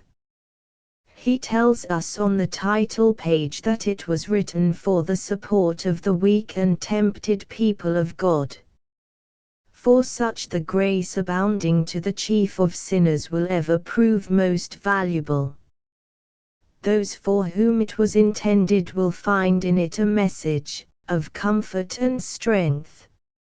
As has been said, Bunyan's pen was almost idle during the last 6 years of his imprisonment. Only 2 of his works were produced in this period, his Confession of Faith and his Defense of the Doctrine of Justification by Faith. Both were written very near the end of his prison life, and published in the same year, 1672, only a week or 2 before his release. The object of the former work was, as Dr. Brown tells us, to vindicate his teaching, and if possible, to secure his liberty. Writing as one in bonds for the gospel, his professed principles, he asserts, are faith, and holiness springing therefrom, with an endeavor so far as in him lies to be at peace with all men. He is ready to hold communion with all whose principles are the same, with all whom he can reckon as children of God. With these he will not quarrel about things that are circumstantial, such as water baptism, which he regards as something quite indifferent, men being neither the better for having it, nor the worse for having it not. He will receive them in the Lord as becometh saints. If they will not have communion with him, the neglect is theirs, not his. but with the openly profane and ungodly, though poor people. They have been christened and take the communion, he will have no communion. It would be a strange community, he says, that consisted of men and beasts.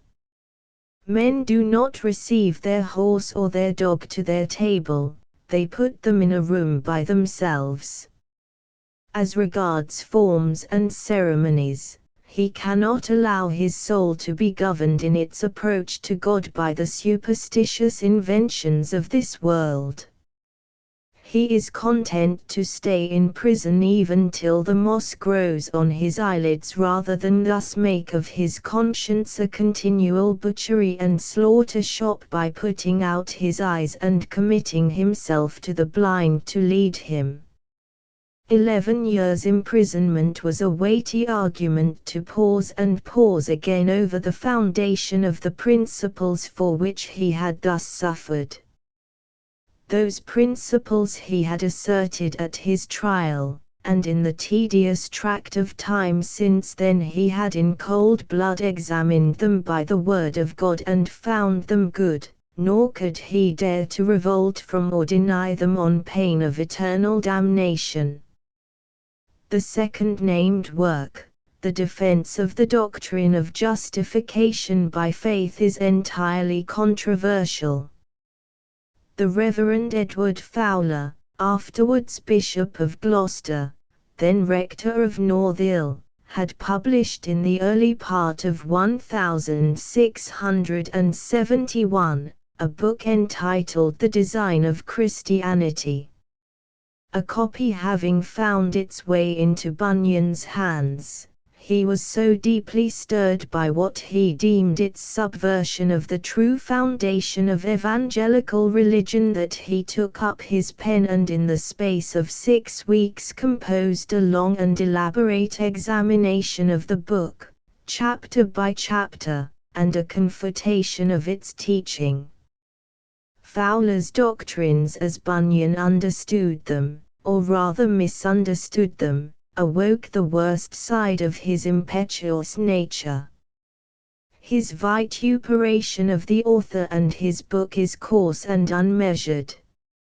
He roundly charges Fowler with having closely, privily, and devilishly turned the grace of God into a licentious doctrine, bespattering it with giving liberty to lasciviousness, and he calls him a pretended minister of the word who, in his cursed blasphemous book, vilely exposes to public view the rottenness of his heart, in principle diametrically opposite to the simplicity of the gospel of Christ, a glorious latitudinarian that can, as to religion, turn and twist like an eel on the angle, or rather like the weathercock that stands on the steeple, and describes him as contradicting the wholesome doctrine of the Church of England. He knows him not by face, much less his personal practice. He may have kept himself clear of the ignorant Sir Johns who had for a long time, as a judgment of God, been made the mouth to the people, men of debauched lives who for the love of filthy lucre and the pampering of their idle carcasses had made shipwreck of their former faith. But he does know that having been ejected as a nonconformist in 1662, he had afterwards gone over to the winning side, and he fears that such an unstable weathercock spirit as he had manifested would stumble the work, and give advantage to the adversary to speak vilifyingly of religion. No excuse can be offered for the coarse violence of Bunyan's language in this book, but it was too much the habit of the time to load a theological opponent with vituperation, to push his assertions to the furthest extreme, and make the most unwarrantable deductions from them. It must be acknowledged that Bunyan does not treat Fowler and his doctrines with fairness, and that, if the latter may be thought to depreciate unduly the sacrifice of the death of Christ as an expiation for man's guilt, and to lay too great a stress on the moral faculties remaining in the soul after the fall. Bunyan errs still more widely on the other side in asserting the absolute, irredeemable corruption of human nature, leaving nothing for grace to work upon, but demanding an absolutely fresh creation, not a revivification of the divine nature grievously marred but not annihilated by Adam's sin. A reply to Bunyan's severe strictures was not slow to appear. The book bears the title, characteristic of the tone and language of its contents, of Dirt Whipped Off, or A Manifest Discovery of the Gross Ignorance, Erroneousness, and Most Unchristian and Wicked Spirit of one John Bunyan, lay preacher in Bedford. It professes to be written by a friend of Fowler's, but Fowler was generally accredited with it. Its violent tirades against one who, he says, had been near these 20 years or longer very infamous in the town and county of Bedford as a very pestilent schismatic, and whom he suggests the authorities have done wrong in letting out of prison, and had better clap in gaol again as an impudent and malicious firebrand, have long since been consigned to a merciful oblivion, where we may safely leave them. Chapter 8. Bunyan's protracted imprisonment came to an end in 1672. The exact date of his actual liberation is uncertain. His pardon under the Great Seal bears date the 13th of September. But we find from the church books that he had been appointed pastor of the congregation to which he belonged as early as the 21st of January of that year, and on the 9th of May his ministerial position was duly recognized by the government, and a license was granted to him to act as preacher in the house of Josias Ruffeed for those of the persuasion commonly called Congregational. His release would therefore seem to have anticipated the formal issue of his pardon by 4 months. Bunyan was now halfway through his 44th year. 16 years still remained to him before his career of indefatigable service in the Master's work was brought to a close. Of these 16 years, as has already been remarked, we have only a very general knowledge. Details are entirely wanting, nor is there any known source from which they can be recovered. If he kept any diary, it has not been preserved. If he wrote letters, and one who was looked up to by so large a circle of disciples as a spiritual father and guide, and whose pen was so ready of exercise, cannot fail to have written many, not one has come down to us. The pages of the church books during his pastorate are also provokingly barren of record, and little that they contain is in Bunyan's handwriting. As Dr. Brown has said, he seems to have been too busy to keep any records of his busy life. Nor can we fill up the blank from external authorities. The references to Bunyan in contemporary biographies are far fewer than we might have expected, certainly far fewer than we could have desired. But the little that is recorded is eminently characteristic. We see him constantly engaged in the great work to which he felt God had called him, and for which, with much content through grace, he had suffered 12 years incarceration. In addition to the regular discharge of his pastoral duties to his own congregation, he took a general oversight of the villages far and near which had been the scene of his earlier ministry, preaching whenever opportunity offered, and, ever unsparing of his own personal labor, making long journeys into distant parts of the country for the furtherance of the gospel. We find him preaching at Leicester in the year of his release. Reading also is mentioned as receiving occasional visits from him, and that not without peril after the revival of persecution, while the congregations in London had the benefit of his exhortations at stated intervals. Almost the first thing Bunyan did, after his liberation from gaol, was to make others sharers in his hardly won liberty of prophesying by applying to the government for licenses for preachers and preaching places in Bedfordshire and the neighbouring counties, under the declaration of indulgence. The still existing list sent in to the authorities by him, in his own handwriting, contains the names of 25 preachers and 30 buildings, besides Josias Ruffede's house in his orchard at Bedford. 19 of these were in his own native county, 3 in Northamptonshire, 3 in Buckinghamshire, 2 in Cambridgeshire, 2 in Huntingdonshire, and 1 in Hertfordshire.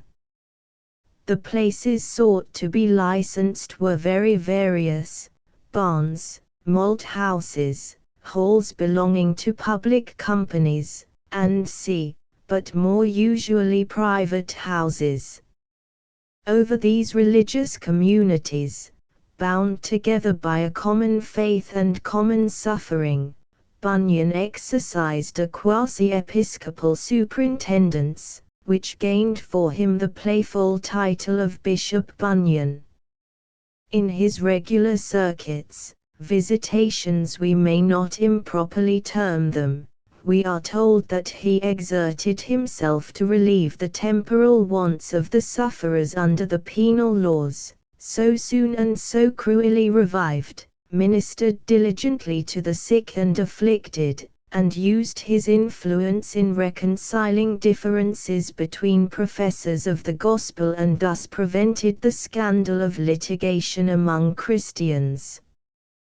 The closing period of Bunyan's life was laborious but happy, spent honorably and innocently in writing, preaching, visiting his congregations, and planting daughter churches. Happy, writes Mr. Froude, in his work, happy in the sense that his influence was daily extending, spreading over his own country and to the far-off settlements of America. He spent his last years in his own land of Beulah, Doubting Castle out of sight, and the towers and minarets of Emmanuel's land growing nearer and clearer as the days went on.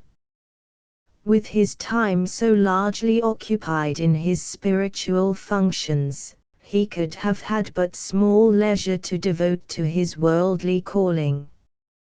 This, however, one of so honest and independent a spirit is sure not to have neglected. It was indeed necessary that to a certain extent he should work for his living.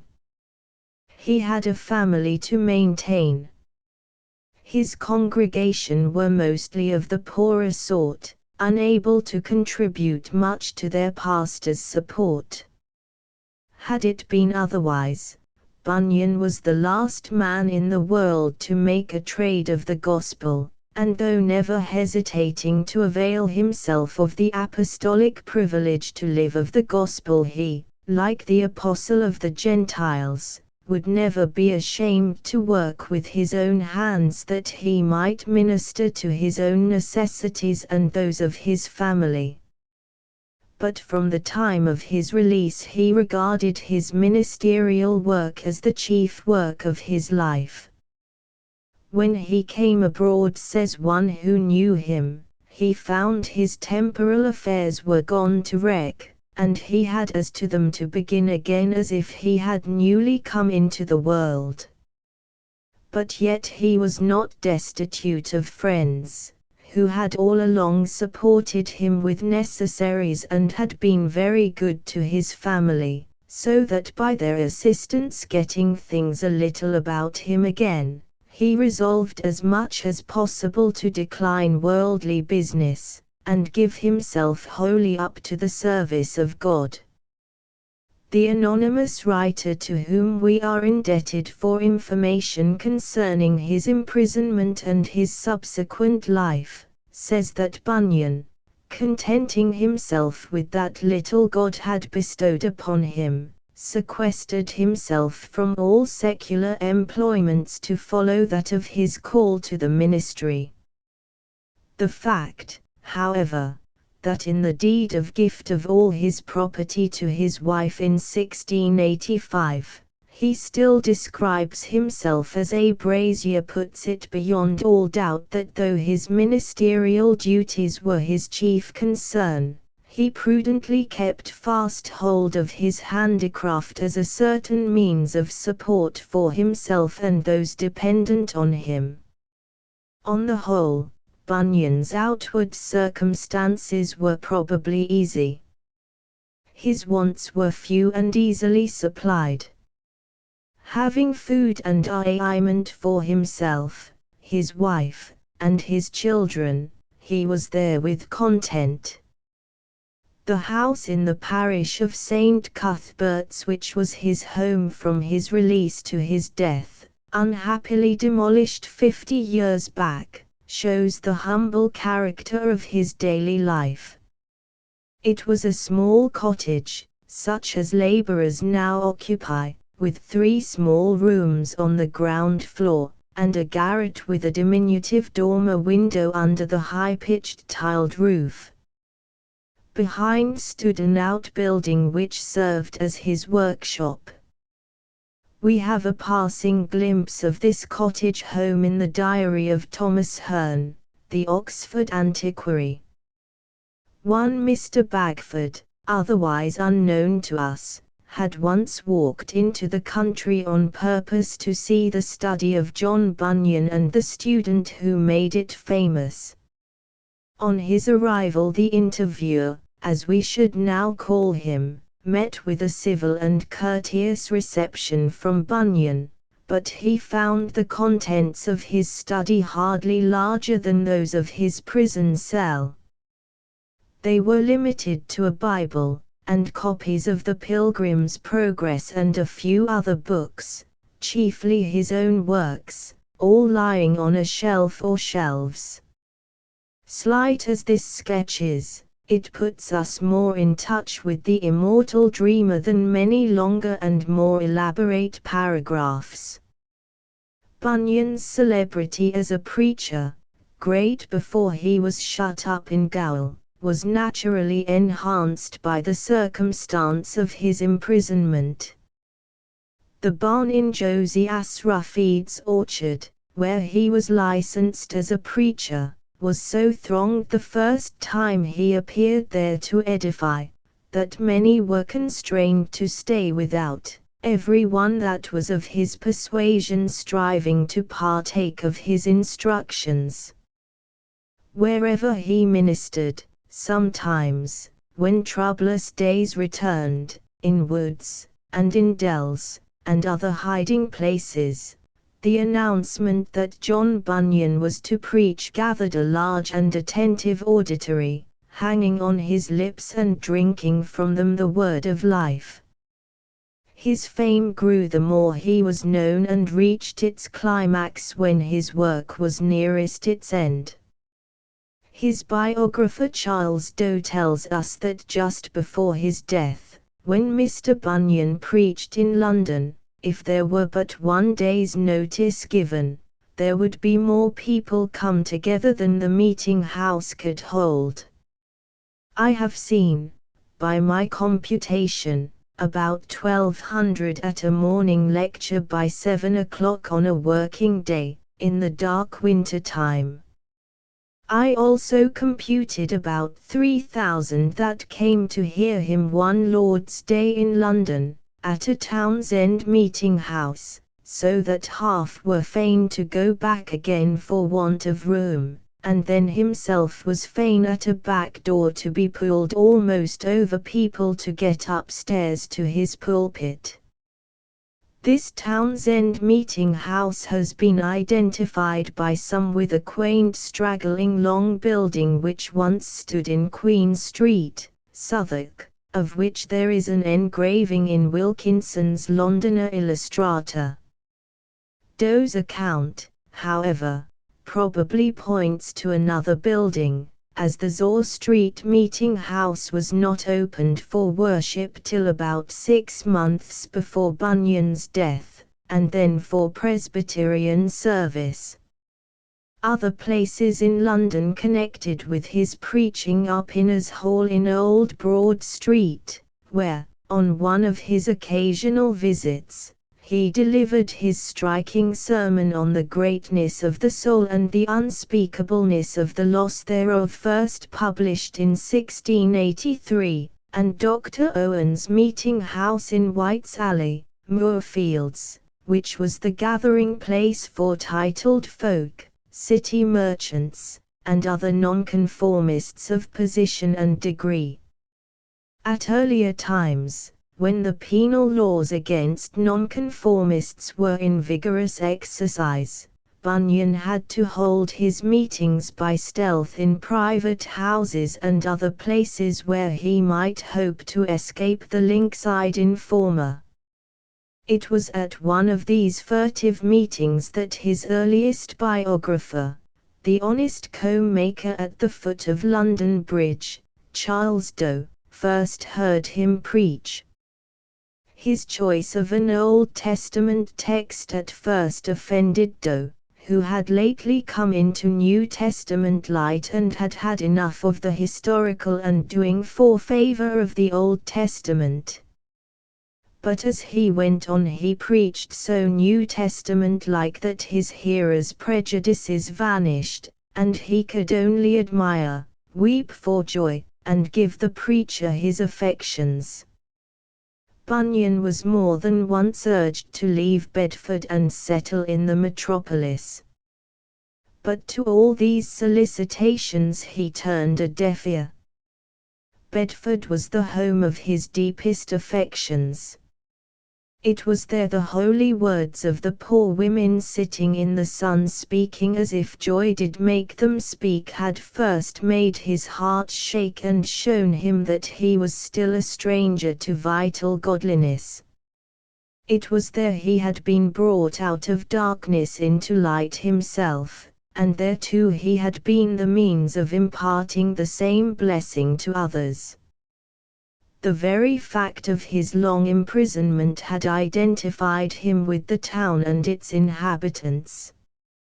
There he had a large and loving congregation, to whom he was bound by the ties of a common faith and common sufferings. Many of these recognized in Bunyan their spiritual father, all, save a few of the baser sort, reverenced him as their teacher and guide.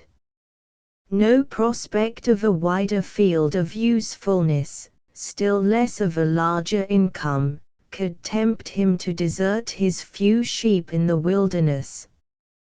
Some of them, it is true, were wayward sheep, who wounded the heart of their pastor by breaking from the fold, and displaying very lamb-like behavior.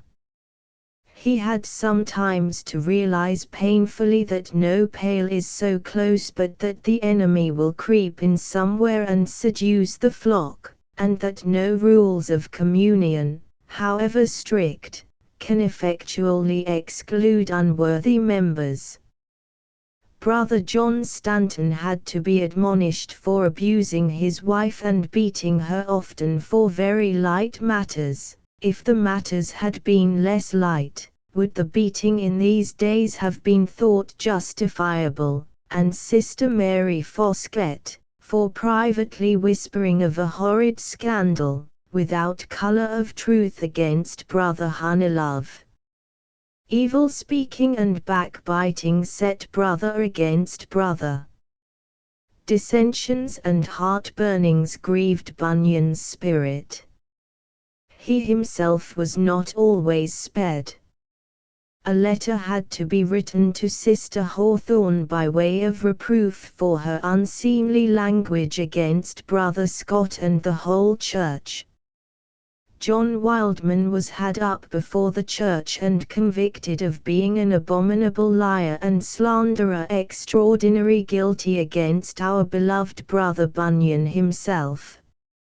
And though Sister Hawthorne satisfied the church by humble acknowledgment of her miscarriage, the bolder Misdour only made matters worse by a frothy letter which left no alternative but a sentence of expulsion.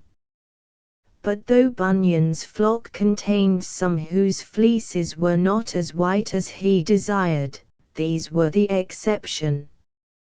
The congregation meeting in Josie Asrafid's barn must have been, take them as a whole, a quiet, God-fearing, spiritually minded folk, of whom their pastor could think with thankfulness and satisfaction as his hope and joy and crown of rejoicing. From such he could not be severed lightly.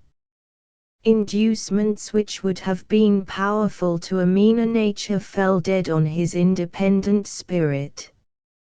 He was not a man that preached by way of bargain for money and, writes Doe, more than once he refused a more plentiful income to keep his station. As Dr. Brown says, he was too deeply rooted on the scene of his lifelong labors and sufferings to think of striking his tent till the command came from the Master to come up to the higher service for which he had been ripening so long. At Bedford, therefore, he remained, quietly staying on in his cottage in St. Cuthbert's, and ministering to his humble flock, loving and beloved, as Mr. Froude writes, through changes of ministry, popish plots, and Monmouth rebellions, while the terror of a restoration of popery was bringing on the Revolution, careless of kings and cabinets, and confident that giant Pope had lost his power for harm, and thenceforward could only bite his nails at the passing pilgrims. Bunyan's peace was not, however, altogether undisturbed.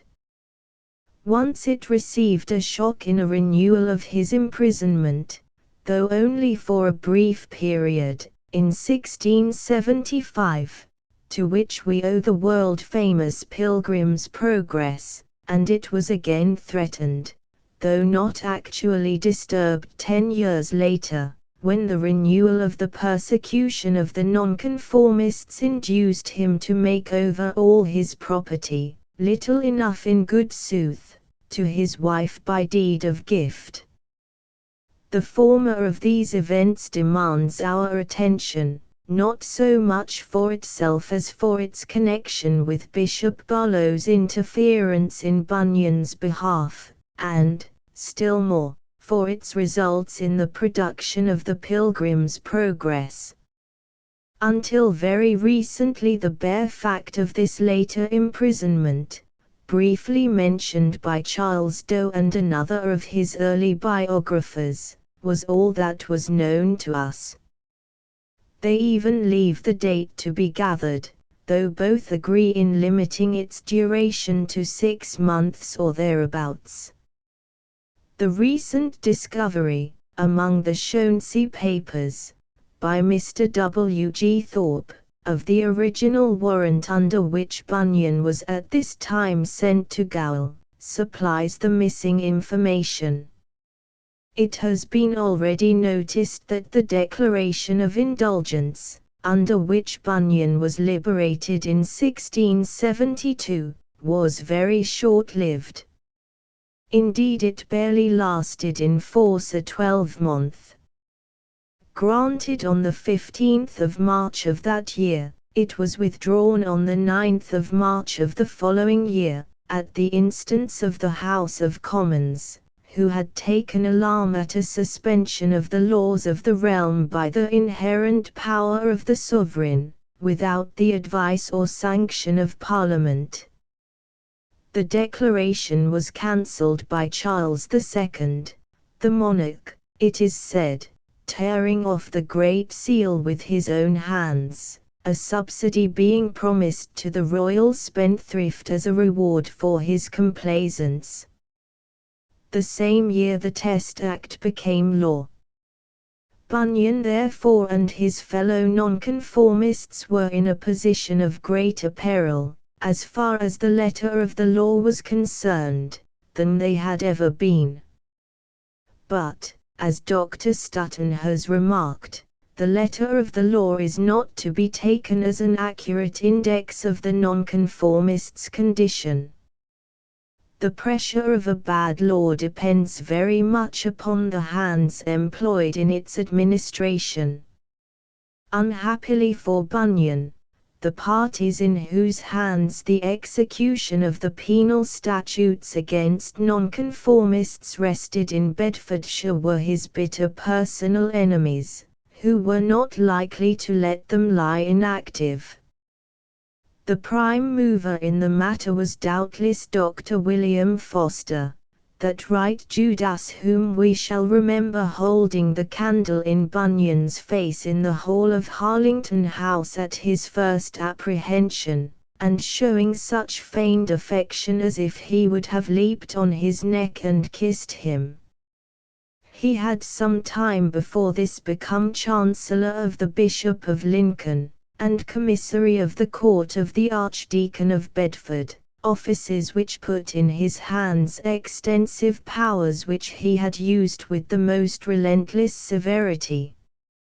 He has damned himself to eternal infamy by the bitter zeal he showed in hunting down dissenters, inflicting exorbitant fines, and breaking into their houses and distraining their goods for a full discharge, maltreating their wives and daughters, and hailing the offenders to prison. Having been chiefly instrumental in Bunyan's first committal to gaol, he doubtless viewed his release with indignation as the leader of the Bedfordshire sectaries who was doing more mischief to the cause of conformity, which it was his province at all hazards to maintain, than any other 20 men. The Church would never be safe till he was clapped in prison again. The power to do this was given by the new proclamation.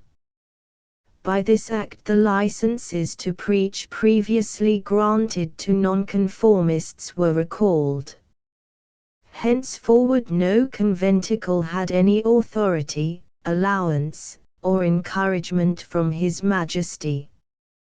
We can easily imagine the delight with which Foster would hail the issue of this proclamation. How he would read and read again with ever fresh satisfaction its stringent clauses. That pestilent fellow, Bunyan, was now once more in his clutches. This time there was no chance of his escape. All licenses were recalled, and he was absolutely defenseless. It should not be Foster's fault if he failed to end his days in the prison from which he ought never to have been released. The proclamation is dated the 4th of March, 1674-5, and was published in the Gazette on the 9th. It would reach Bedford on the 11th. It placed Bunyan at the mercy of his enemies, who struck at him forthwith. A warrant was issued for his apprehension, undoubtedly written by our old friend, Paul Cobb, the Clerk of the Peace, who, it will be remembered, had acted in the same capacity on Bunyan's first committal.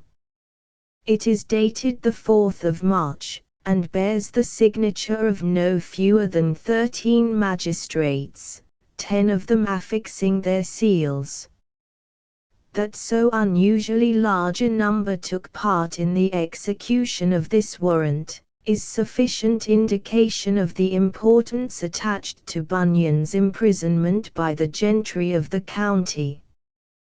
The following is the document: to the constables of Bedford and to every of them whereas information and complaint is made unto us that, notwithstanding the King's Majesty's late act of most gracious genera and free pardon to all his subjects for past misdemeanours, that by his said clemency and indulgent grace and favour they might be moved and induced for the time to come more carefully to observe his Highness laws and statutes, and to continue in thy loyal and due obedience to his Majesty. Yet one John Bunyan of your said town tinkereth divers times within 1 month last past in contempt of his Majesty's good laws preached or teached at a conventicle meeting or assembly under colour ordinance of exercise of religion in other manner than according to the liturgy or practice of the Church of England. These are therefore in his Majesty's name to commend you forthwith to apprehend and bring the body of the said John Bunyan before us or any of us or other his Majesty's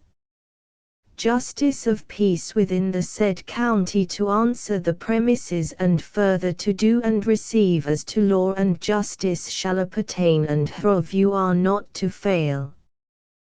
Given under our hands and seals this 4th day of March in the 27th year of the reign of our most gracious Sovereign Lord King Charles II Acudni, Juxta and C 1674 J Napier W Beecher G Blundell Hum, Monners Will Franklin John Ventris Will Spencer Will Geary St. Joe Chinook W. M. Daniels T. Brown W. Foster Guy Us Squire. There would be little delay in the execution of the warrant. John Bunyan was a marked man and an old offender, who, on his arrest, would be immediately committed for trial. Once more, then, Bunyan became a prisoner, and that, there can be little doubt, in his old quarters in the Bedford gaol. Errors die hard, and those by whom they have been once accepted find it difficult to give them up. The long-standing tradition of Bunyan's 12 years' imprisonment in the little lock-up house on the Ouse Bridge, having been scattered to the winds by the logic of fact and common sense, those to whom the story is dear, including the latest and ablest of his biographers, Dr. Brown, see in this second brief imprisonment a way to rehabilitate it. Probability pointing to this imprisonment as the time of the composition of the Pilgrim's Progress, they hold that on this occasion Bunyan was committed to the Bridge gaol, and that he there wrote his immortal work, though they fail to bring forward any satisfactory reasons for the change of the place of his confinement. The circumstances, however, being the same, there can be no reasonable ground for questioning that, as before, Bunyan was imprisoned in the county gaol. This last imprisonment of Bunyan's lasted only half as many months as his former imprisonment had lasted years. At the end of 6 months he was again a free man. His release was due to the good offices of Owen, Cromwell's celebrated chaplain, with Barlow, Bishop of Lincoln. The suspicion which hung over this intervention from its being erroneously attributed to his release in 1672, 3 years before Barlow became a bishop, has been dispelled by the recently discovered warrant. The dates and circumstances are now found to tally. The warrant for Bunyan's apprehension bears date the 4th of March, 1675. On the 14th of the following May, the supple and time-serving Barlow, after long and eager waiting for a mitre, was elected to the see of Lincoln, vacated by the death of Bishop Fuller, and consecrated on the 27th of June. Barlow, a man of very dubious churchmanship, who had succeeded in keeping his university appointments undisturbed all through the Commonwealth, and who was yet among the first with effusive loyalty to welcome the restoration of monarchy, had been Owen's tutor at Oxford, and continued to maintain friendly relations with him. As bishop of the diocese to which Bedfordshire then, and long after, belonged, Barlow had the power, by the then existing law, of releasing a prisoner for nonconformity on a bond given by two persons that he would conform within half a year. A friend of Bunyan's, probably Ishabod Shonsey, obtained a letter from Owen to the bishop requesting him to employ this prerogative in Bunyan's behalf. Barlow with hollow complaisance expressed his particular kindness for Dr. Owen, and his desire to deny him nothing he could legally grant. He would even strain a point to serve him. But he had only just been made a bishop, and what was asked was a new thing to him. He desired a little time to consider of it. If he could do it, Owen might be assured of his readiness to oblige him. A second application at the end of a fortnight found this readiness much cooled. It was true that on inquiry he found he might do it, but the times were critical, and he had many enemies. It would be safer for him not to take the initiative. Let them apply to the Lord Chancellor, and get him to issue an order for him to release Bunyan on the customary bond. Then he would do what Owen asked. It was vain to tell Barlow that the way he suggested was chargeable, and Bunyan poor. Vain also to remind him that there was no point to be strained.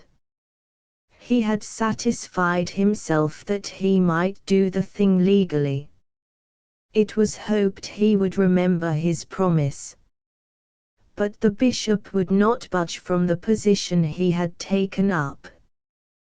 They had his ultimatum, with that they must be content. If Bunyan was to be liberated, his friends must accept Barlow's terms.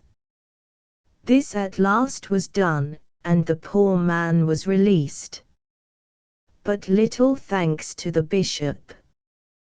This short 6 months' imprisonment assumes additional importance from the probability, first suggested by Dr. Brown, which the recovery of its date renders almost a certainty, that it was during this period that Bunyan began, if he did not complete, the first part of the Pilgrim's Progress. We know from Bunyan's own words that the book was begun in gaol, and its composition has been hitherto unhesitatingly assigned to his 12 years' confinement. Dr. Brown was, we believe, the first to call this in question. Bunyan's imprisonment, we know, ended in 1672. The first edition of the Pilgrim's Progress did not appear till 1678. If written during his earlier imprisonment, 6 years must have elapsed between its writing and its publication. But it was not Bunyan's way to keep his works in manuscript so long after their completion. His books were commonly put in the printer's hands as soon as they were finished. There are no sufficient reasons, though some have been suggested, for his making an exception to this general habit in the case of the Pilgrim's Progress. Besides, we should certainly conclude, from the poetical introduction, that there was little delay between the finishing of the book and its being given to the world. After having written the book, he tells us, simply to gratify himself, spending only vacant seasons in his scribble to divert himself from worser thoughts, he showed it to his friends to get their opinion whether it should be published or not. But as they were not all of one mind, but some counselled one thing and some another, after some perplexity, he took the matter into his own hands. Now was I in a strait, and did not see which was the best thing to be done by me. At last I thought, since you are so divided, I print it will, and so the case decided. We must agree with Dr. Brown that there is a briskness about this which, to say the least, is not suggestive of a 6 years interval before publication. The break which occurs in the narrative after the visit of the pilgrims to the Delectable Mountains, which so unnecessarily interrupts the course of the story, so I awoke from my dream, and I slept and dreamed again, has been not unreasonably thought by Dr. Brown to indicate the point Bunyan had reached when his 6 months' imprisonment ended, and from which he continued the book after his release. The first part of the Pilgrim's Progress issued from the press in 1678. A second edition followed in the same year, and a third with large and important additions in 1679. The second part, after an interval of 7 years, followed early in 1685. Between the two parts appeared two of his most celebrated works, The Life and Death of Mr. Badman, published in 1680, originally intended to supply a contrast and a foil to the Pilgrim's Progress by depicting a life which was scandalously bad, and, in 1682, that which Macaulay, with perhaps exaggerated eulogy, has said, would have been our greatest allegory if the earlier allegory had never been written, the Holy War made by Shaddai upon Diabolus. Superior to the Pilgrim's Progress as a literary composition, this last work must be pronounced decidedly inferior to it in attractive power. For one who reads the Holy War 500 read the Pilgrim. And those who read it once return to it again and again, with ever fresh delight. It is a book that never tires. 1 or 2 perusals of the Holy War satisfy, and even these are not without weariness. As Mr. Froude has said, the Holy War would have entitled Bunyan to a place among the masters of English literature. It would never have made his name a household word in every English-speaking family on the globe. Leaving the further notice of these and his other chief literary productions to another chapter, there is little more to record in Bunyan's life. Though never again seriously troubled for his nonconformity, his preaching journeys were not always without risk. There is a tradition that when he visited Reading to preach, he disguised himself as a wagoner carrying a long whip in his hand to escape detection.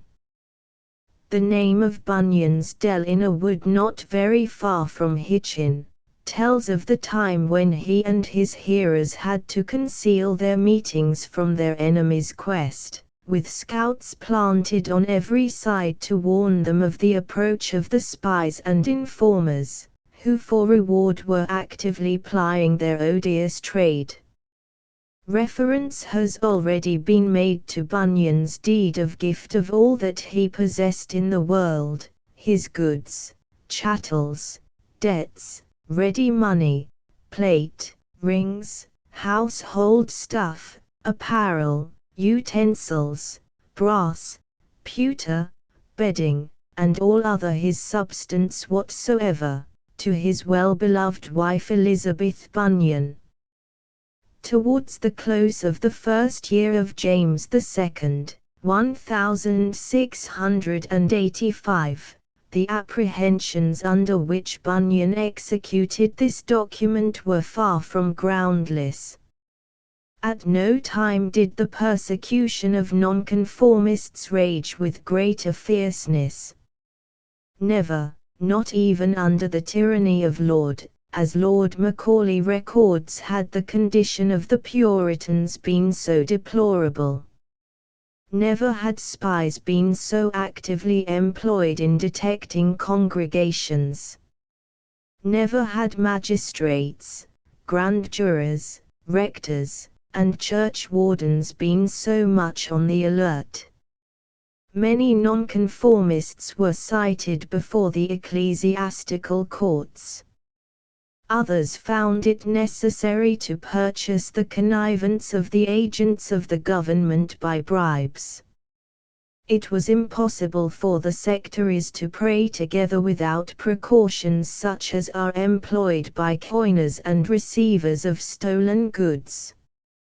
Dissenting ministers, however blameless in life, however eminent in learning, could not venture to walk the streets for fear of outrages which were not only not repressed, but encouraged by those whose duty it was to preserve the peace.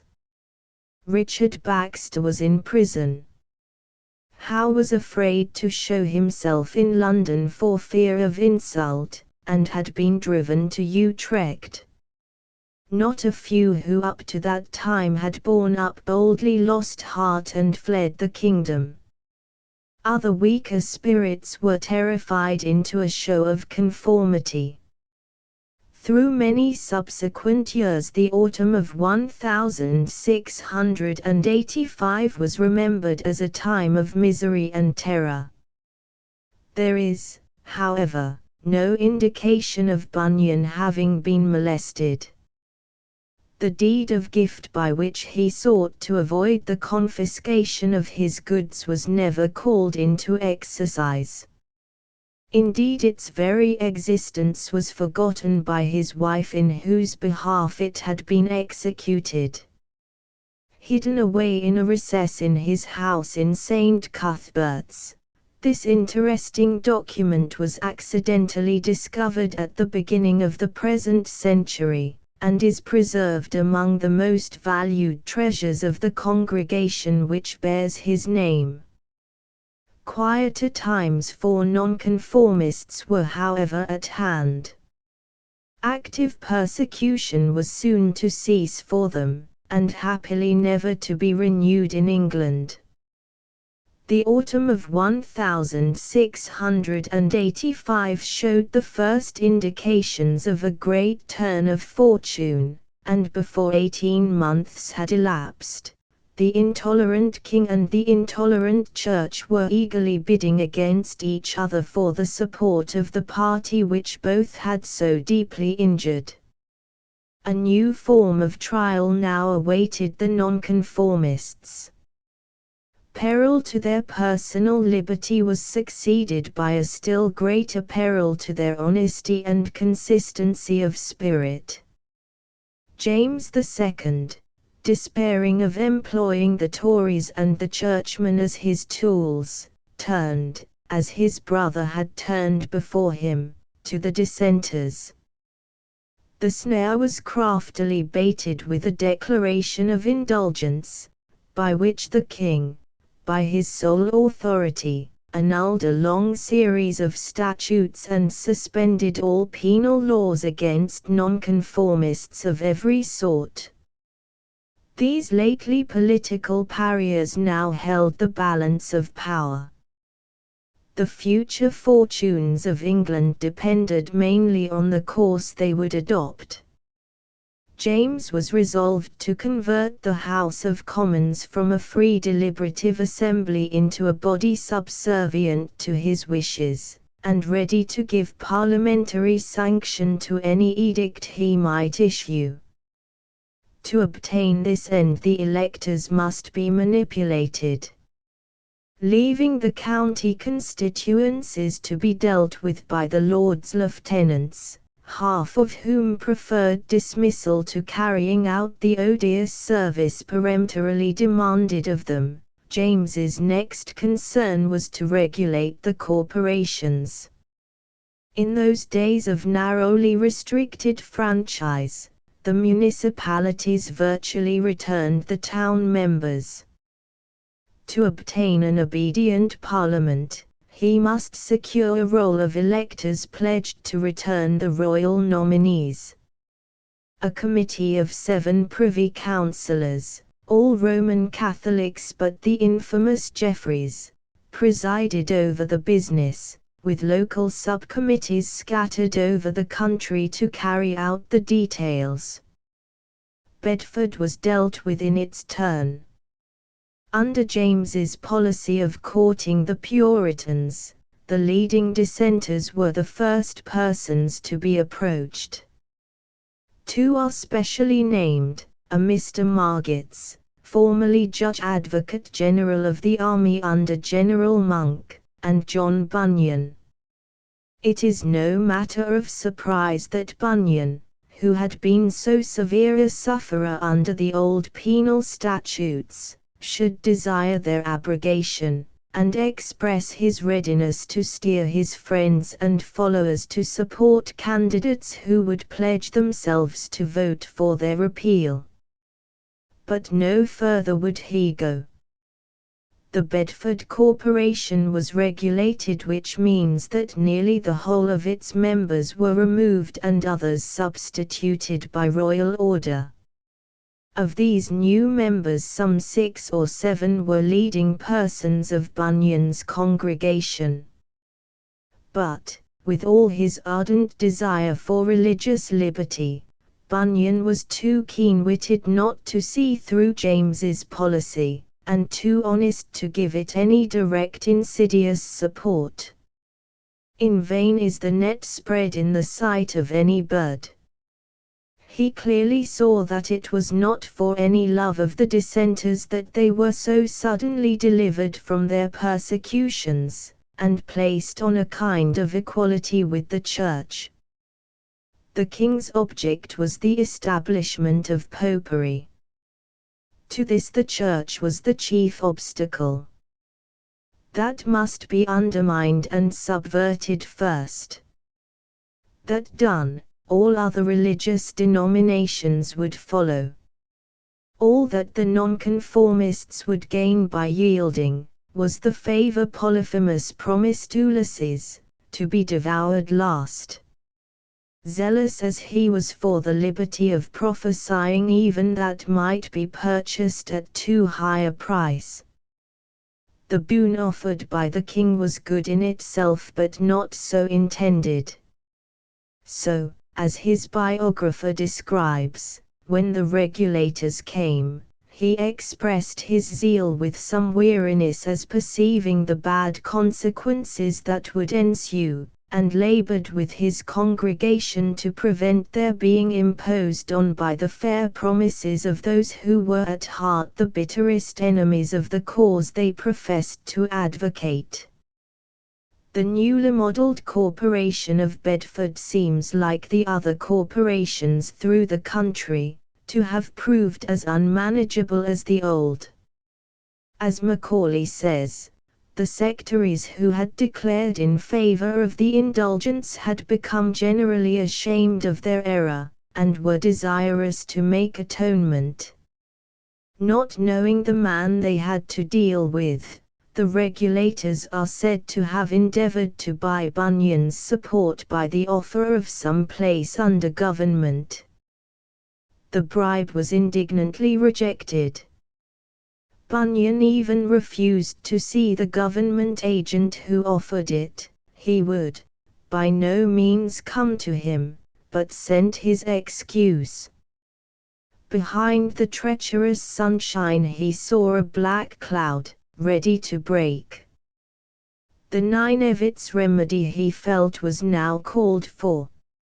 So he gathered his congregation together and appointed a day of fasting and prayer to avert the danger that, under a specious pretext, again menaced their civil and religious liberties. A true, sturdy Englishman, Bunyan, with Baxter and Howe, refused an indulgence which could only be purchased by the violent overthrow of the law. Bunyan did not live to see the Revolution. 4 months after he had witnessed the delirious joy which hailed the acquittal of the 7 bishops, the pilgrim's earthly progress ended, and he was bidden to cross the dark river which has no bridge. The summons came to him in the very midst of his religious activity, both as a preacher and as a writer.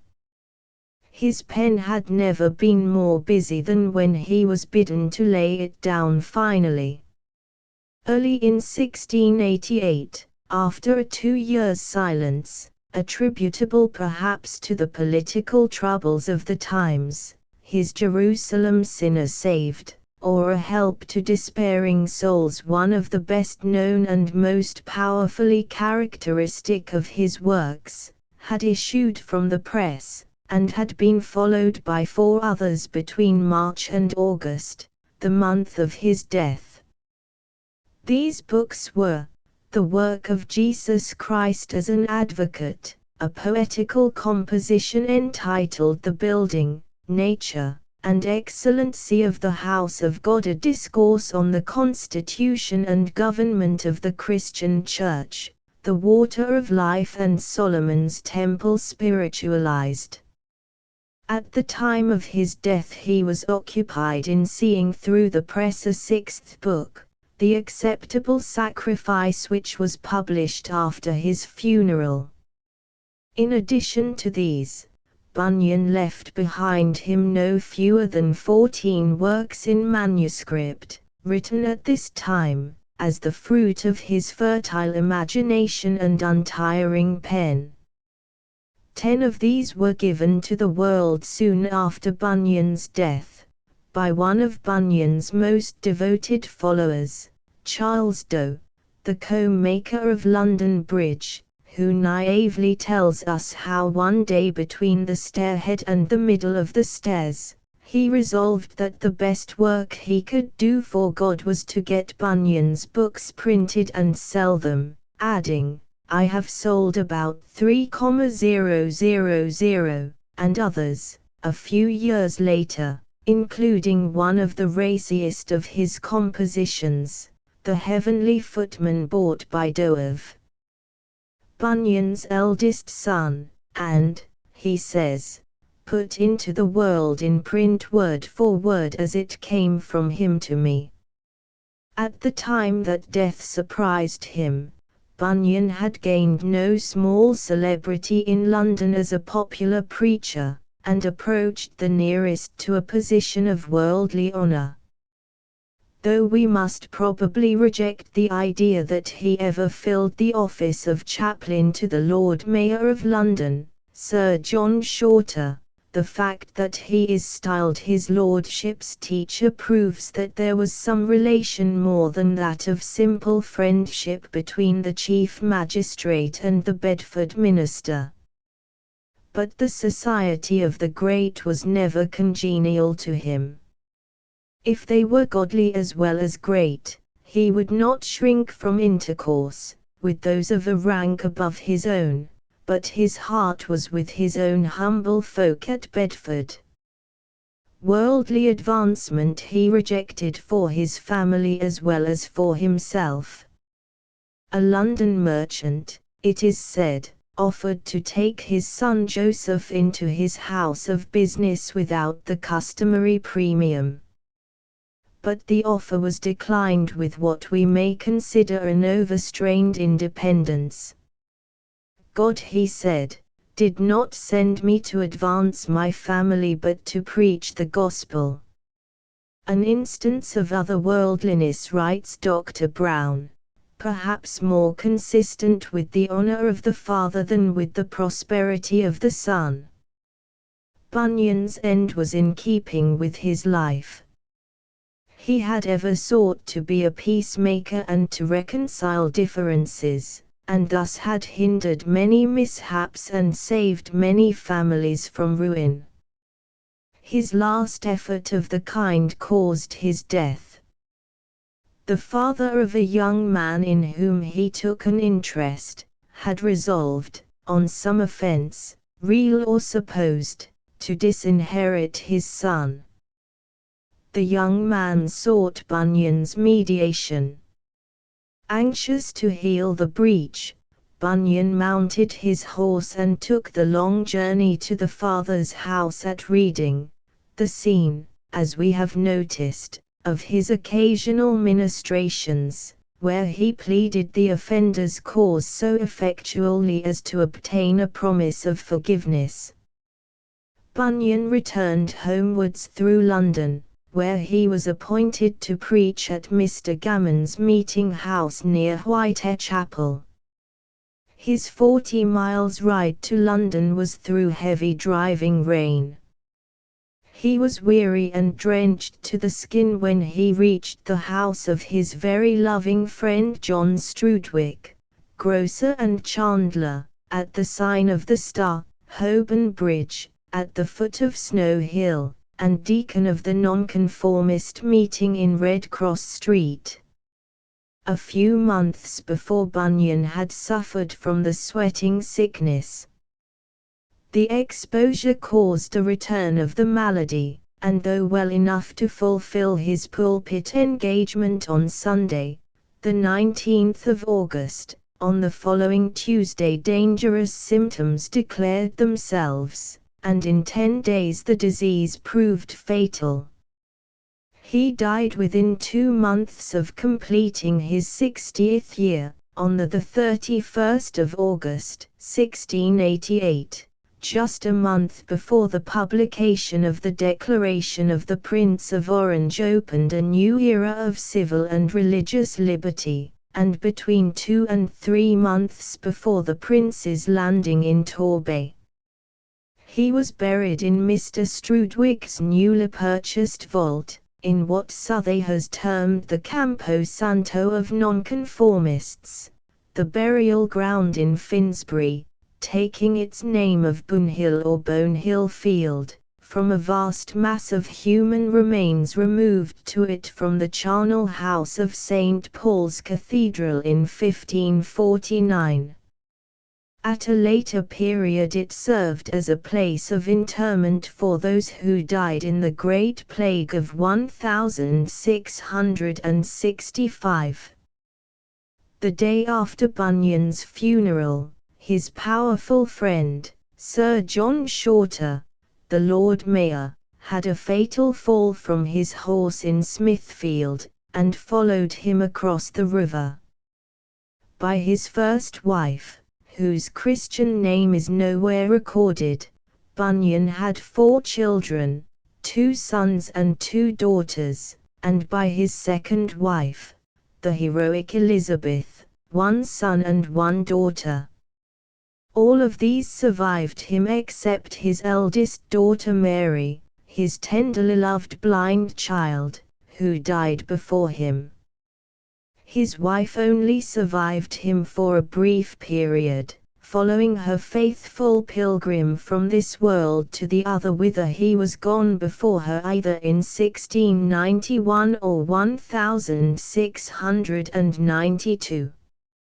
Forgetful of the deed of gift or ignorant of its bearing, Bunyan's widow took out letters of administration of her late husband's estate, which appears from the register book to have amounted to no more than £42.19s. On this, and the proceeds of his books, she supported herself till she rejoined him. Bunyan's character and person are thus described by Charles Doe. He appeared in countenance to be of a stern and rough temper, but in his conversation he was mild and affable, not given to loquacity or much discourse in company, unless some urgent occasion required it. Observing never to boast of himself or his parts, but rather to seem low in his own eyes and submit himself to the judgment of others. Abhorring lying and swearing, being just, in all that lay in his power, to his word. Not seeming to revenge injuries, loving to reconcile differences and make friendship with all. He had a sharp, quick eye, with an excellent discerning of persons, being of good judgment and quick wit. He was tall of stature, strong-boned, though not corpulent, somewhat of a ruddy face, with sparkling eyes, wearing his hair on his upper lip after the old British fashion. His hair reddish, but in his later days time had sprinkled it with grey. His nose well set, but not declining or bending. His mouth moderately large, his forehead something high, and his habit always plain and modest. Not puffed up in prosperity, nor shaken in adversity, always holding the golden mean.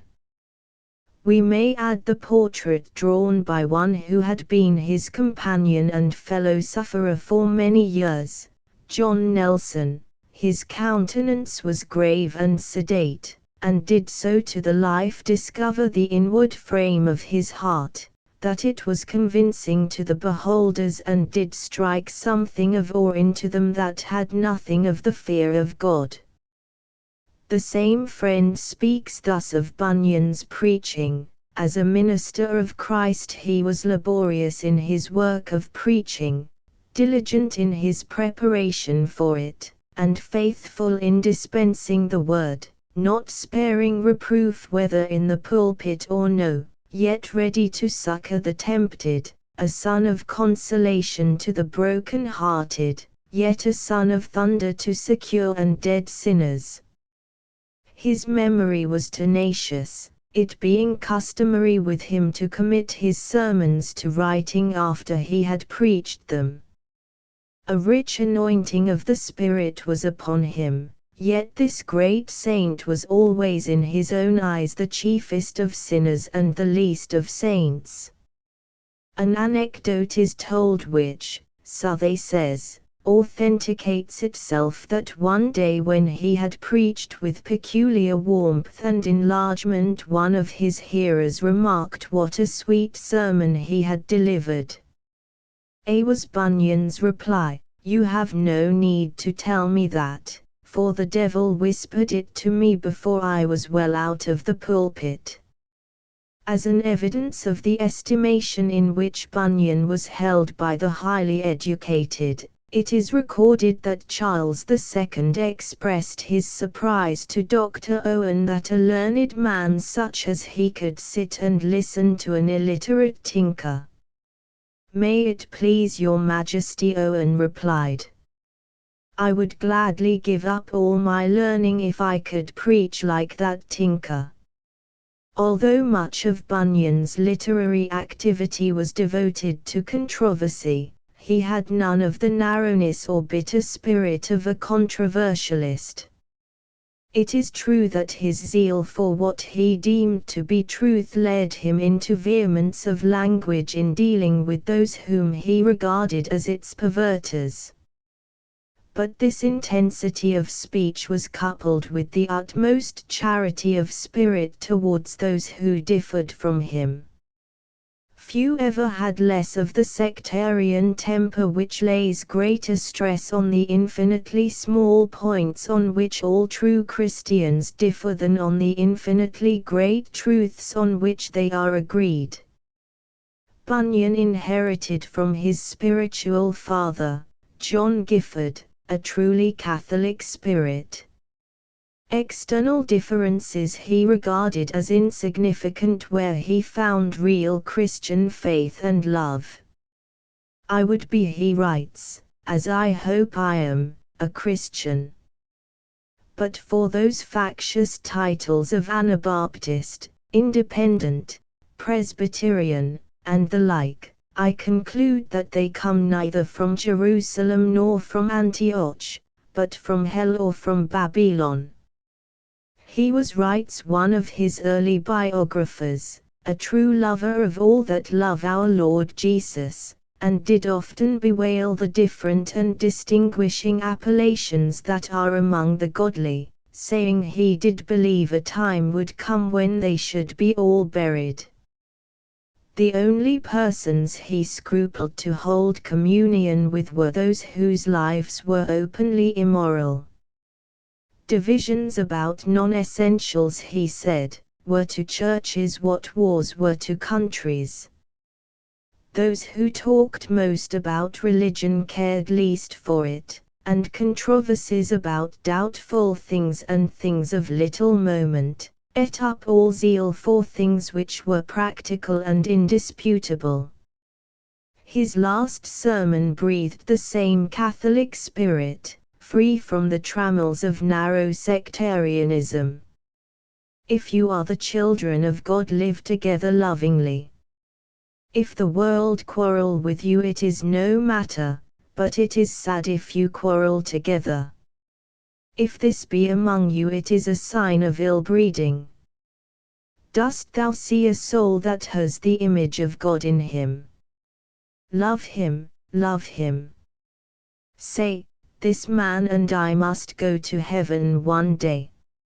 Serve one another. Do good for one another. If any wrong you, pray to God to right you, and love the brotherhood.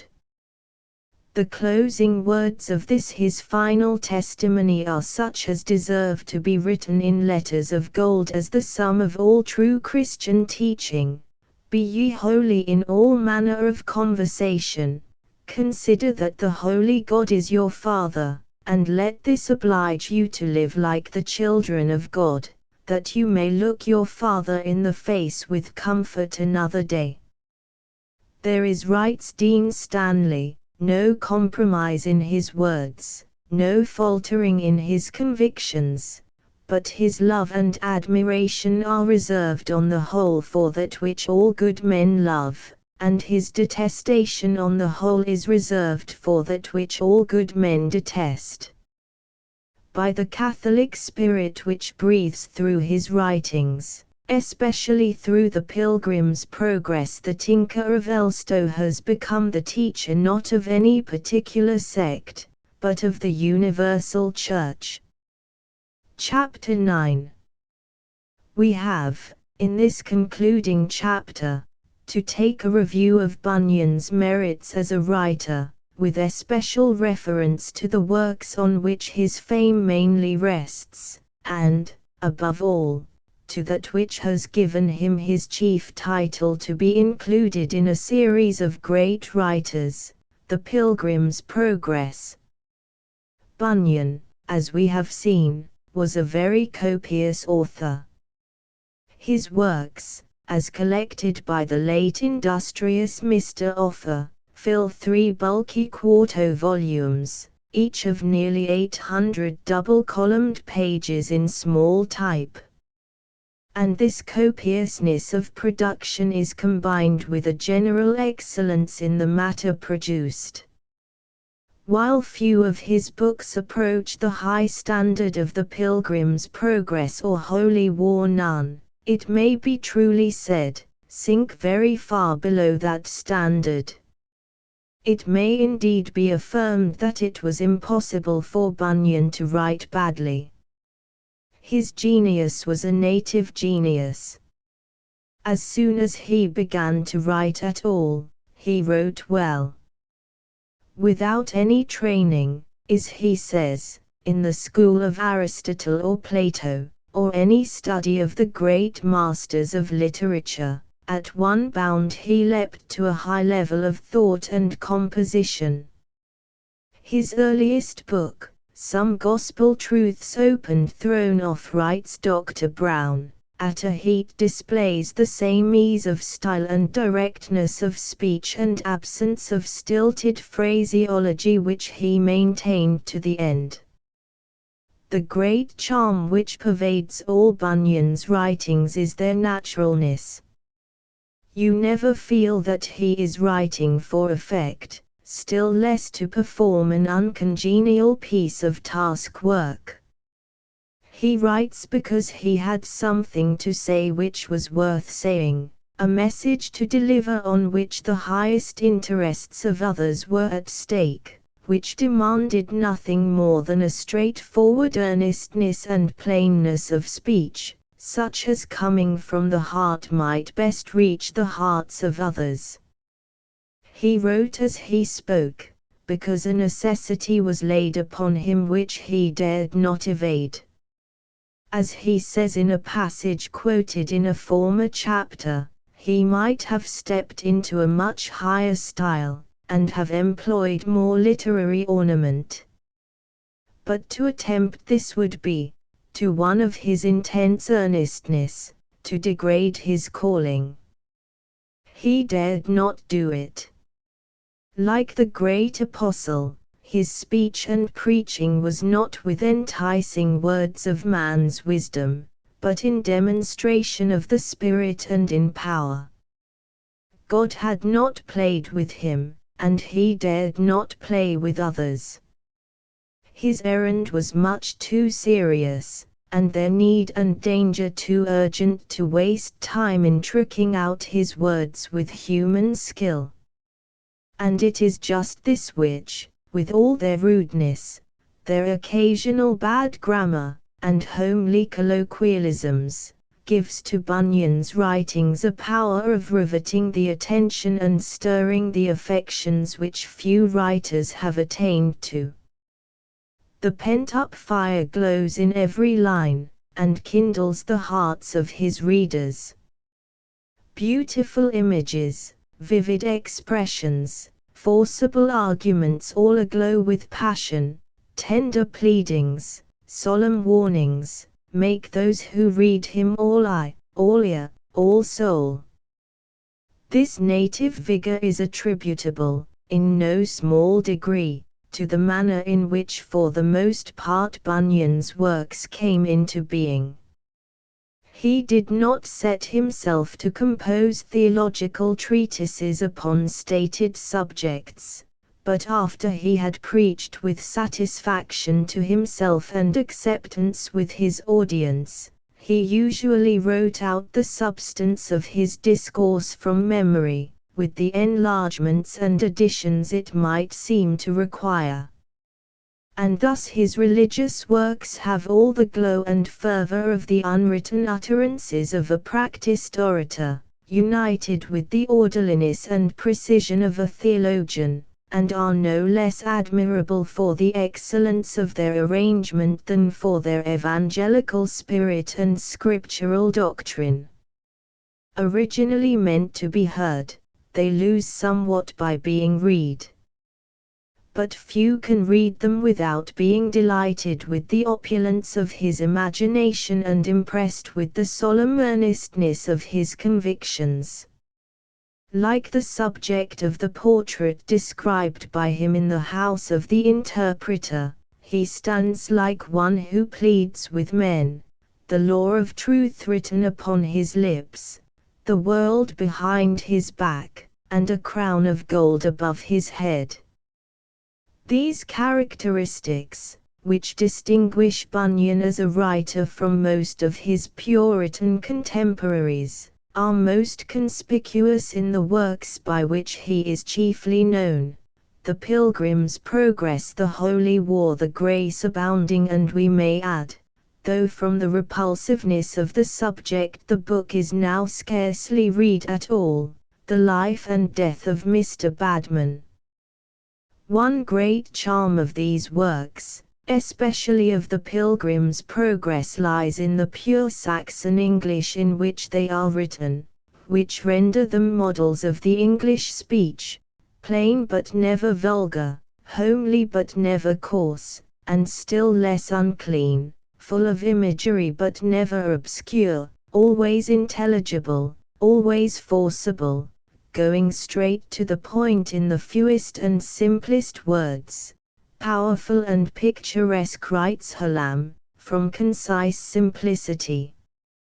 Bunyan's style is recommended by Lord Macaulay as an invaluable study to every person who wishes to gain a wide command over his mother tongue.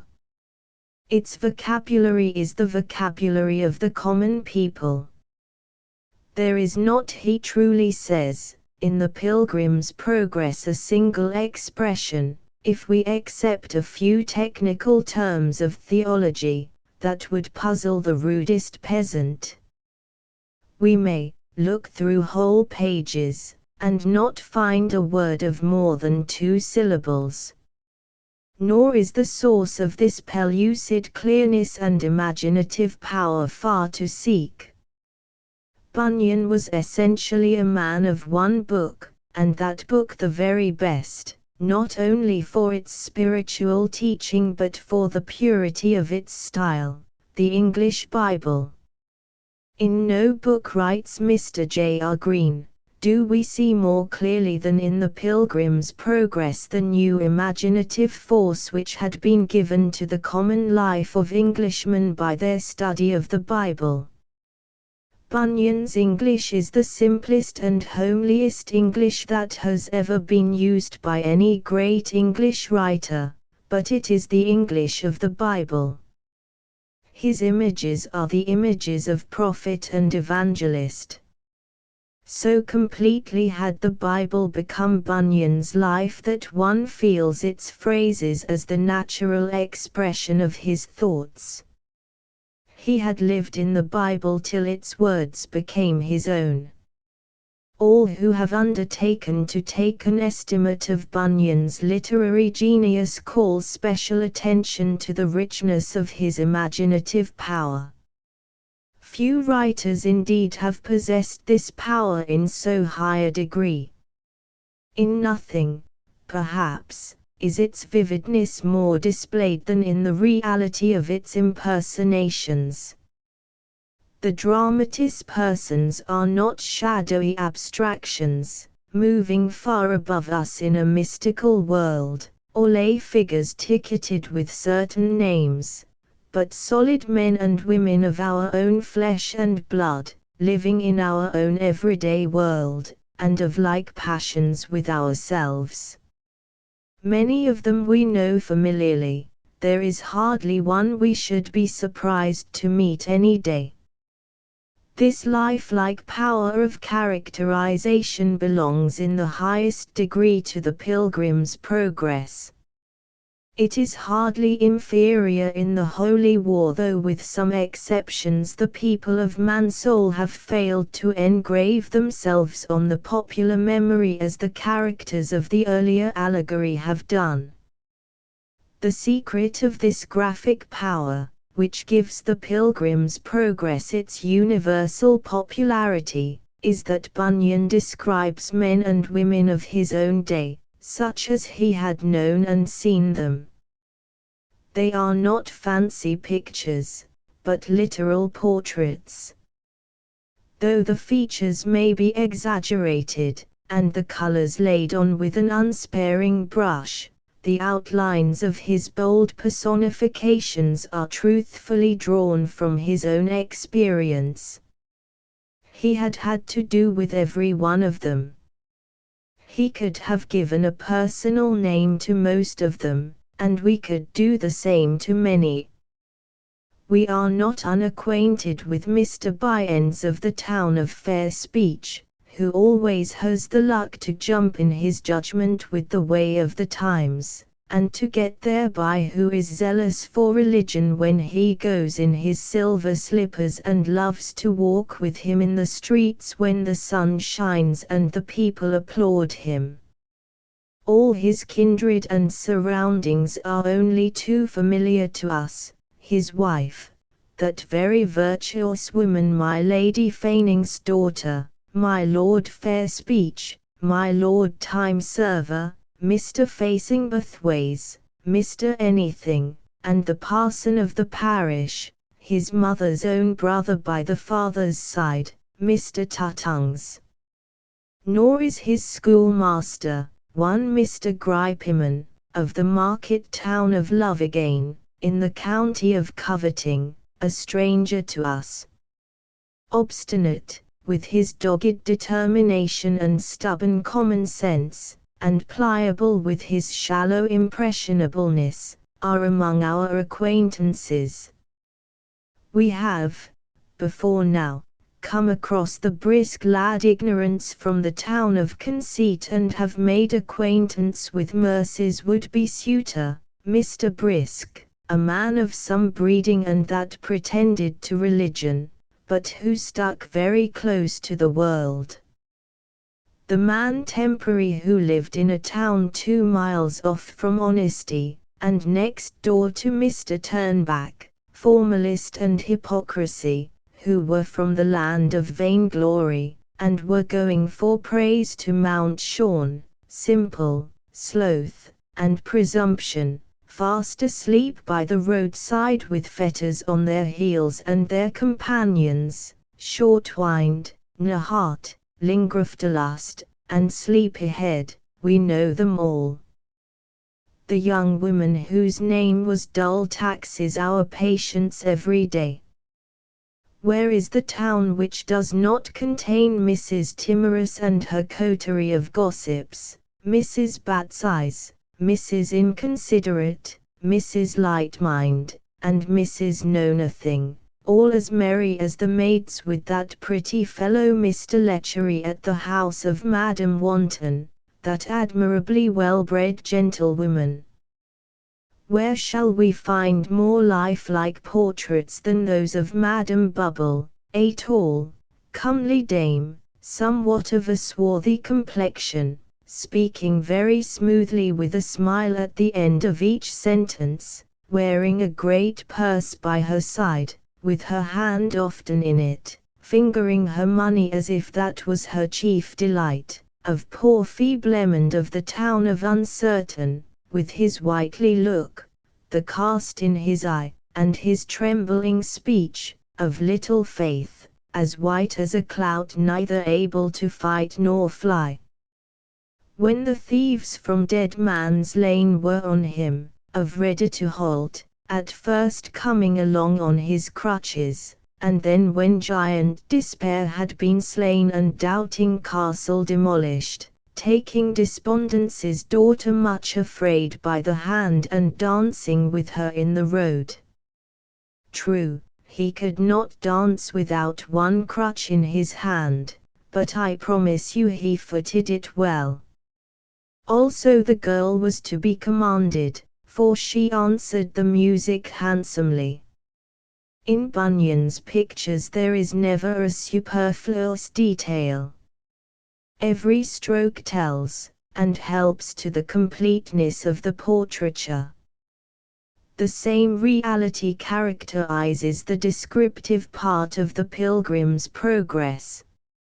As his characters are such as he must meet with every day in his native town, so also the scenery and surroundings of his allegory are part of his own everyday life, and reproduce what he had been brought up amidst in his native county, or had noticed in his tinker's wanderings. Born and bred, writes Kingsley, in the monotonous Midland, he had no natural images beyond the pastures and brooks, the town and country houses, he saw about him.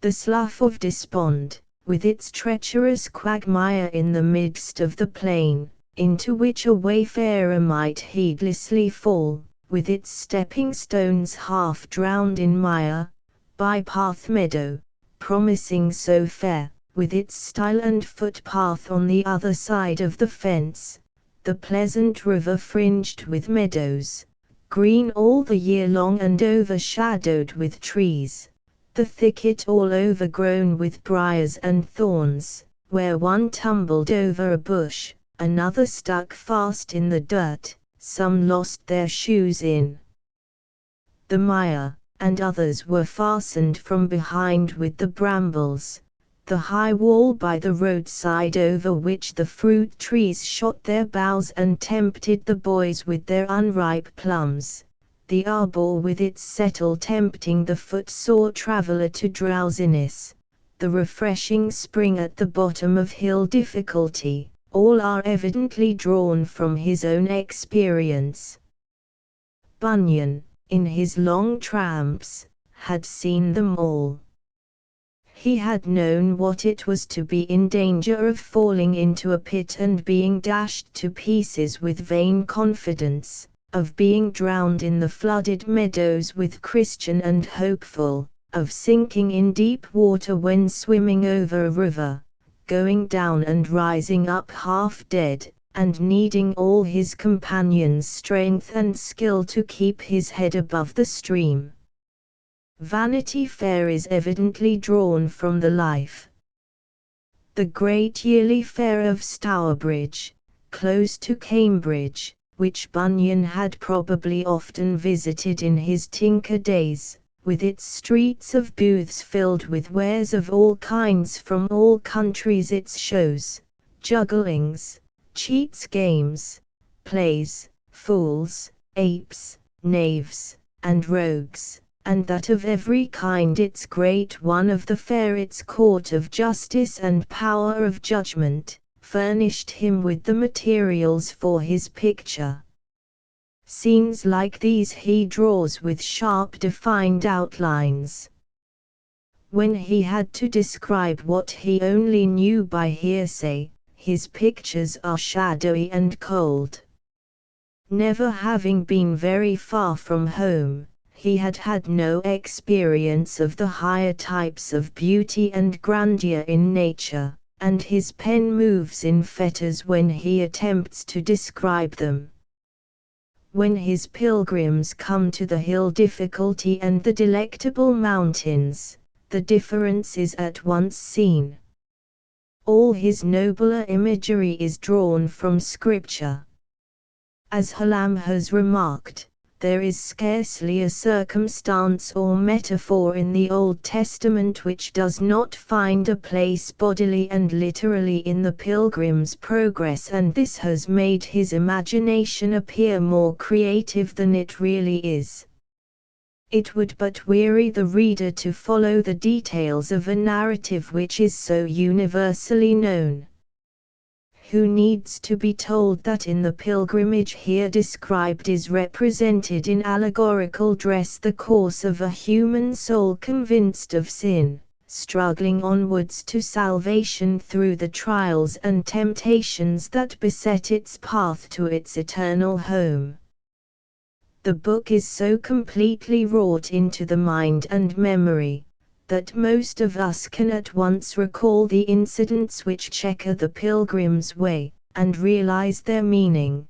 The slough of despond, in which the man convinced of his guilt and fleeing from the wrath to come, in his agonizing self-consciousness is in danger of being swallowed up in despair.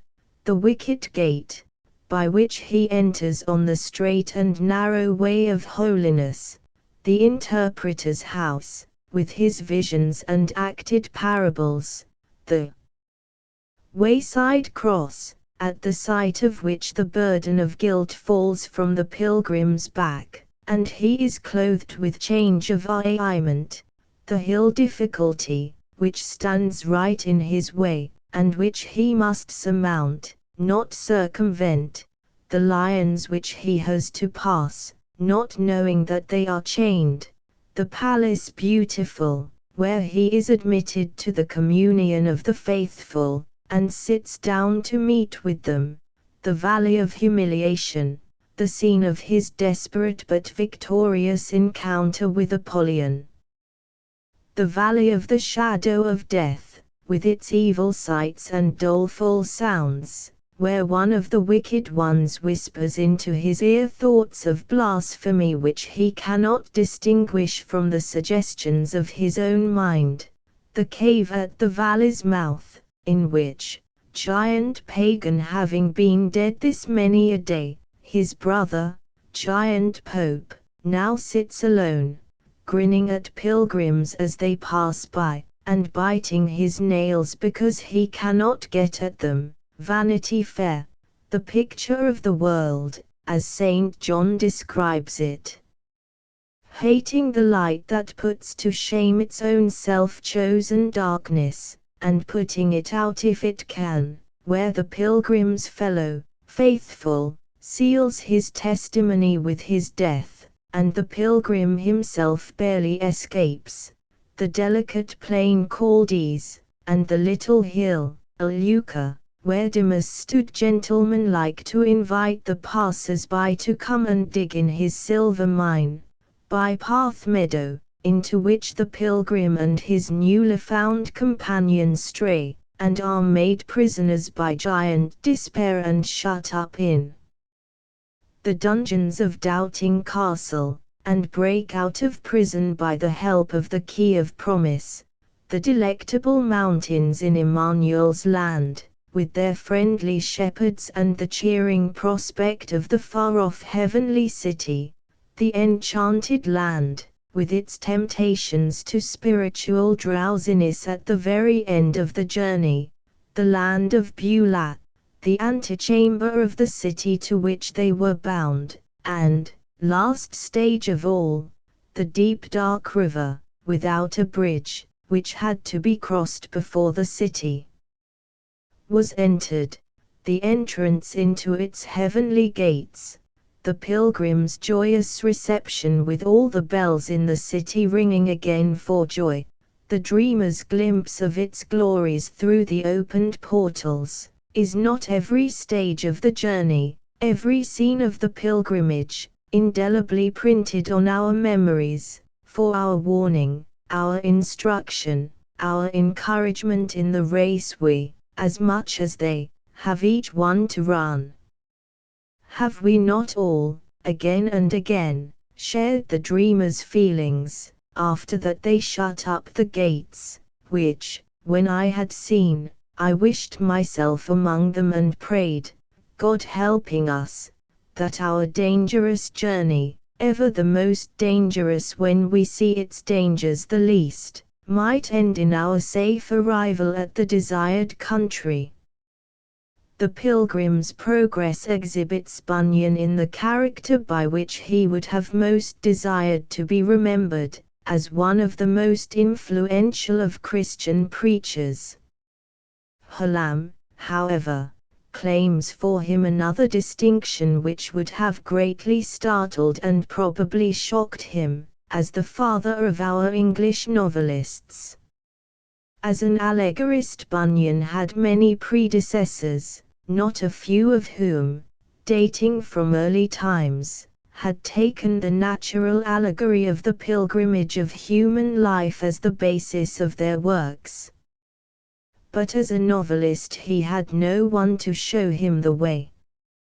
Bunyan was the first to break ground in a field which has since then been so overabundantly worked that the soil has almost lost its productiveness, while few novels written purely with the object of entertainment have ever proved so universally entertaining. Intensely religious as it is in purpose, The Pilgrim's Progress may be safely styled the first English novel. The claim to be the father of English romance, writes Dr. Ian, which has been sometimes preferred for Defoe, really pertains to Bunyan. Defoe may claim the parentage of a species, but Bunyan is the creator of the genus. As the parent of fictitious biography, it is that Bunyan has charmed the world. On its vivid interest as a story, its universal interest and lasting vitality rest. Other allegorizers, writes Lord Macaulay, have shown great ingenuity, but no other allegorist has ever been able to touch the heart, and to make its abstractions objects of terror, of pity, and of love. Whatever its deficiencies, literary and religious, may be, if we find incongruities in the narrative, and are not insensible to some grave theological deficiencies, If we are unable without qualification to accept Coleridge's dictum that it is incomparably the best Summa Theologiae Evangelici ever produced by a writer not miraculously inspired, even if, with Hallam, we consider its excellences great indeed, but not of the highest order, and deem it a little overpraised, the fact of its universal popularity with readers of all classes and of all orders of intellect remains, and gives this book a unique distinction. I have, says Dr. Arnold, when reading it after a long interval, always been struck by its piety. I am now struck equally or even more by its profound wisdom. It seems to be a complete reflection of Scripture. And to turn to a critic of very different character, Dean Swift, I have been better entertained and more improved, writes that cynical pessimist, by a few pages of this book than by a long discourse on the will and intellect. The favorite of our childhood, as the most perfect and complex of fairy tales, so human and intelligible, read, as Hallam says, at an age when the spiritual meaning is either little perceived or little regarded. The Pilgrim's Progress becomes the chosen companion of our later years, perused with ever fresh appreciation of its teaching, and enjoyment of its native genius, the interpreter of life to all who are perplexed with its problems, and the practical guide and solace of all who need counsel and sympathy. The secret of this universal acceptableness of the Pilgrim's Progress lies in the breadth of its religious sympathies. Rigid Puritan as Bunyan was, no book is more completely free from sectarian narrowness. Its reach is as wide as Christianity itself, and it takes hold of every human heart because it is so intensely human. No apology is needed for presenting Mr. Froude's eloquent panegyric. The pilgrim, though in Puritan dress, is a genuine man. His experience is so truly human experience that Christians of every persuasion can identify themselves with him, and even those who regard Christianity itself as but a natural outgrowth of the conscience and intellect, and yet desire to live nobly and make the best of themselves, can recognize familiar footprints in every step of Christian's journey. Thus the Pilgrim's Progress is a book which when once read can never be forgotten. We too, every one of us, are pilgrims on the same road, and images and illustrations come back to us from so faithful an itinerary, as we encounter similar trials, and learn for ourselves the accuracy with which Bunyan has described them. Time cannot impair its interest, or intellectual progress make it cease to be true to experience. Dr. Brown's appreciative words may be added. With deepest pathos it enters into the stern battle so real to all of us, into those heart experiences which make up, for all, the discipline of life. It is this especially which has given to it the mighty hold which it has always had upon the toiling poor, and made it the one book above all books well thumbed and torn to tatters among them. And it is this which makes it one of the first books translated by the missionary who seeks to give true thoughts of God and life to heathen men. The second part of the Pilgrim's Progress partakes of the character of almost all continuations. It is, in Mr. Froude's words, only a feeble reverberation of the first part, which has given it a popularity it would have hardly attained by its own merits. Christiana and her children are tolerated for the pilgrim's sake to whom they belong. Bunyan seems not to have been insensible of this himself, when in his metrical preface he thus introduces his new work: "Go now, my little book, to every place where my first pilgrim has but shown his face. Call at their door, if any say, who's there? Then answer thus, Christiana is here. If they bid thee come in, then enter thou with all thy boys. And then, as thou knowest how, tell who they are, also from whence they came. Perhaps they'll know them by their looks or name." But although the second part must be pronounced inferior, on the whole, to the first, it is a work of striking individuality and graphic power, such as Bunyan alone could have written.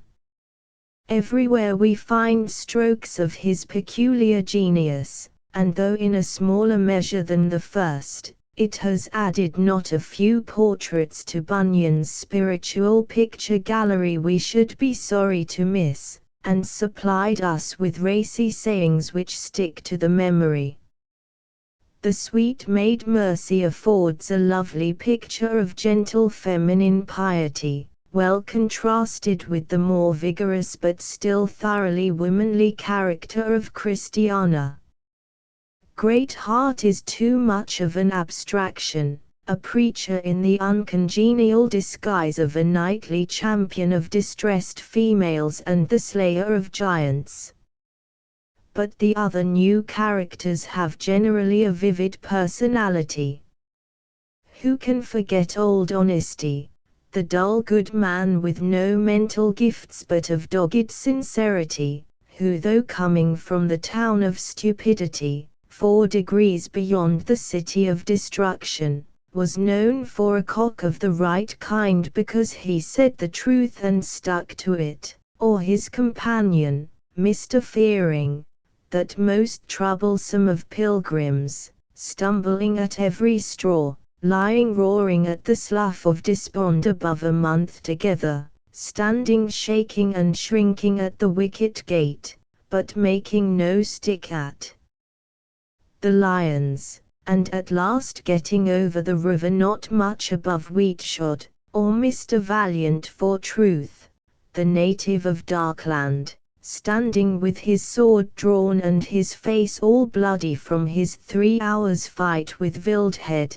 inconsiderate and pragmatic, Mr. Standfast, blushing to be found on his knees in the enchanted ground, one who loved to hear his lord spoken of, and coveted to set his foot wherever he saw the print of his shoe, Mr. Feeblemond, the sickly, melancholy pilgrim, at whose door Death did usually knock once a day, betaking himself to a pilgrim's life because he was never well at home, resolved to run when he could, and go when he could not run, and creep when he could not go, an enemy to laughter and to gay attire, bringing up the rear of the company with Mr. Red-Eye Holt hobbling along on his crutches, Giant Despair's prisoners, Mr. Despondency, whom he had all but starved to death,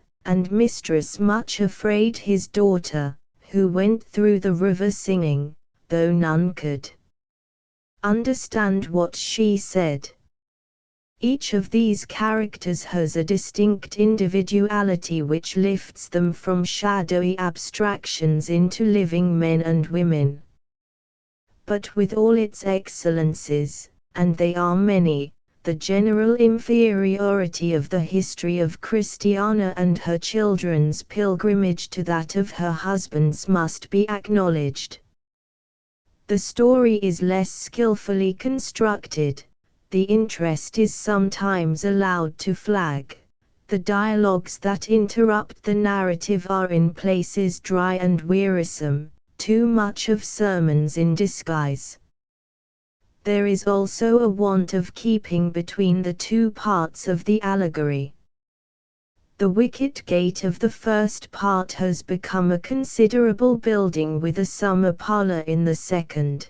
The shepherds' tents on the Delectable Mountains have risen into a palace, with a dining room, and a looking-glass, and a store of jewels, while Vanity Fair has lost its former bad character, and has become a respectable country town, where Christiana and her family, seeming altogether to forget their pilgrimage, settled down comfortably, enjoy the society of the good people of the place.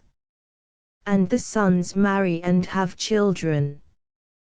These same children also cause the reader no little perplexity, when he finds them in the course of the supposed journey transformed from sweet babes who are terrified with the mastiffs barking at the wicket gate, who catch at the boughs for the unripe plums and cry at having to climb the hill, whose faces are stroked by the interpreter, who are catechized and called good boys by Prudence, who sup on bread crumbled into basins of milk, and are put to bed by Mercy, into strong young men, able to go out and fight with a giant, and lend a hand to the pulling down of Doubting Castle, and becoming husbands and fathers. We cannot but feel the want of vraisemblance which brings the whole company of pilgrims to the banks of the dark river at one time, and sends them over in succession, following one another rapidly through the golden gate of the city. The 4 boys with their wives and children, it is true, stay behind a while, but there is an evident incongruity in their doing so when the allegory has brought them all to what stands for the close of their earthly pilgrimage. Bunyan's mistake was in gratifying his inventive genius and making his band of pilgrims so large. He could get them together and make them travel in company without any sacrifice of dramatic truth, which, however, he was forced to disregard when the time came for their dismissal. The exquisite pathos of the description of the passage of the river by Christian and Hopeful blinds us to what may be almost termed the impossibility of 2 persons passing through the final struggle together, and dying at the same moment. But this charm is wanting in the prosaic picture of the company of fellow travelers coming down to the water's edge, and waiting till the postman blows his horn and bids them cross. Much as the second part contains of what is admirable, and what no one but Bunyan could have written, we feel after reading it that, in Mr. Froude's words, the rough simplicity is gone, and has been replaced by a tone of sentiment which is almost mawkish. Giants, dragons, and angelic champions carry us into a spurious fairyland where the knight-errant is a preacher in disguise. Fair ladies and love matches, however decorously chastened, suit ill with the sternness of the mortal conflict between the soul and sin. With the acknowledged shortcomings of the second part of the Pilgrim's Progress, we may be well content that Bunyan never carried out the idea hinted at in the closing words of his allegory, "Shall it be my lot to go that way again, I may give those that desire it an account of what I am here silent about. In the meantime I bid my reader adieu." Bunyan's second great allegorical work, The Holy War, need not detain us long. Being an attempt, and in the nature of things an unsuccessful attempt, to clothe what writers on divinity call the plan of salvation in a figurative dress, the narrative, with all its vividness of description in parts, its clearly drawn characters with their picturesque nomenclature, and the stirring vicissitudes of the drama, is necessarily wanting in the personal interest which attaches to an individual man, like Christian, and those who are linked with or follow his career. In fact, the tremendous realities of the spiritual history of the human race are entirely unfit for allegorical treatment as a whole. Sin, its origin, its consequences, its remedy, and the apparent failure of that remedy though administered by almighty hands, must remain a mystery for all time. The attempts made by Bunyan, and by one of much higher intellectual power and greater poetic gifts than Bunyan, John Milton, to bring that mystery within the grasp of the finite intellect, only render it more perplexing. The proverbial line tells us that, fools rush in where angels fear to tread. Bunyan and Milton were as far as possible from being fools, but when both these great writers, on the one hand, carry us up into the council chamber of heaven and introduce us to the persons of the ever-blessed Trinity, debating, consulting, planning, and resolving, like a sovereign and his ministers when a revolted province has to be brought back to its allegiance, and, on the other hand, take us down to the infernal regions, and makes us privy to the plots and counterplots of the rebel leaders and hearers of their speeches, we cannot but feel that, in spite of the magnificent diction and poetic imagination of the one, and the homely picturesque genius of the other, the grand themes treated of are degraded if not vulgarized, without our being in any way helped to unravel their essential mysteries. In point of individual personal interest, the Holy War contrasts badly with the Pilgrim's Progress. The narrative moves in a more shadowy region. We may admire the workmanship, but the same undefined sense of unreality pursues us through Milton's noble epic, the outcome of a divinely fired genius, and Bunyan's humble narrative, drawing its scenes and circumstances, and to some extent its dramatis personae, from the writer's own surroundings in the town and corporation of Bedford, and his brief but stirring experience as a soldier in the Great Parliamentary War. The catastrophe also is eminently unsatisfactory. When Christian and hopeful enter the Golden Gates, we feel that the story has come to its proper end, which we have been looking for all along.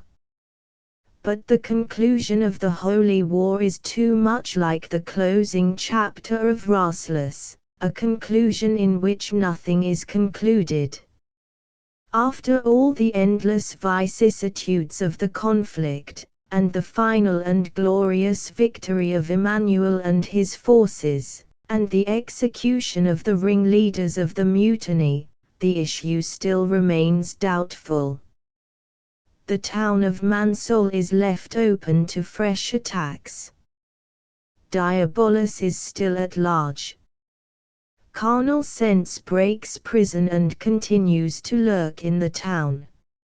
Unbelief, that nimble Jack slips away, and can never be laid hold of. These, therefore, and some few others of the more subtle of the Diabolonians, continue to make their home in man's soul, and will do so until man's soul ceases to dwell in the kingdom of universe.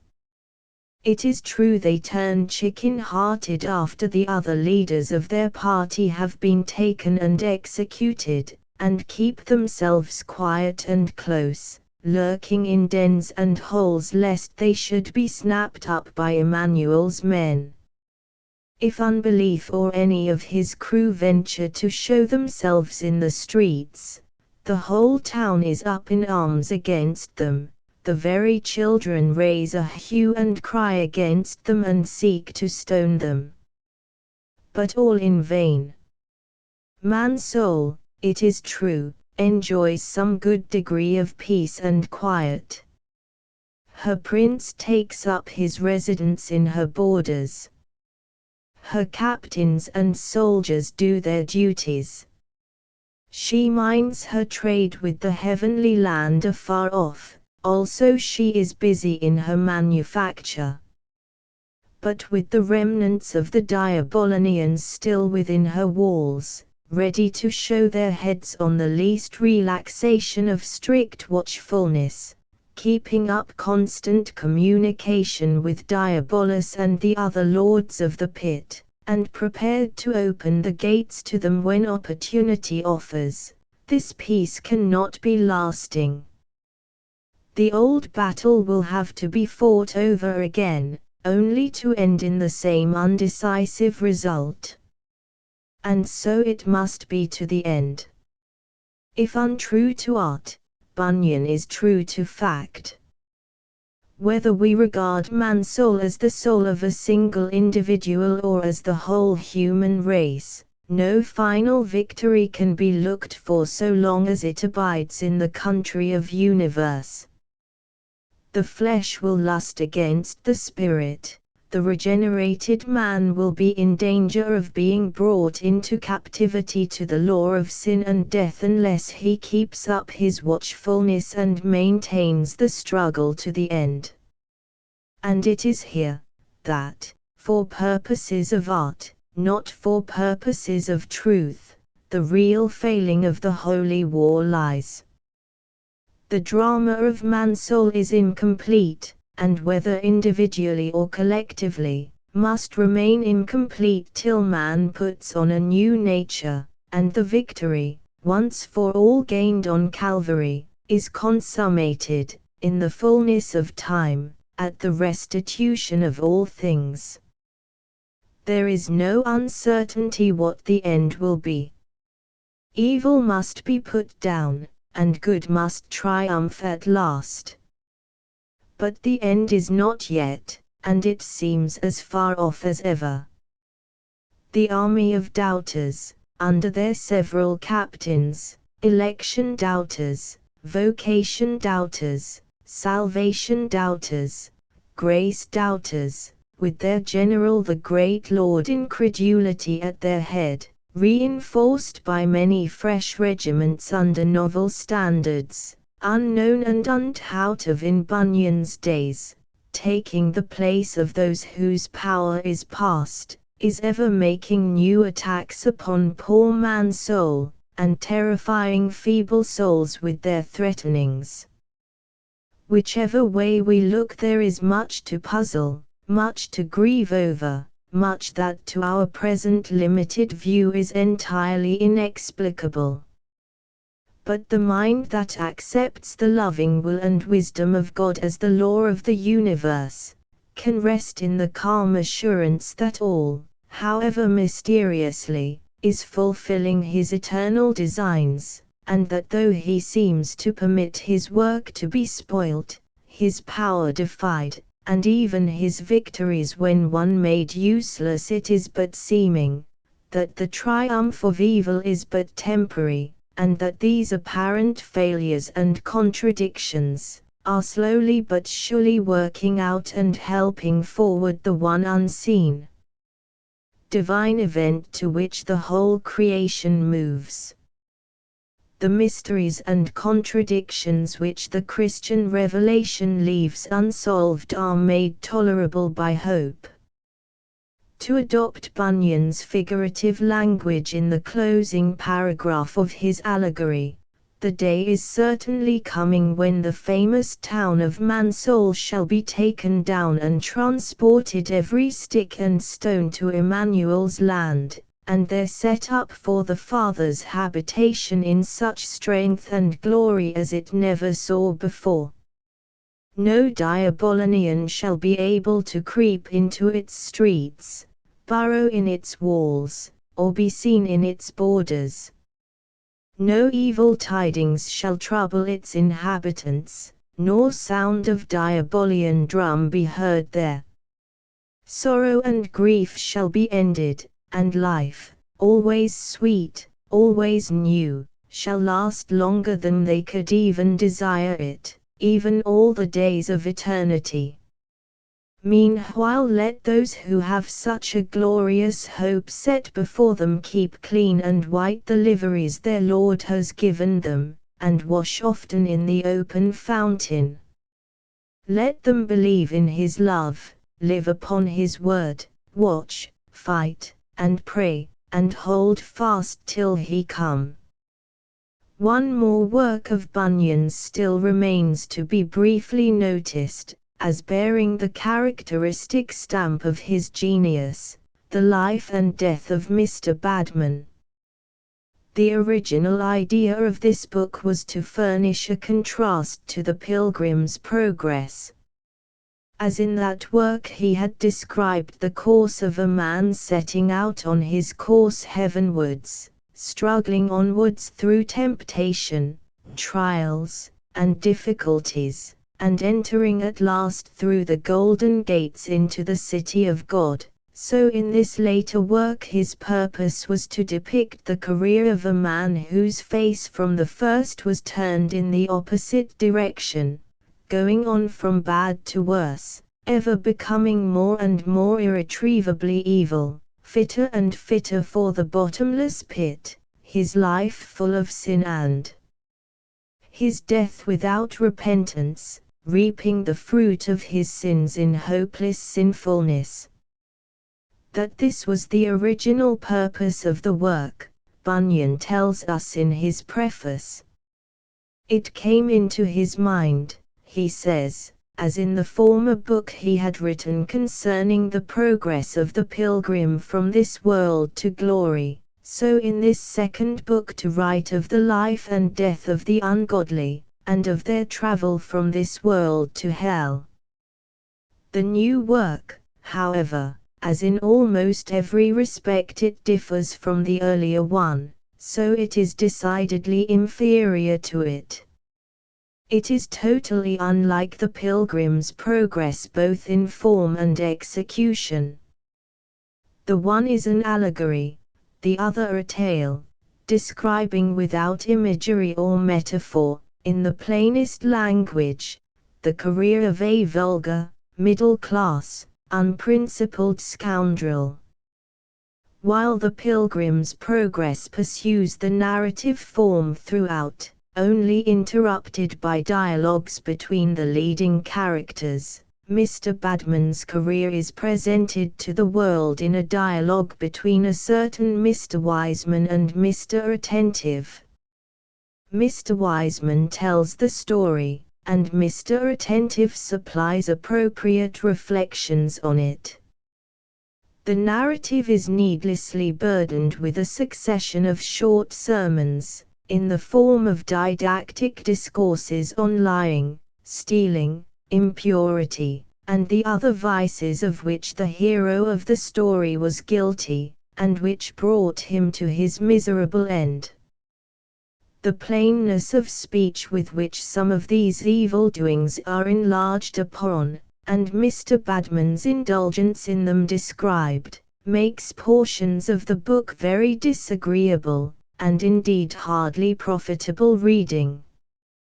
With omissions, however, the book well deserves perusal, as a picture such as only Bunyan or his rival in lifelike portraiture, Defoe, could have drawn of vulgar English life in the latter part of the 17th century, in a commonplace country town such as Bedford. It is not at all a pleasant picture. The life described, when not gross, is sordid and foul, is mean and commonplace. But as a description of English middle-class life at the epoch of the Restoration and Revolution, it is invaluable for those who wish to put themselves in touch with that period.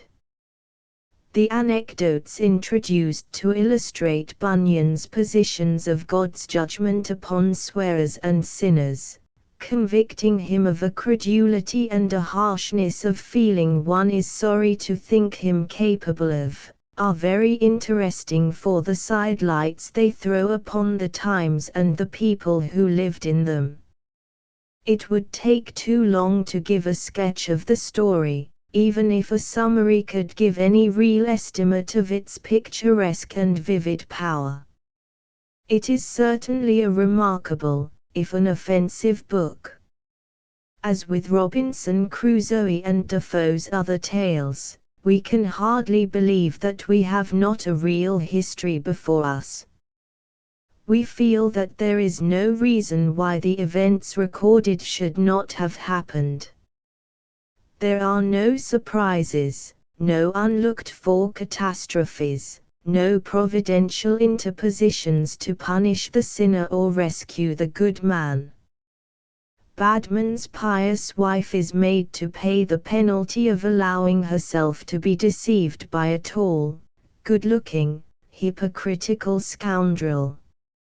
He himself pursues his evil way to the end, and dies like a lamb, or as men call it, like a chrisom child, sweetly and without fear. But the self-same Mr. Badman still, not only in name, but in condition, sinning on to the last, and dying with a heart that cannot repent. Mr. Froude's summing up of this book is so masterly that we make no apology for presenting it to our readers. Bunyan conceals nothing, assumes nothing, and exaggerates nothing. He makes his bad man sharp and shrewd.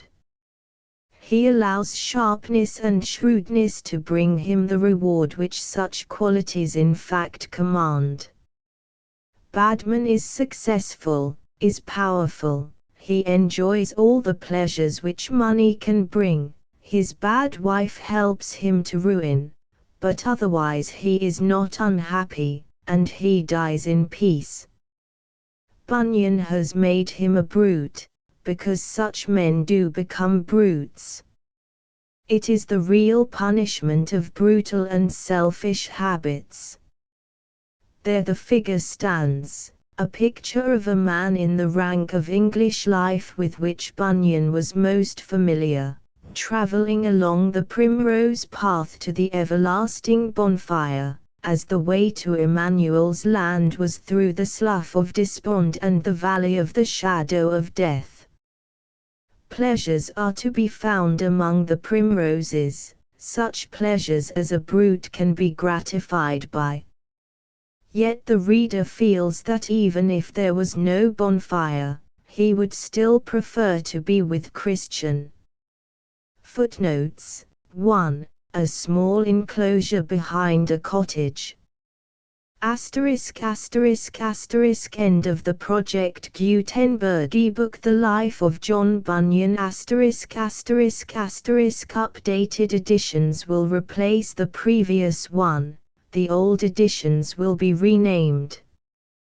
Creating the works from print editions not protected by U.S. copyright law means that no one owns a United States copyright in these works, so the Foundation, and you, can copy and distribute it in the United States without permission and without paying copyright royalties.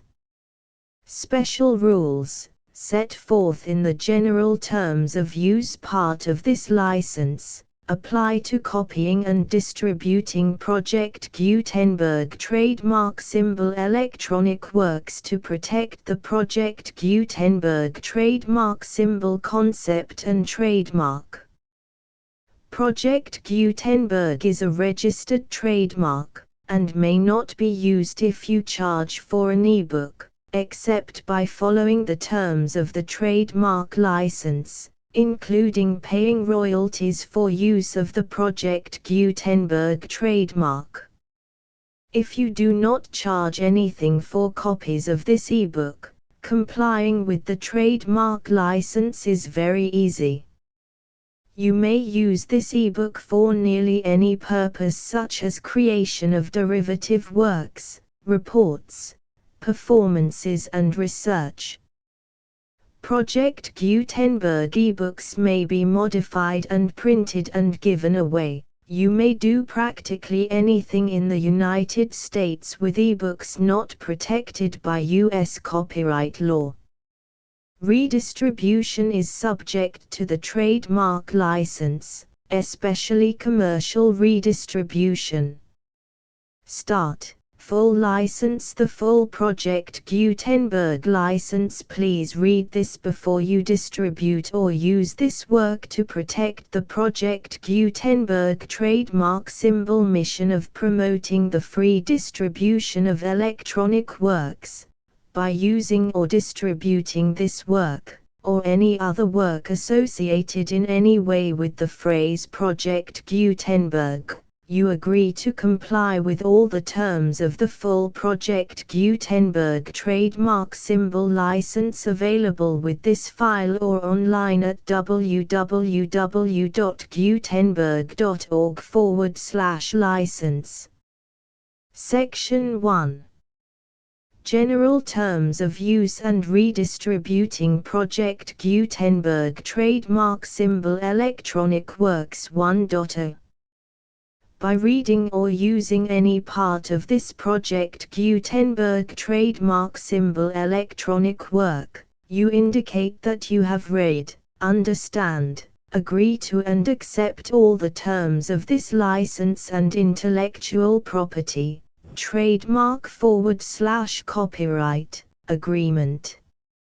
If you do not agree to abide by all the terms of this agreement, you must cease using and return or destroy all copies of Project Gutenberg trademark symbol electronic works in your possession. If you paid a fee for obtaining a copy of or access to a Project Gutenberg trademark symbol electronic work and you do not agree to be bound by the terms of this agreement, you may obtain a refund from the person or entity to whom you paid the fee as set forth in paragraph 1.e.8. 1.b Project Gutenberg is a registered trademark. It may only be used on or associated in any way with an electronic work by people who agree to be bound by the terms of this agreement. There are a few things that you can do with most Project Gutenberg trademark symbol electronic works even without complying with the full terms of this agreement. See paragraph 1.c below. There are a lot of things you can do with Project Gutenberg trademark symbol electronic works if you follow the terms of this agreement and help preserve free future access to Project Gutenberg trademark symbol electronic works. See paragraph 1.e below. 1.c. The Project Gutenberg Literary Archive Foundation, the Foundation or PGLAF, owns a compilation copyright in the collection of Project Gutenberg trademark symbol electronic works. Nearly all the individual works in the collection are in the public domain in the United States. If an individual work is unprotected by copyright law in the United States and you are located in the United States, we do not claim a right to prevent you from copying, distributing, performing, displaying or creating derivative works based on the work as long as all references to Project Gutenberg are removed. Of course, we hope that you will support the Project Gutenberg trademark symbol mission of promoting free access to electronic works by freely sharing Project Gutenberg trademark symbol works in compliance with the terms of this agreement for keeping the Project Gutenberg trademark symbol name associated with the work. You can easily comply with the terms of this agreement by keeping this work in the same format with its attached full Project Gutenberg trademark symbol license when you share it without charge with others. 1.d. The copyright laws of the place where you are located also govern what you can do with this work. Copyright laws in most countries are in a constant state of change. If you are outside the United States, check the laws of your country in addition to the terms of this agreement before downloading, copying, displaying, performing, distributing or creating derivative works based on this work or any other Project Gutenberg trademark symbol work. The Foundation makes no representations concerning the copyright status of any work in any country other than the United States. 1.e. Unless you have removed all references to Project Gutenberg, 1.e.1. The following sentence, with active links to, or other immediate access to, the full Project Gutenberg trademark symbol license must appear prominently whenever any copy of a Project Gutenberg trademark symbol work, any work on which the phrase Project Gutenberg appears, or with which the phrase Project Gutenberg is associated, is accessed, displayed, performed, viewed, copied or distributed. This ebook is for the use of anyone anywhere in the United States and most other parts of the world at no cost and with almost no restrictions whatsoever. You may copy it, give it away or reuse it under the terms of the Project Gutenberg license included with this ebook or online at www.gutenberg.org. If you are not located in the United States, you will have to check the laws of the country where you are located before using this ebook. 1.e.2. If an individual Project Gutenberg trademark symbol electronic work is derived from texts not protected by U.S. copyright law, does not contain a notice indicating that it is posted with permission of the copyright holder, the work can be copied and distributed to anyone in the United States without paying any fees or charges. If you are redistributing or providing access to a work with the phrase Project Gutenberg associated with or appearing on the work, you must comply either with the requirements of paragraphs 1.e.1 through 1.e.7 or obtain permission for the use of the work and the Project Gutenberg trademark symbol trademark as set forth in paragraphs 1.e.8 or 1.e.9. 1.e.3. If an individual Project Gutenberg trademark symbol electronic work is posted with the permission of the copyright holder, your use and distribution must comply with both paragraphs 1.e.1 through 1.e.7 and any additional terms imposed by the copyright holder.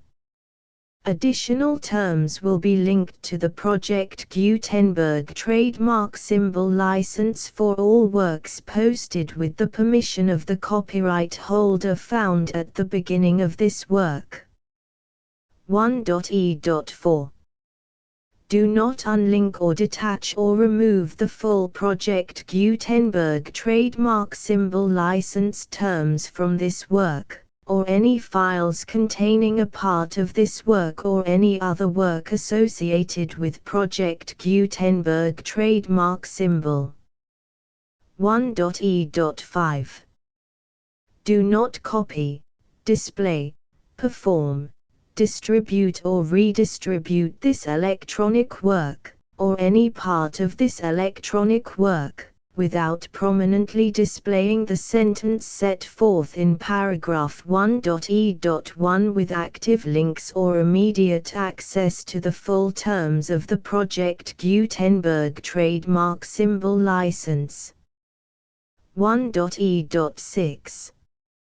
You may convert to and distribute this work in any binary, compressed, marked up, non-proprietary or proprietary form, including any word processing or hypertext form.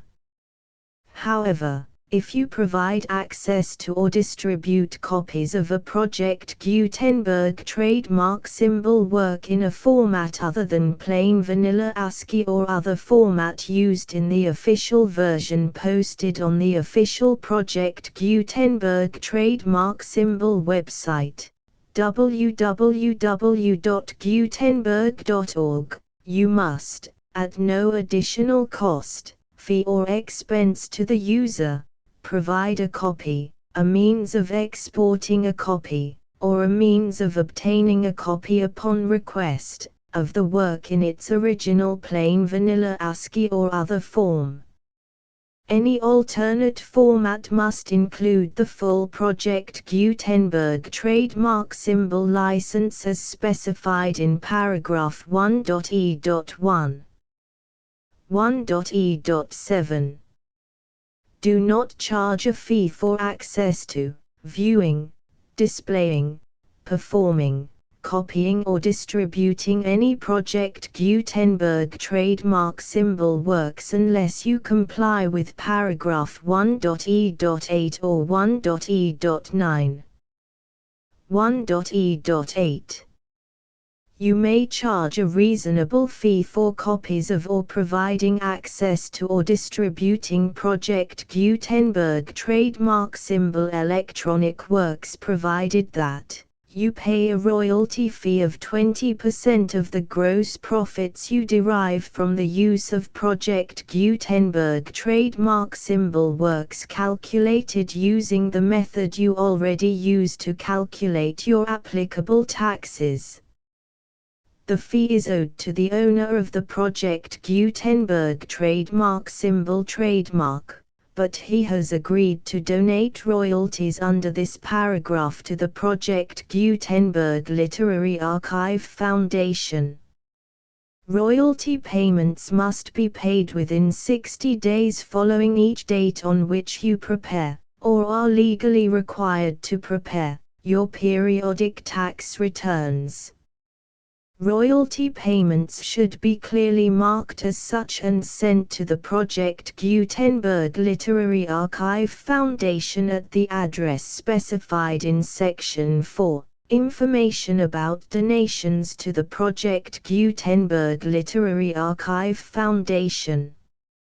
You provide a full refund of any money paid by a user who notifies you in writing, or by email, within 30 days of receipt that he does not agree to the terms of the full Project Gutenberg trademark symbol license.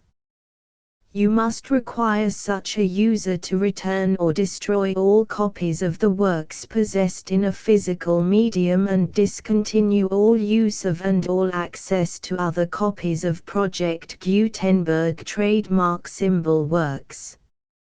You provide, in accordance with paragraph 1.f.3, a full refund of any money paid for a work or a replacement copy, if a defect in the electronic work is discovered and reported to you within 90 days of receipt of the work.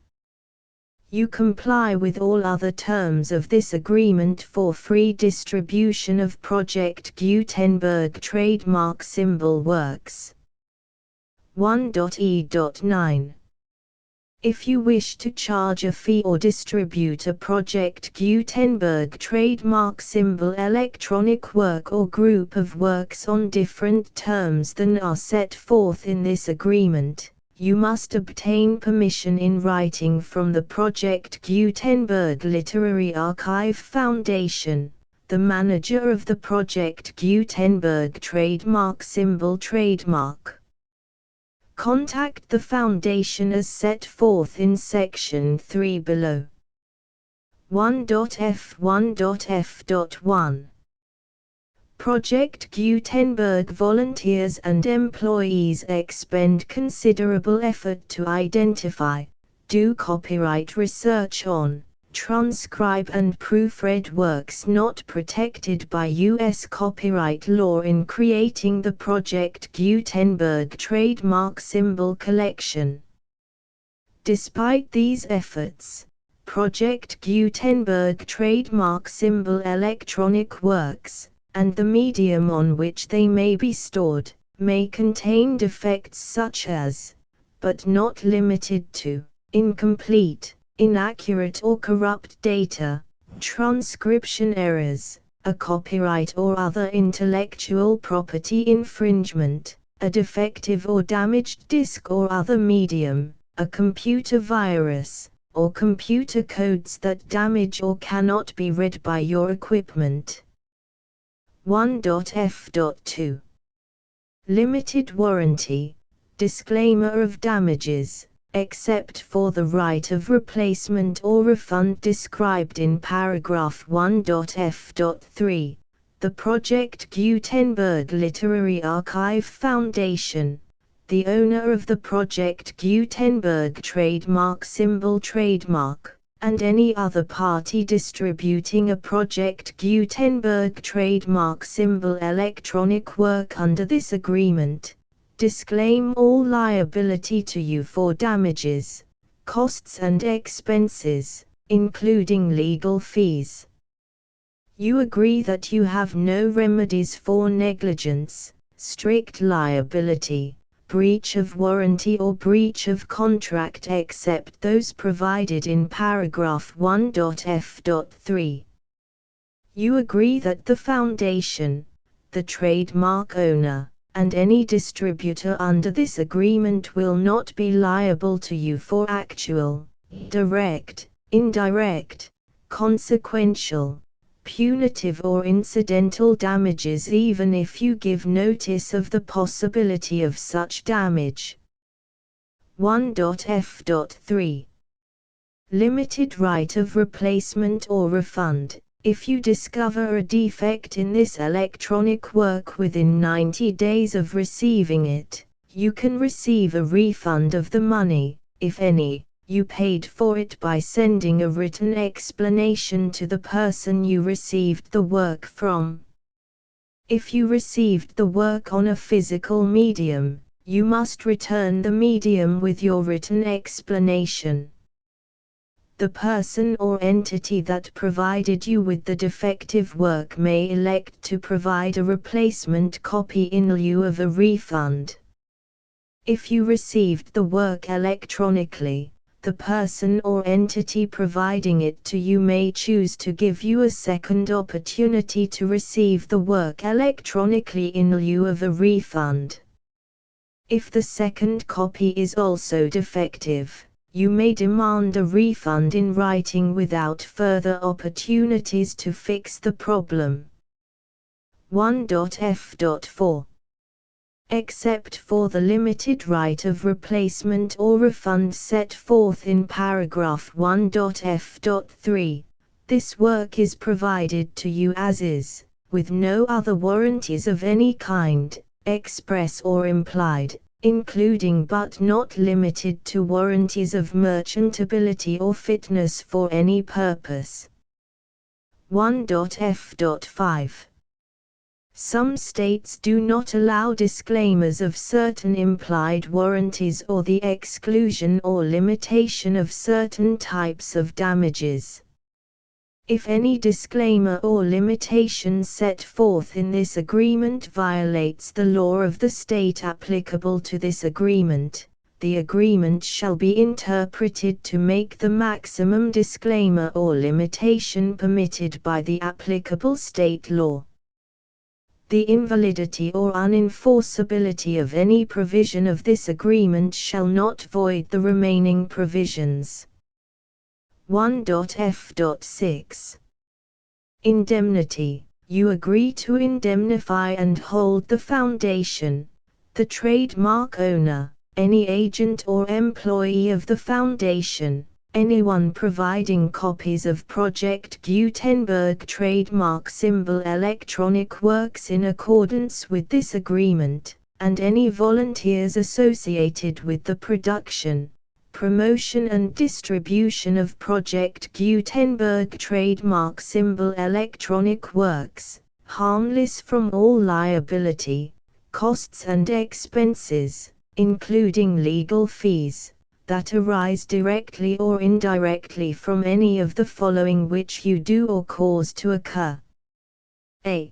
Distribution of this or any Project Gutenberg trademark symbol work. B. Alteration, modification, or additions or deletions to any Project Gutenberg trademark symbol work, and C. Any defect you cause. Section 2. Information about the mission of Project Gutenberg trademark symbol. Project Gutenberg trademark symbol is synonymous with the free distribution of electronic works in formats readable by the widest variety of computers, including obsolete, old, middle-aged and new computers. It exists because of the efforts of hundreds of volunteers and donations from people in all walks of life. Volunteers and financial support to provide volunteers with the assistance they need are critical to reaching Project Gutenberg trademark symbol's goals and ensuring that the Project Gutenberg trademark symbol collection will remain freely available for generations to come.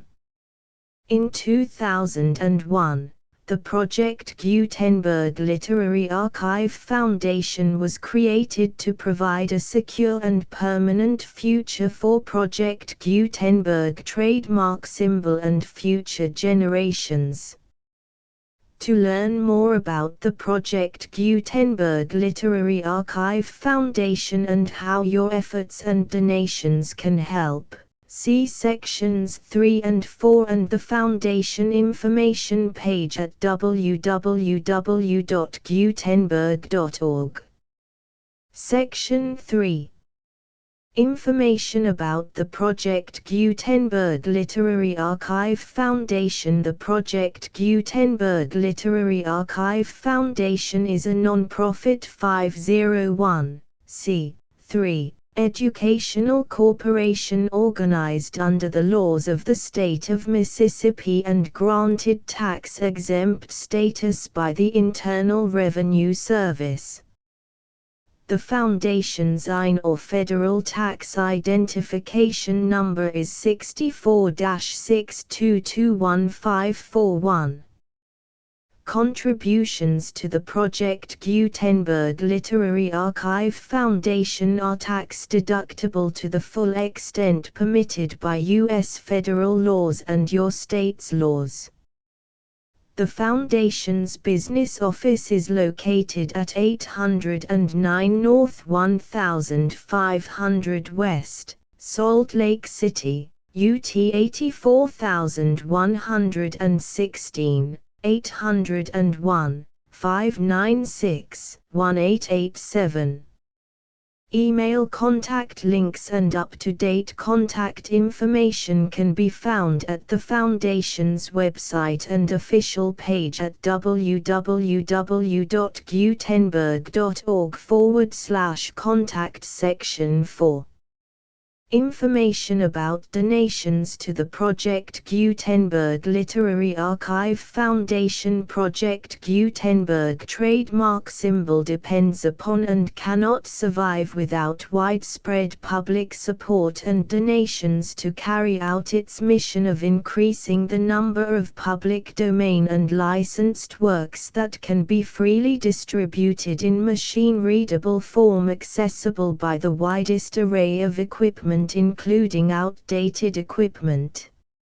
Many small donations, $1 to $5,000, are particularly important to maintaining tax-exempt status with the IRS. The Foundation is committed to complying with the laws regulating charities and charitable donations in all 50 states of the United States.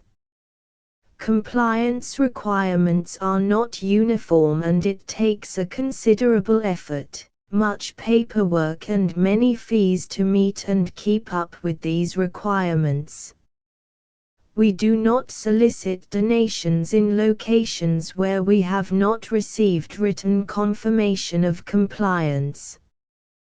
To send donations or determine the status of compliance for any particular state, visit www.gutenberg.org/donate.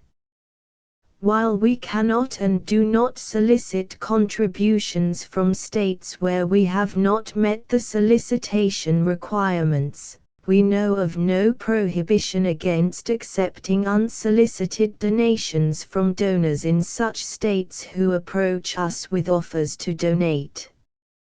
International donations are gratefully accepted, but we cannot make any statements concerning tax treatment of donations received from outside the United States. U.S. laws alone swamp our small staff. Please check the Project Gutenberg web pages for current donation methods and addresses. Donations are accepted in a number of other ways, including checks, online payments and credit card donations. To donate, please visit www.gutenberg.org/donate. Section 5. General information about Project Gutenberg Trademark Symbol Electronic Works. Professor Michael S. Hart was the originator of the Project Gutenberg trademark symbol concept of a library of electronic works that could be freely shared with anyone. For 40 years, he produced and distributed Project Gutenberg trademark symbol ebooks with only a loose network of volunteer support. Project Gutenberg trademark symbol ebooks are often created from several printed editions, all of which are confirmed as not protected by copyright in the US unless a copyright notice is included. Thus, we do not necessarily keep ebooks in compliance with any particular paper edition. Most people start at our website, which has the main PG search facility, www.gutenberg.org. This website includes information about Project Gutenberg trademark symbol, including how to make donations to the Project Gutenberg Literary Archive Foundation, how to help produce our new ebooks, and how to subscribe to our email newsletter to hear about new ebooks.